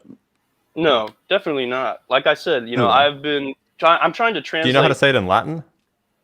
No, not yet. Here's the thing. I don't. So you don't speak multiple languages. Hi, my name is, like, I translate. I don't, like, that's what I mean. Like I don't always think of this stuff in the English language because I translate it. Well, but you don't speak any. You don't speak any other languages besides English. Je parle français. Did you just say in a French accent? Jackson. I speak Italian. I speak a little. Why'd you mention ancient Greek and Latin if you speak Italian and French? Well, because I thought you were trying to say like in terms of the book, regardless. I was just curious about the multiple languages that you said you speak. No, I'm only fluent in 2 languages, but I do, like, I'm trying to say this. Like, sorry, my head. Anyway, so basically the interpretation. All I'm trying to say is, I guess that it was a bad idea to try and, like you said, like sort of meet these two, because there have been men greater than me, who have tried to do this. Pythagoras, Sir Isaac Newton, like they're. So I appreciate you guys hearing me out. Mm-hmm. If anything I have to say reaches anyone, just know this: the material world itself is a painting. You are looking at a painting, and that's pretty much the world. That's pretty much it. Awesome. The Matrix. Great. False. Paintings don't make sounds. Well, thanks so much for coming on up. On to the next one. Do we have supers? We do. We do have supers. From Displace Gamer with the $10. Correction to you, Ian. Ian should stop saying half Neanderthal, half human. Neanderthals are humans. Taxonomy is fake, dude. Are a genus, and it's all Neanderthal are debatable. part of that genus. We are modern humans. They are archaic humans. You're just wrong. It's all debatable. You're debatable. From I Am the Cheese, we have $5. Thank you so much. It would be great to have an evolutionary biologist on this panel, like Gutsicker Forrest. Funny you mentioned that. When I first proposed this channel, I'm like, hey, I know Forrest. I should reach out to him and ask him to be our 4th person. He never got back to me. I didn't know Gutsick at the time, so I didn't reach out to her. Otherwise, I would have. But now we have solidified the cast and characters, so it's just the 3 of us. Yep. All right. From Garba Gaiman, we have five Canuck bucks, as my good buddy Ian says. Parsimony is greater than blueberries, which is greater than grapes. I concur. False. Ian, do you have any stance on? Yeah, that's the stupidest fucking thing I think I've ever heard in my entire life. How do you get That every checks out. single one of them wrong in the exact reverse order? That checks out. And then from Judas with the $2. Garbage man, more wondering like if he has- garbage opinion. No, it's Garba Gay Pinion. Garbage gay pin. And then from Judas with the $2, wondering if he has spiritual incense. Probably, but there's nothing wrong with incense. Incense is great. So, we have TKO Beaver, aka Nathan. Perhaps should be our last one. I feel like we talked to this guy like 10 different times. Have we? The name sounds familiar. What's up, TKO Beaver?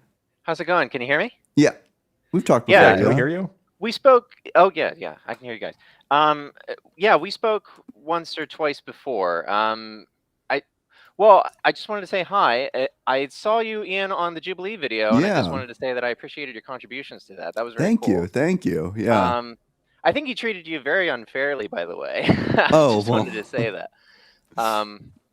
That's okay. He didn't do very well anyway. I am inclined to agree with you. Yeah. Yeah. I wanted to follow up because also you had recommended Dr. Blitz in the past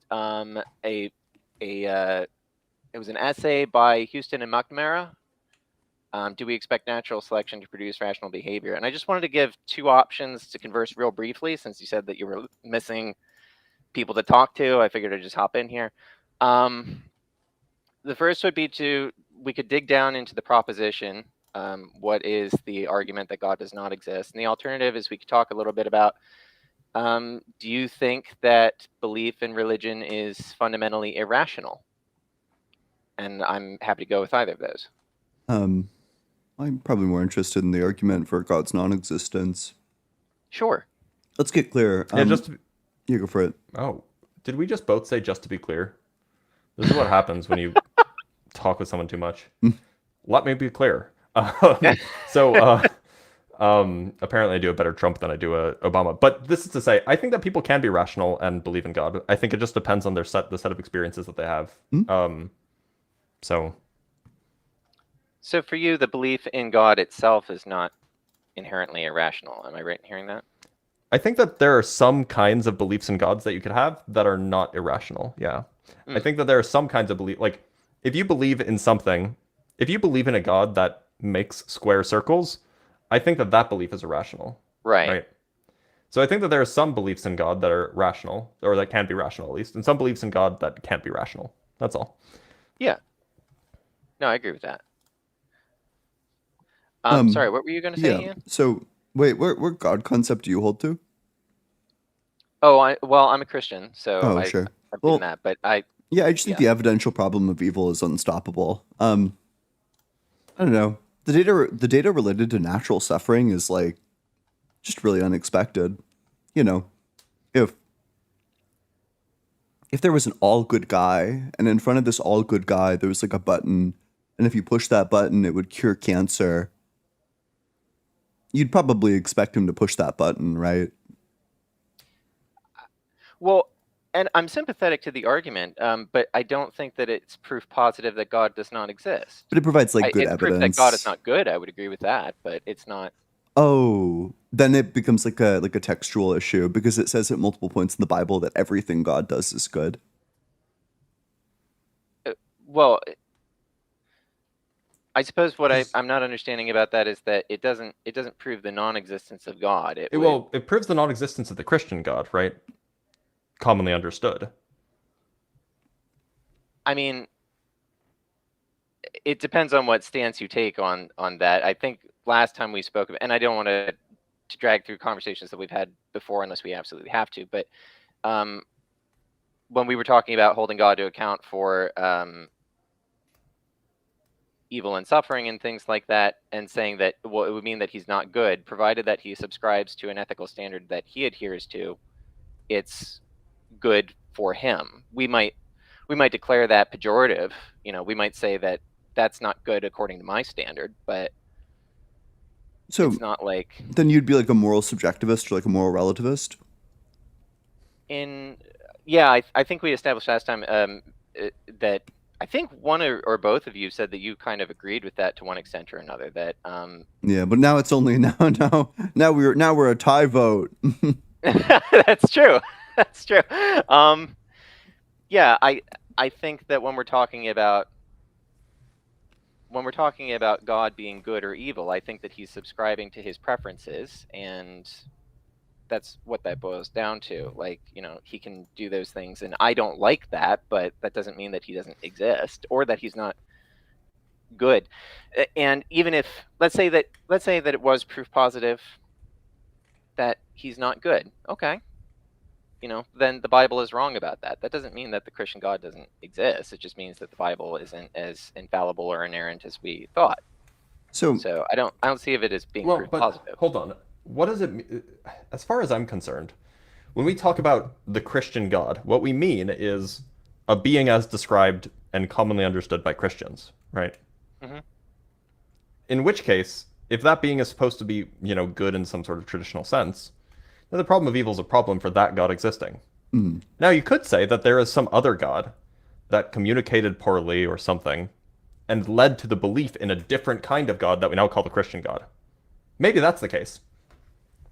And the problem of evil maybe isn't a problem for that God that, for one reason or another led to the creation of belief in a different God. But that's not the question. That's not the point of the inquiry, right?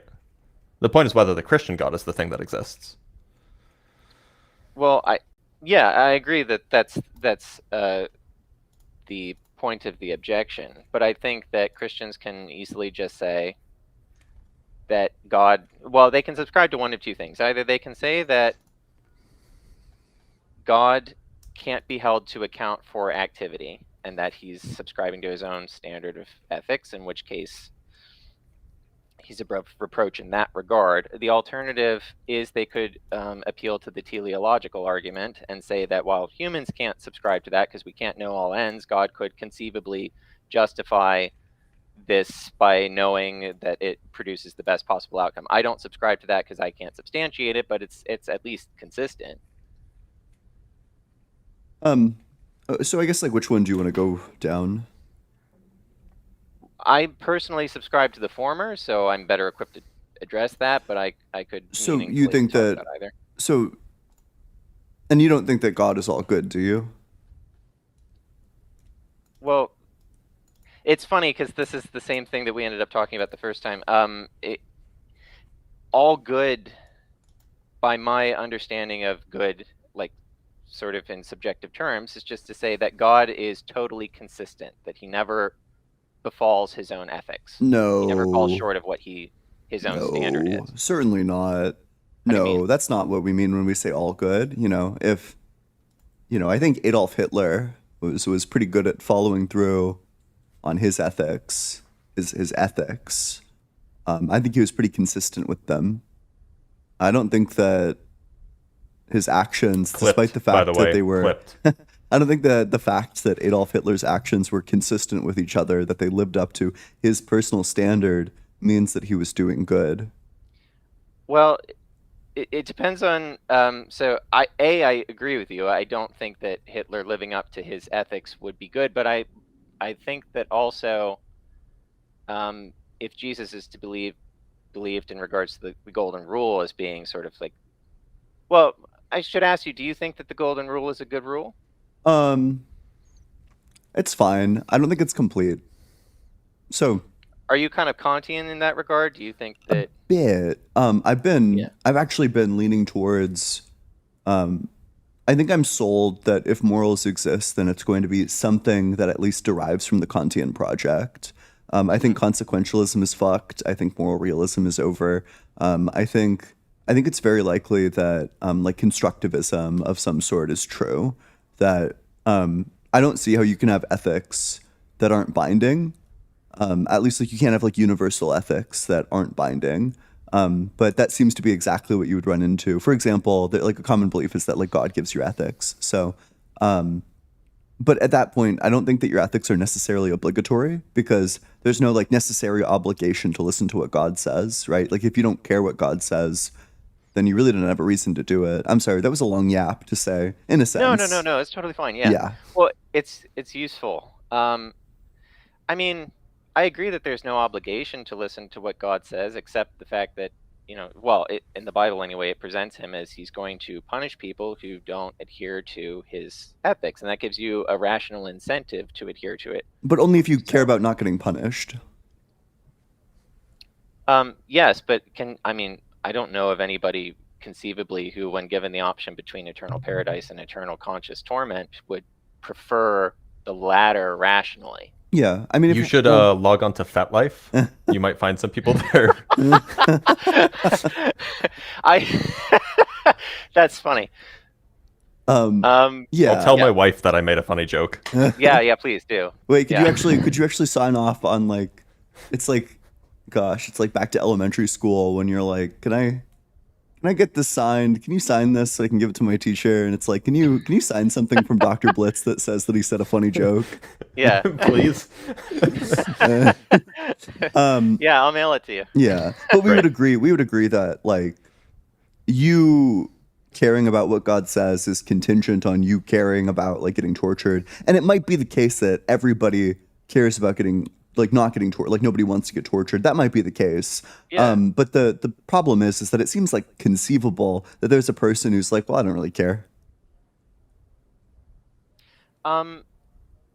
Well, I sort of subscribe to the Nicomachean ethics of Aristotle in that regard, where you put well-being kind of as the principal thing that everybody wants behind all other human behavior. Oh, we have a Sam Harris enjoyer. Funnily enough, no, but I'm familiar with his work. Nobody's a Sam Harris enjoyer these days. Yeah. I'm sure that he's a nice enough guy on his own or whatever. I just don't, I don't find him to be particularly compelling. Anyway, I agree.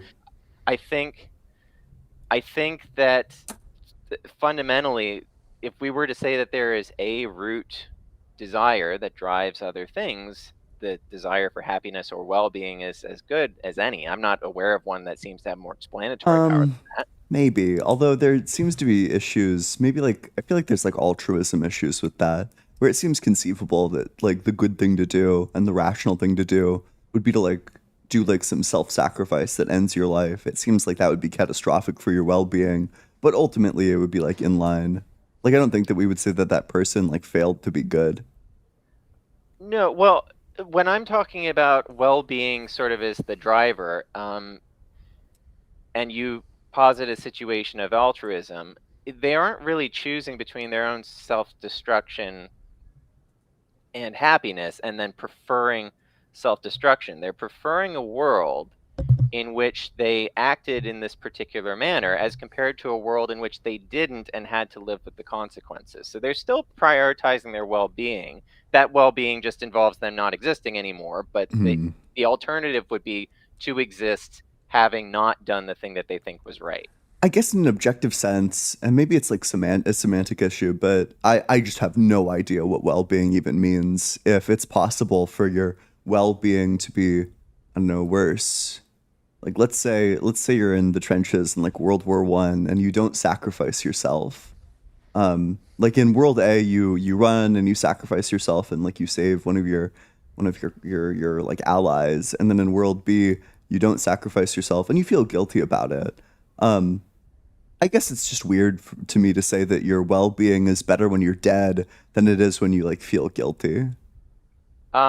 Are there like, do you guys have restrictions about the types of words that are used that aren't like slurs as far as trigger warnings are concerned? No, go for it. Don't use slurs. I think that's probably fine. Yeah. Yeah, exactly. So as far as like suicide is concerned, I think that's a good illustration of a time period where someone would prefer death to the conscious torment of living. And in that instance, they are still prioritizing their well-being. That well-being involves their non-existence. I'm not really sure. I don't know if I agree with that. So I guess there's like certain circumstances where like actually death is preferable. I just don't think that like there's many instances of self-sacrifice that I don't think fit that criteria. Like I don't think feeling guilty about what you did in the war is going to rise to the level of like death. Whereas like let's say you get like graped violently and then somebody like hacks off all of your limbs. You know, I think I'm coming around to seeing like maybe it's better off that you're dead.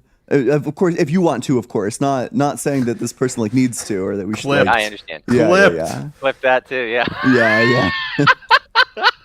Ian's cancellation is imminent. Oh my god. It's Dr. Blitz is just trying to take up my time slot. Fuck you, Dr. Blitz. Look, you pushed me to an earlier time slot, and I hate it. Yeah. And I agree. Well, it's like there are clearly situations where we can more easily put ourselves in the shoes of the individual who kills themselves. One of the areas, though, that I did a fair amount of. So my primary area of interest is happiness and well-being research. Mm. And it seems to me that it's more or less totally subjective what's too much for someone to bear. Like, we can't say that somebody's conscious torment isn't justifiable to say that they're doing it in preference of their well-being, that they're doing it for some other reason. It like, for them, it was enough to want to die. Okay, maybe let's think about it like this, because I think. Oh, I'm sorry. Go for it, Blitz. Yeah, could people be mistaken? So like, it seems like I'm actually kind of I'm almost on board the well-being thing. I just have some reservations about it. Sure. Namely because it seems like, why should anybody care about their own well-being? But that's a separate question. Presumably people could be mistaken about what leads to, increasing their own well-being, right? In which case, then you can totally explain why people do self-sacrifice, because maybe they think that their well-being will be better, that they wouldn't want to live through not having done that, and they would just be wrong. Like, that seems totally plausible. I agree with you. There are people who are doing this decision who are wrong.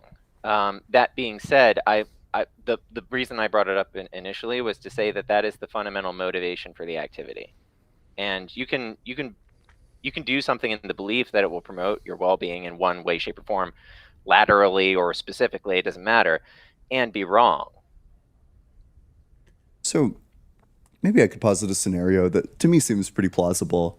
Sure. Let's say you see like a whole bunch of ads for like organ donation.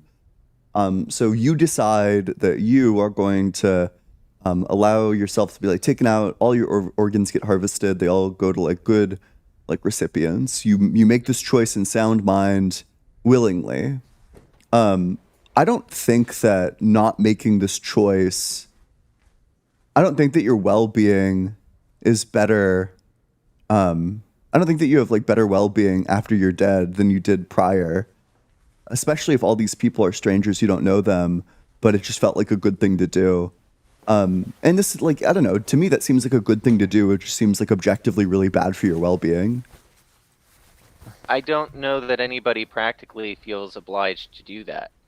Like, well, and the thing is that if we were speaking with somebody who felt obliged to do that, let's say that they felt compelled to, and that's why they did it. No, I'm not saying that they're obliged, just that they thought that it would be like a good thing to do. And I actually agree. I think, if somebody did something like that, I probably would actually agree and say that is like a very kind thing to do.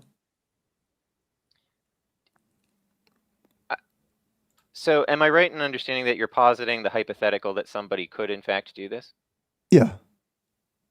I would say, as a counterexample, that I'm not aware of anyone who has ever done that. But would it be good for their well-being, and would it be good overall, is the question. Would it be good overall?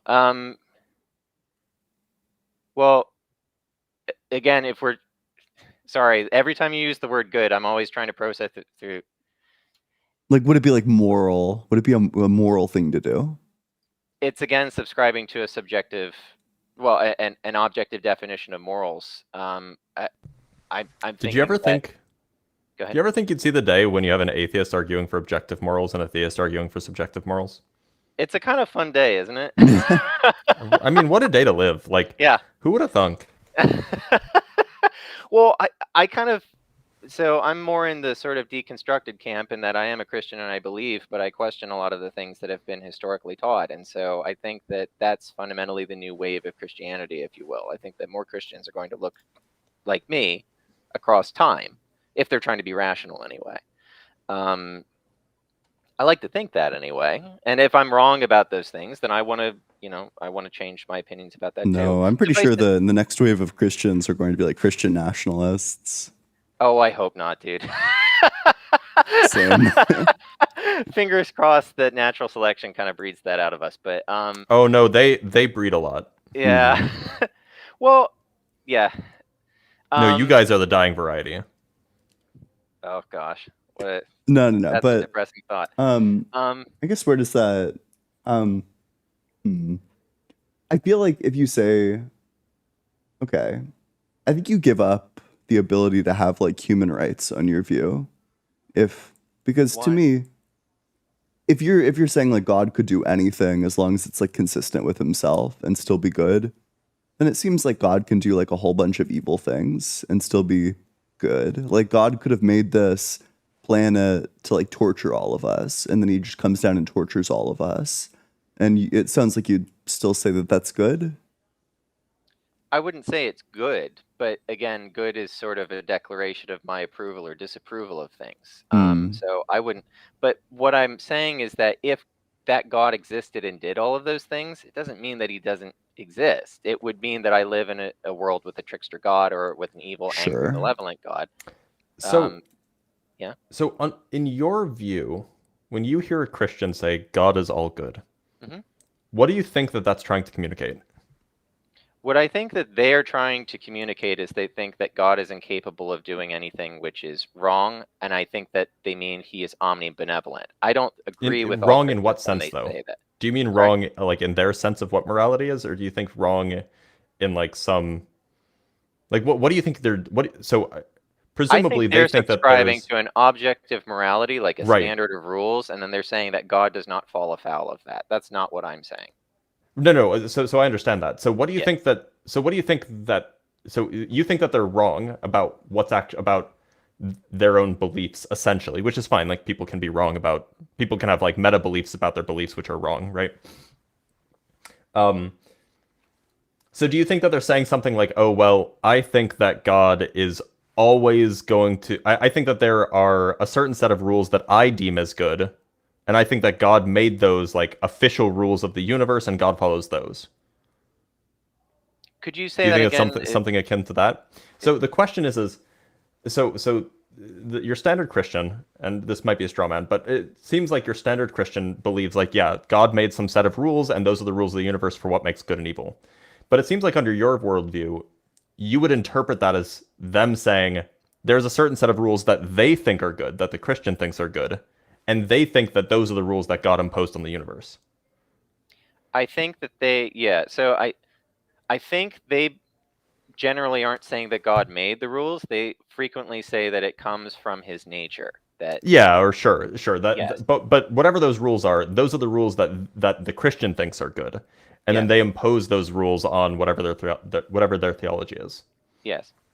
So when we're even from your point of view, when we're understanding what the what your typical Christian believer is saying, what we're really saying is that the typical Christian believer takes the position that God is good in the sense of what most humans think of as good. I don't suppose to know what most humans across time have thought of as good. Well, most humans that are currently existing in the Western, the Western world that have lived in the last 80 years. That's yeah, what I'll buy that. Sure. So in that case, that version of God, the problem of evil is a problem for, right? Now, it might be that there is some other conception of the Christian God that you hold to, which maybe it's just a conception of the Christian God that like could potentially like demand that somebody turn orphans into baby paste, or orphans into orphan paste, I should say. And that would be consistent with your understanding of the Christian God. Maybe I could. It's just not. No, I'm sorry. I jumped thing. in too quickly. This is one of those things where like typically you don't appeal to consensus, but like when we're referring to the Christian God, the people that we look to are going to be like Christians, like what most Christians believe. Now you might have an idiosyncratic or heretical version of the Christian God, which is fine, and maybe the problem of evil is not a problem for that, but that just wouldn't be like commonly understood to be the Christian God, right? It's actually interesting because I was taking a test that was based on something that this other YouTuber named Redeemed Zoomer had put out as far as like heretical stuff, and I find strangely enough, I fall into pretty orthodox views across most of the things that make somebody a Christian.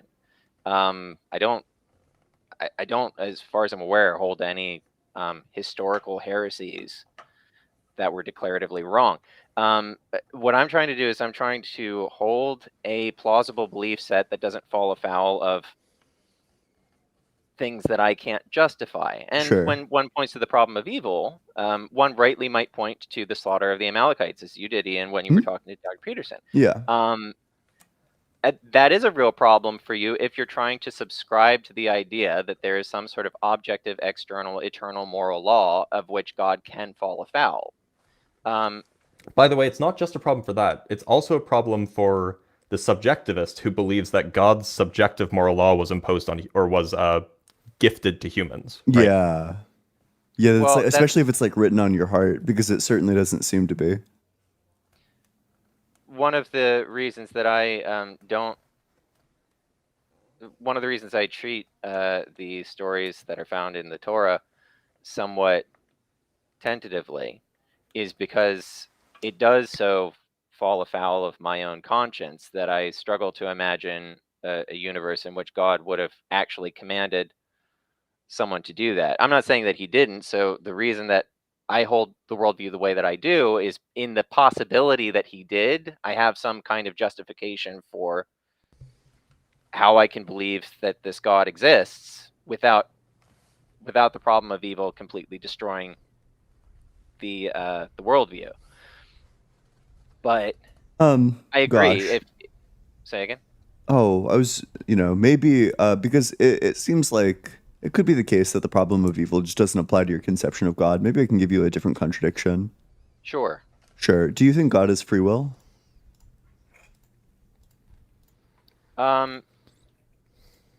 Would you I'm sorry to sound pedantic. Would you mind defining free will for me? Well, it could be like the libertarian sense that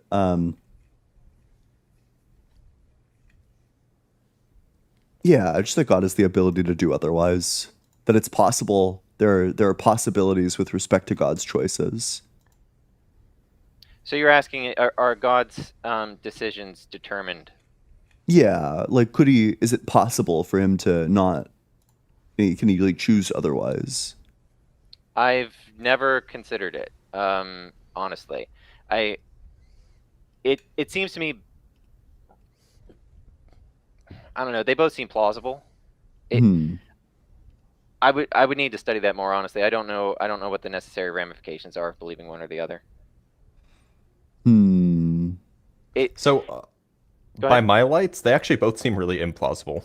Why? In any sort of kind of like traditional understanding of God. If only because if he does have free will, then you kind of have to give up the PSR, which is really weird, and you have like brute contingencies, as Ian mentioned earlier. Could you break down PSR for me? I'm not familiar with it. Yeah, the principle of sufficient reason, basically that there is some explanation for everything.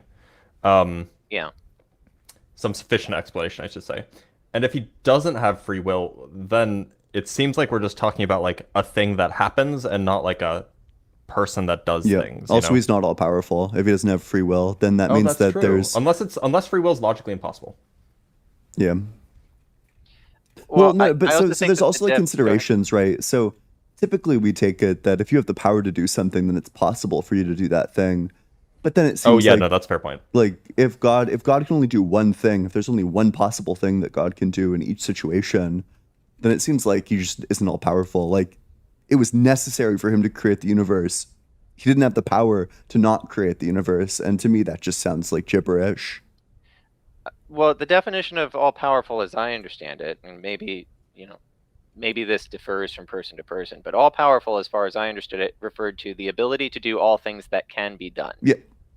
Yep, if he can't create another universe, that doesn't mean that he's not still all powerful. It just means that was not possible. Wait, so would we say that I'm all powerful?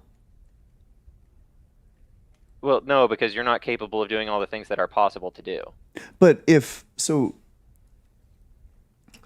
because we're basically saying like if God doesn't have free will, then he's locked into only being able to do one thing in each situation. He had to create the universe in this exact way. He couldn't have created it any other way. just because he lacked the free will to do so. He had to send his son Jesus down. He had to raise him 3 days after the fact. He had to do all of these things. It's not possible that he could have possibly done otherwise. Well, the same thing is true of humans. Like, if humans lack free will, well, I'm talking to you right now because I had to start stream. I couldn't have done otherwise. I just lacked the free will to. So it seems like in that sense, I would be doing all the things that it's possible for me to do. So by this logic, it seems like I would be all powerful. I'm happy to pursue that, but I just wanted to make sure, because I'm sure that we're closing down the stream somewhat soon. I just wanted to make I sure am that very hungry. am I still in the ballpark of what you wanted to be discussing, or are we tangent? Yeah, well, I think we're in the ballpark. Okay. But I know Blitz is very hungry. Also cold. Why is this home so cold? I'm sorry, sir. As far as all powerful and being constrained to do one particular thing, I think what we're talking about in terms of all power is ability. So you're constrained not by your will to do things, but by your ability to do it. So like maybe you wish that you were in the Florida Keys right now, but you don't have the ability to get there. God is not constrained by an inability to do things because they are for him impossible. He is only able to, what I should say is that everything that is possible to do is something he could do. And so if it's not possible to choose multiple different outcomes, he still fills up all of the space of, let's say that we've got a Venn diagram here and we have that which is possible to do and that which is not possible to do. And we're just going to erase all the stuff on the outside of the possible to do category. That's God. So would it have been possible for him to raise Jesus on the second day and 23 hours and 59 minutes and 59 seconds? Could he have raised Jesus at that exact time? Was that possible? I mean, if one was to subscribe to the belief, and I've not tried to take this position. I honestly don't know. But if one was going to say that God did not have free will, that by the definition you're saying that his actions are determined, then I would say no, it wouldn't have been possible. Well, then he just seems very straightforwardly not all powerful. Again, I don't think what I'm not understanding there is, I think that the definition of all powerful. What's your definition of all powerful? Okay.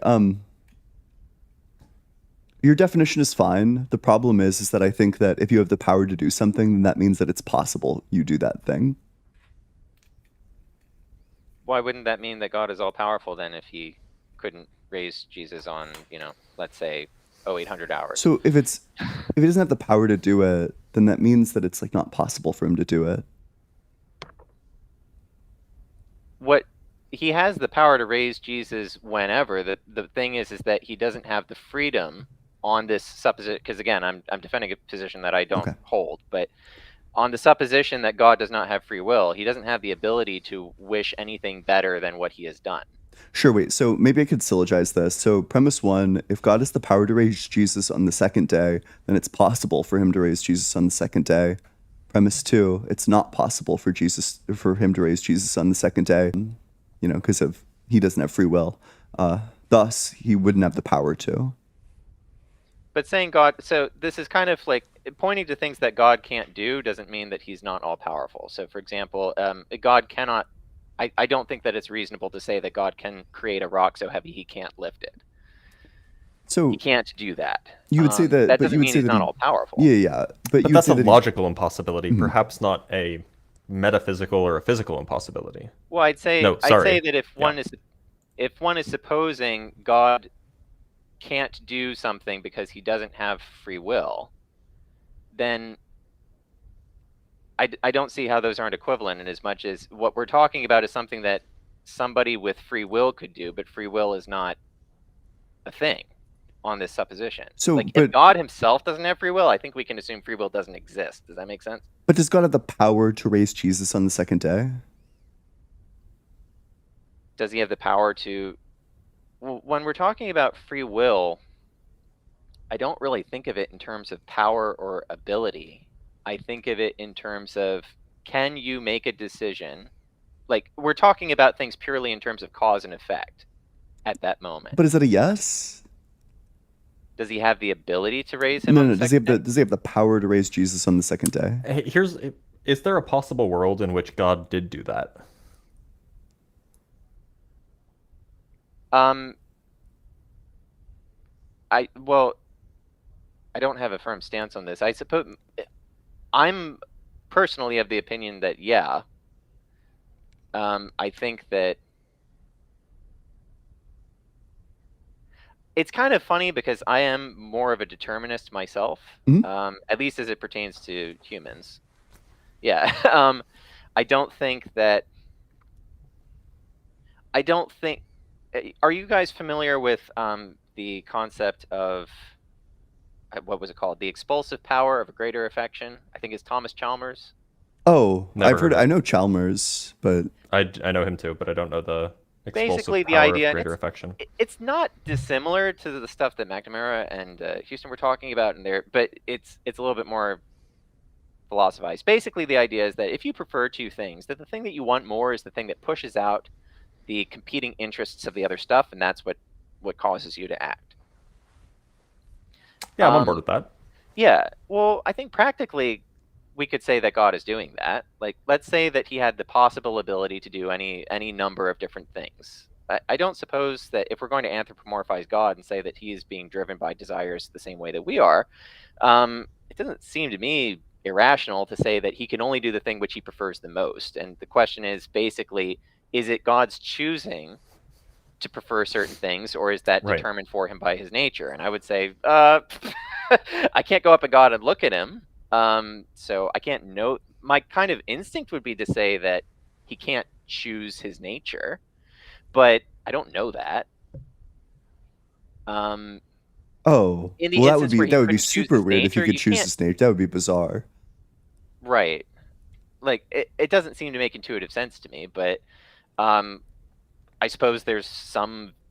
Again, I've never considered it. There must be some logically consistent variation of that somebody could subscribe to. I don't know why I would, but it's conceivably out there. Suffice to say, though, is that if God has a maximal preference, could he have done anything else? I'd say no, not really. That doesn't mean that he's not all powerful. He could have.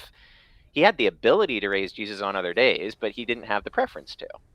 So so common ground would be if we define all powerful as the ability to do anything that you want to do, then yeah, God could still be all powerful while still not having free will. Yes. That's just not so usually how people understand it, but perhaps that's a better way to understand it. Well, it also just seems like there's no possible world where this happens. I'm sorry, where what happens? There seems to be no possible world where Jesus rises on the second day. I'm inclined to agree with you. Yes. But I thought you said the opposite earlier. And maybe it's okay. Like, you don't have a firm stance on this, so it's like totally fine to get your stance like sorted out. When I was talking about, is it possible, I'm going, could God have conceivably, if he had preferred it, raised Jesus on the second day? Yeah, so that's a question of could God's will have been different? Is that possible? Right, and I'm going, maybe, I don't know. Like, I think that as far as the biblical text is concerned, it's basically saying that God's preference was a certain way, and this is what it was. And I'm like, could it have been different than that? I think practically it wasn't.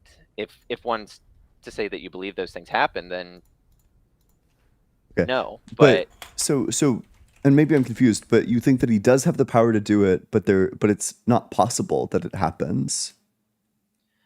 I'm saying that it's not possible for God to choose to put on the pedestal of his maximal preference things other than what he prefers. But that's okay. Wait, that's just not an answer to the question.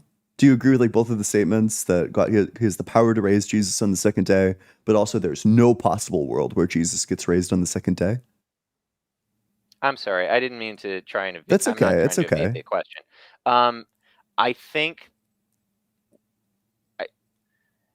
if I'm answering the question correctly, I think that God has the power to raise Jesus on whatever day he wants. Yep. Does that answer it? So you think that he does have the power to raise it on the second day? If he wanted to, yes. Okay, so then it's possible for him to raise it on the second day. Yes. But there's no possible world where Jesus raises on the second day. It wasn't what in the Bible, it's not what God preferred. And so if he's not capable of if he's not capable of wanting Jesus to be raised on the second day, then there was no world in which that was going to happen. Maybe I'm going crazy because it sounds like that's just a direct contradiction, that there's no possible world where Jesus raises on the second day, but also it's possible for God to raise Jesus on the second day. I mean, I feel like if we put this in layman's terms in any other scenario, this is totally sensible. So like if you were going out to get potatoes and you had the choice between sweet potatoes or russets, for example. Damn it. It's possible that you could pick either, but the one that you want is the one that you will pick. But okay. Ian, what you're missing is that arguably Nathan is granting a vacuous implication, namely, if God wanted to raise Jesus on the second day, then it's possible that God would raise Jesus on the second day. But it might be the case that it's just not possible for God to want to raise Jesus on the second day, in which case there are still no possible worlds. I'm so glad that you're here to translate for me, Dr. Blitz, because this is the second time that you've done that. So and then that was this very just seems helpful, like to very directly implicate that then like I would be all powerful because I can do all the things that are, if all the things that I do are within my desires, then it seems like I'd be all powerful. Well, but hold on. Now I'm taking Nathan's side. There are things I want to do that I can't do. Well, so let's say that there's a guy who's named like Mick Ear, and all he wanted to do was scratch his ear, and then he just scratched his ear. And he did that his entire life. That was his entire life. He desired to scratch his ear. He scratched his ear. Would we say that this guy's all powerful?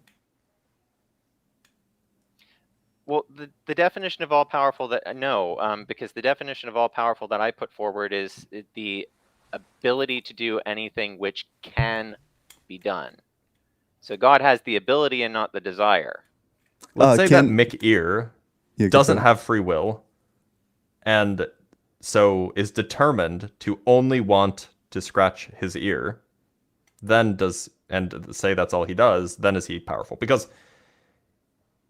that's the only thing that he could do is scratch his ear, because that's what his will says. It's not the only thing he could do, it's the only thing he could want. So if he wanted something else, he could do otherwise. But he won't. Okay. Isn't it the same thing with God? I'm confused. But it might not be possible that God could want something else. But if it wasn't possible for McGear to want something else, would we say that he's all powerful? No, but because if McGear wanted to go to the moon, he can't. And if God wanted to raise, okay, wait. So you're just saying that it's like a question of like limiting? Yes, it's that God's limits are limited to only that which is. He can do anything which is possible to do. I think most Christians would subscribe to that. Possible on what modal scope? Possible in that, let's say it's not. It doesn't fall afoul of like the law of non-contradiction, for example, or that it's not a logical or physical impossibility or something. Wait, so it's logically possible. No, you don't want to include physical impossibilities there, because raising someone from the dead is physically impossible. I mean, on the premise that God did it, I think that it's an axiomatic assumption to say that it's impossible, but is it logically possible for God to desire to raise Jesus on the second day? It's not logical for him. I think based on what we were talking about before, where you can't put things on the pedestal of you don't get to choose what your desires are, I would say that it is impossible for him to want that more than what he actually wanted. What would the contradiction, what would the logical, like the P and not P contradiction there be if it's a logical impossibility for God to want that? You're asking me to write it out formally? Yeah.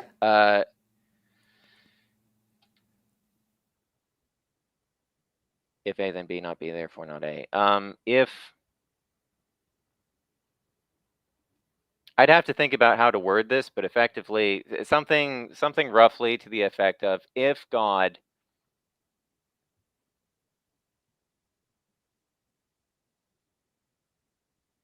I would need. Yeah. Sorry.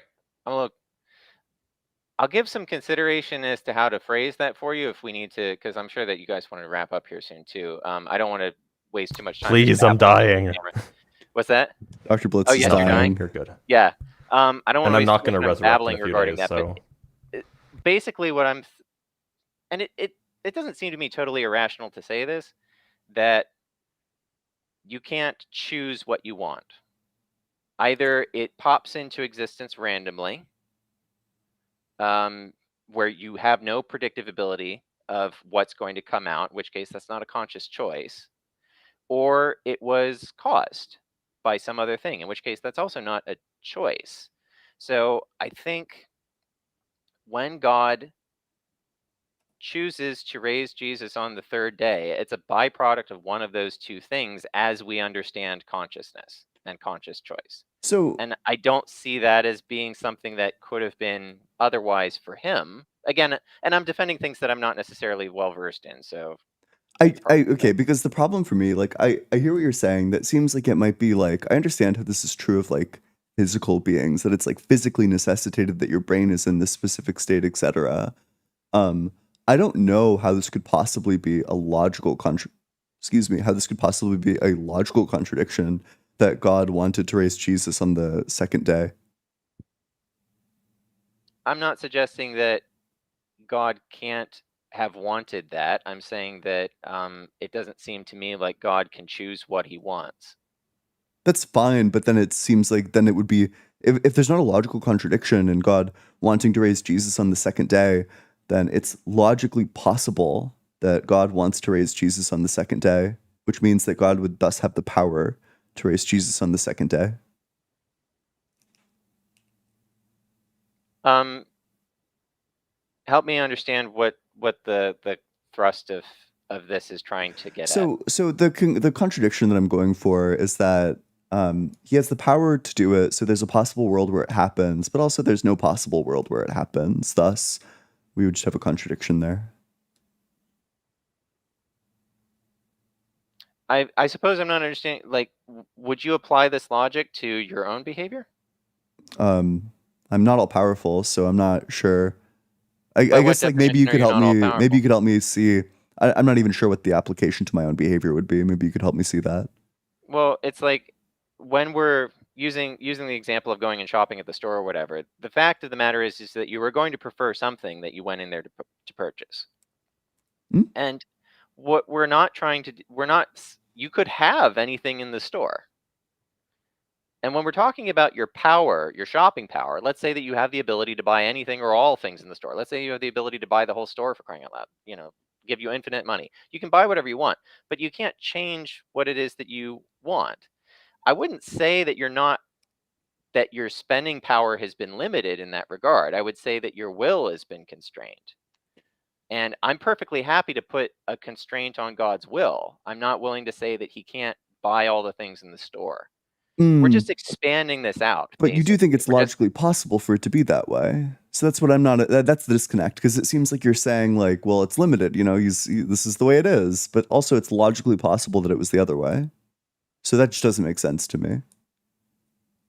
That what was the other way? That he could have preferred something else? Yeah, are you saying that it's like necessary for God's will to be this way? No, I mean, if one was to assume that God doesn't have free will, then we would say that some kind of eternal causal chain or whatever resulted in him wanting whatever he wanted there, in which case, yes. But if he has free will, then no. So I don't. So if he has no free will, then is it necessary? I mean, I suppose. Then it wouldn't be. Yeah, actually, we have to be a little careful here, right? Determinism and necessitarianism aren't the same thing, but they are closely related. It's true. So it could be the case that you think that he has no free will, but also be the case that his will is contingent. It could be like a brute contingency. It could be contingent on something else. Now, if you want to take the necessitarian route, then you can have God be all-powerful. Just God's will is necessary. And so God necessarily had to take whatever actions he had to take. And it couldn't have been any other way. Yeah, which means that it wouldn't be logically possible, which means that he wouldn't have the power to do it. Yeah, but that wouldn't be an issue because it would be a logical impossibility anyway. Right. Sure. But then you would say that, oh, well, then he just like lacks the power to raise Jesus on the second day. Right, because his will is necessary, and his will was that he would raise him on the third day. Yeah, in that case, it would be. But that would be the same. That would be the same. Him not having the. My brain is foggy. This would be the same as him as saying he doesn't have the power to make a square circle, right? Right. They'd both just be logically But these impossible. because these just things. They seem different. They definitely seem very different. I agree. I don't know. Agree. This But if you doesn't- take this the seems like the necessitarian type of route, they are the thing- same. I don't see how it's possible for God to have the power to raise Jesus on the third day, but not have the power to raise Jesus on the second day, but still he's all powerful. That I don't know. Like that's just like unbelievably unintuitive to me. I'm with you on that. It does seem wildly unintuitive.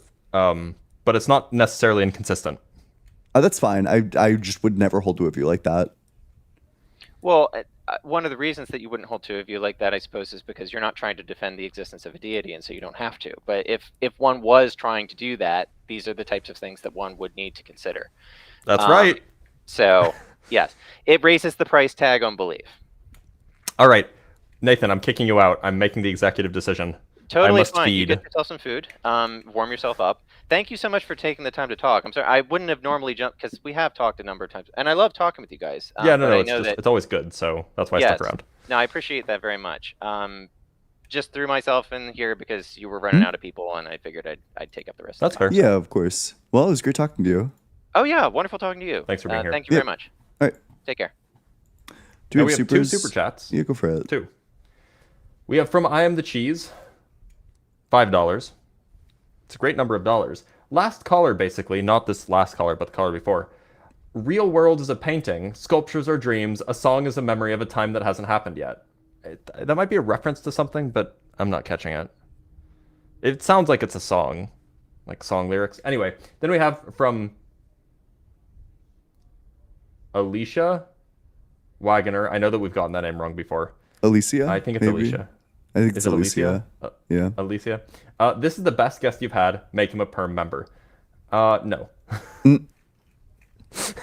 That's true. There is like the dilemma of like when you have like guests that are intelligent and you go deep into like a discussion, everyone hates it. Everyone hates you.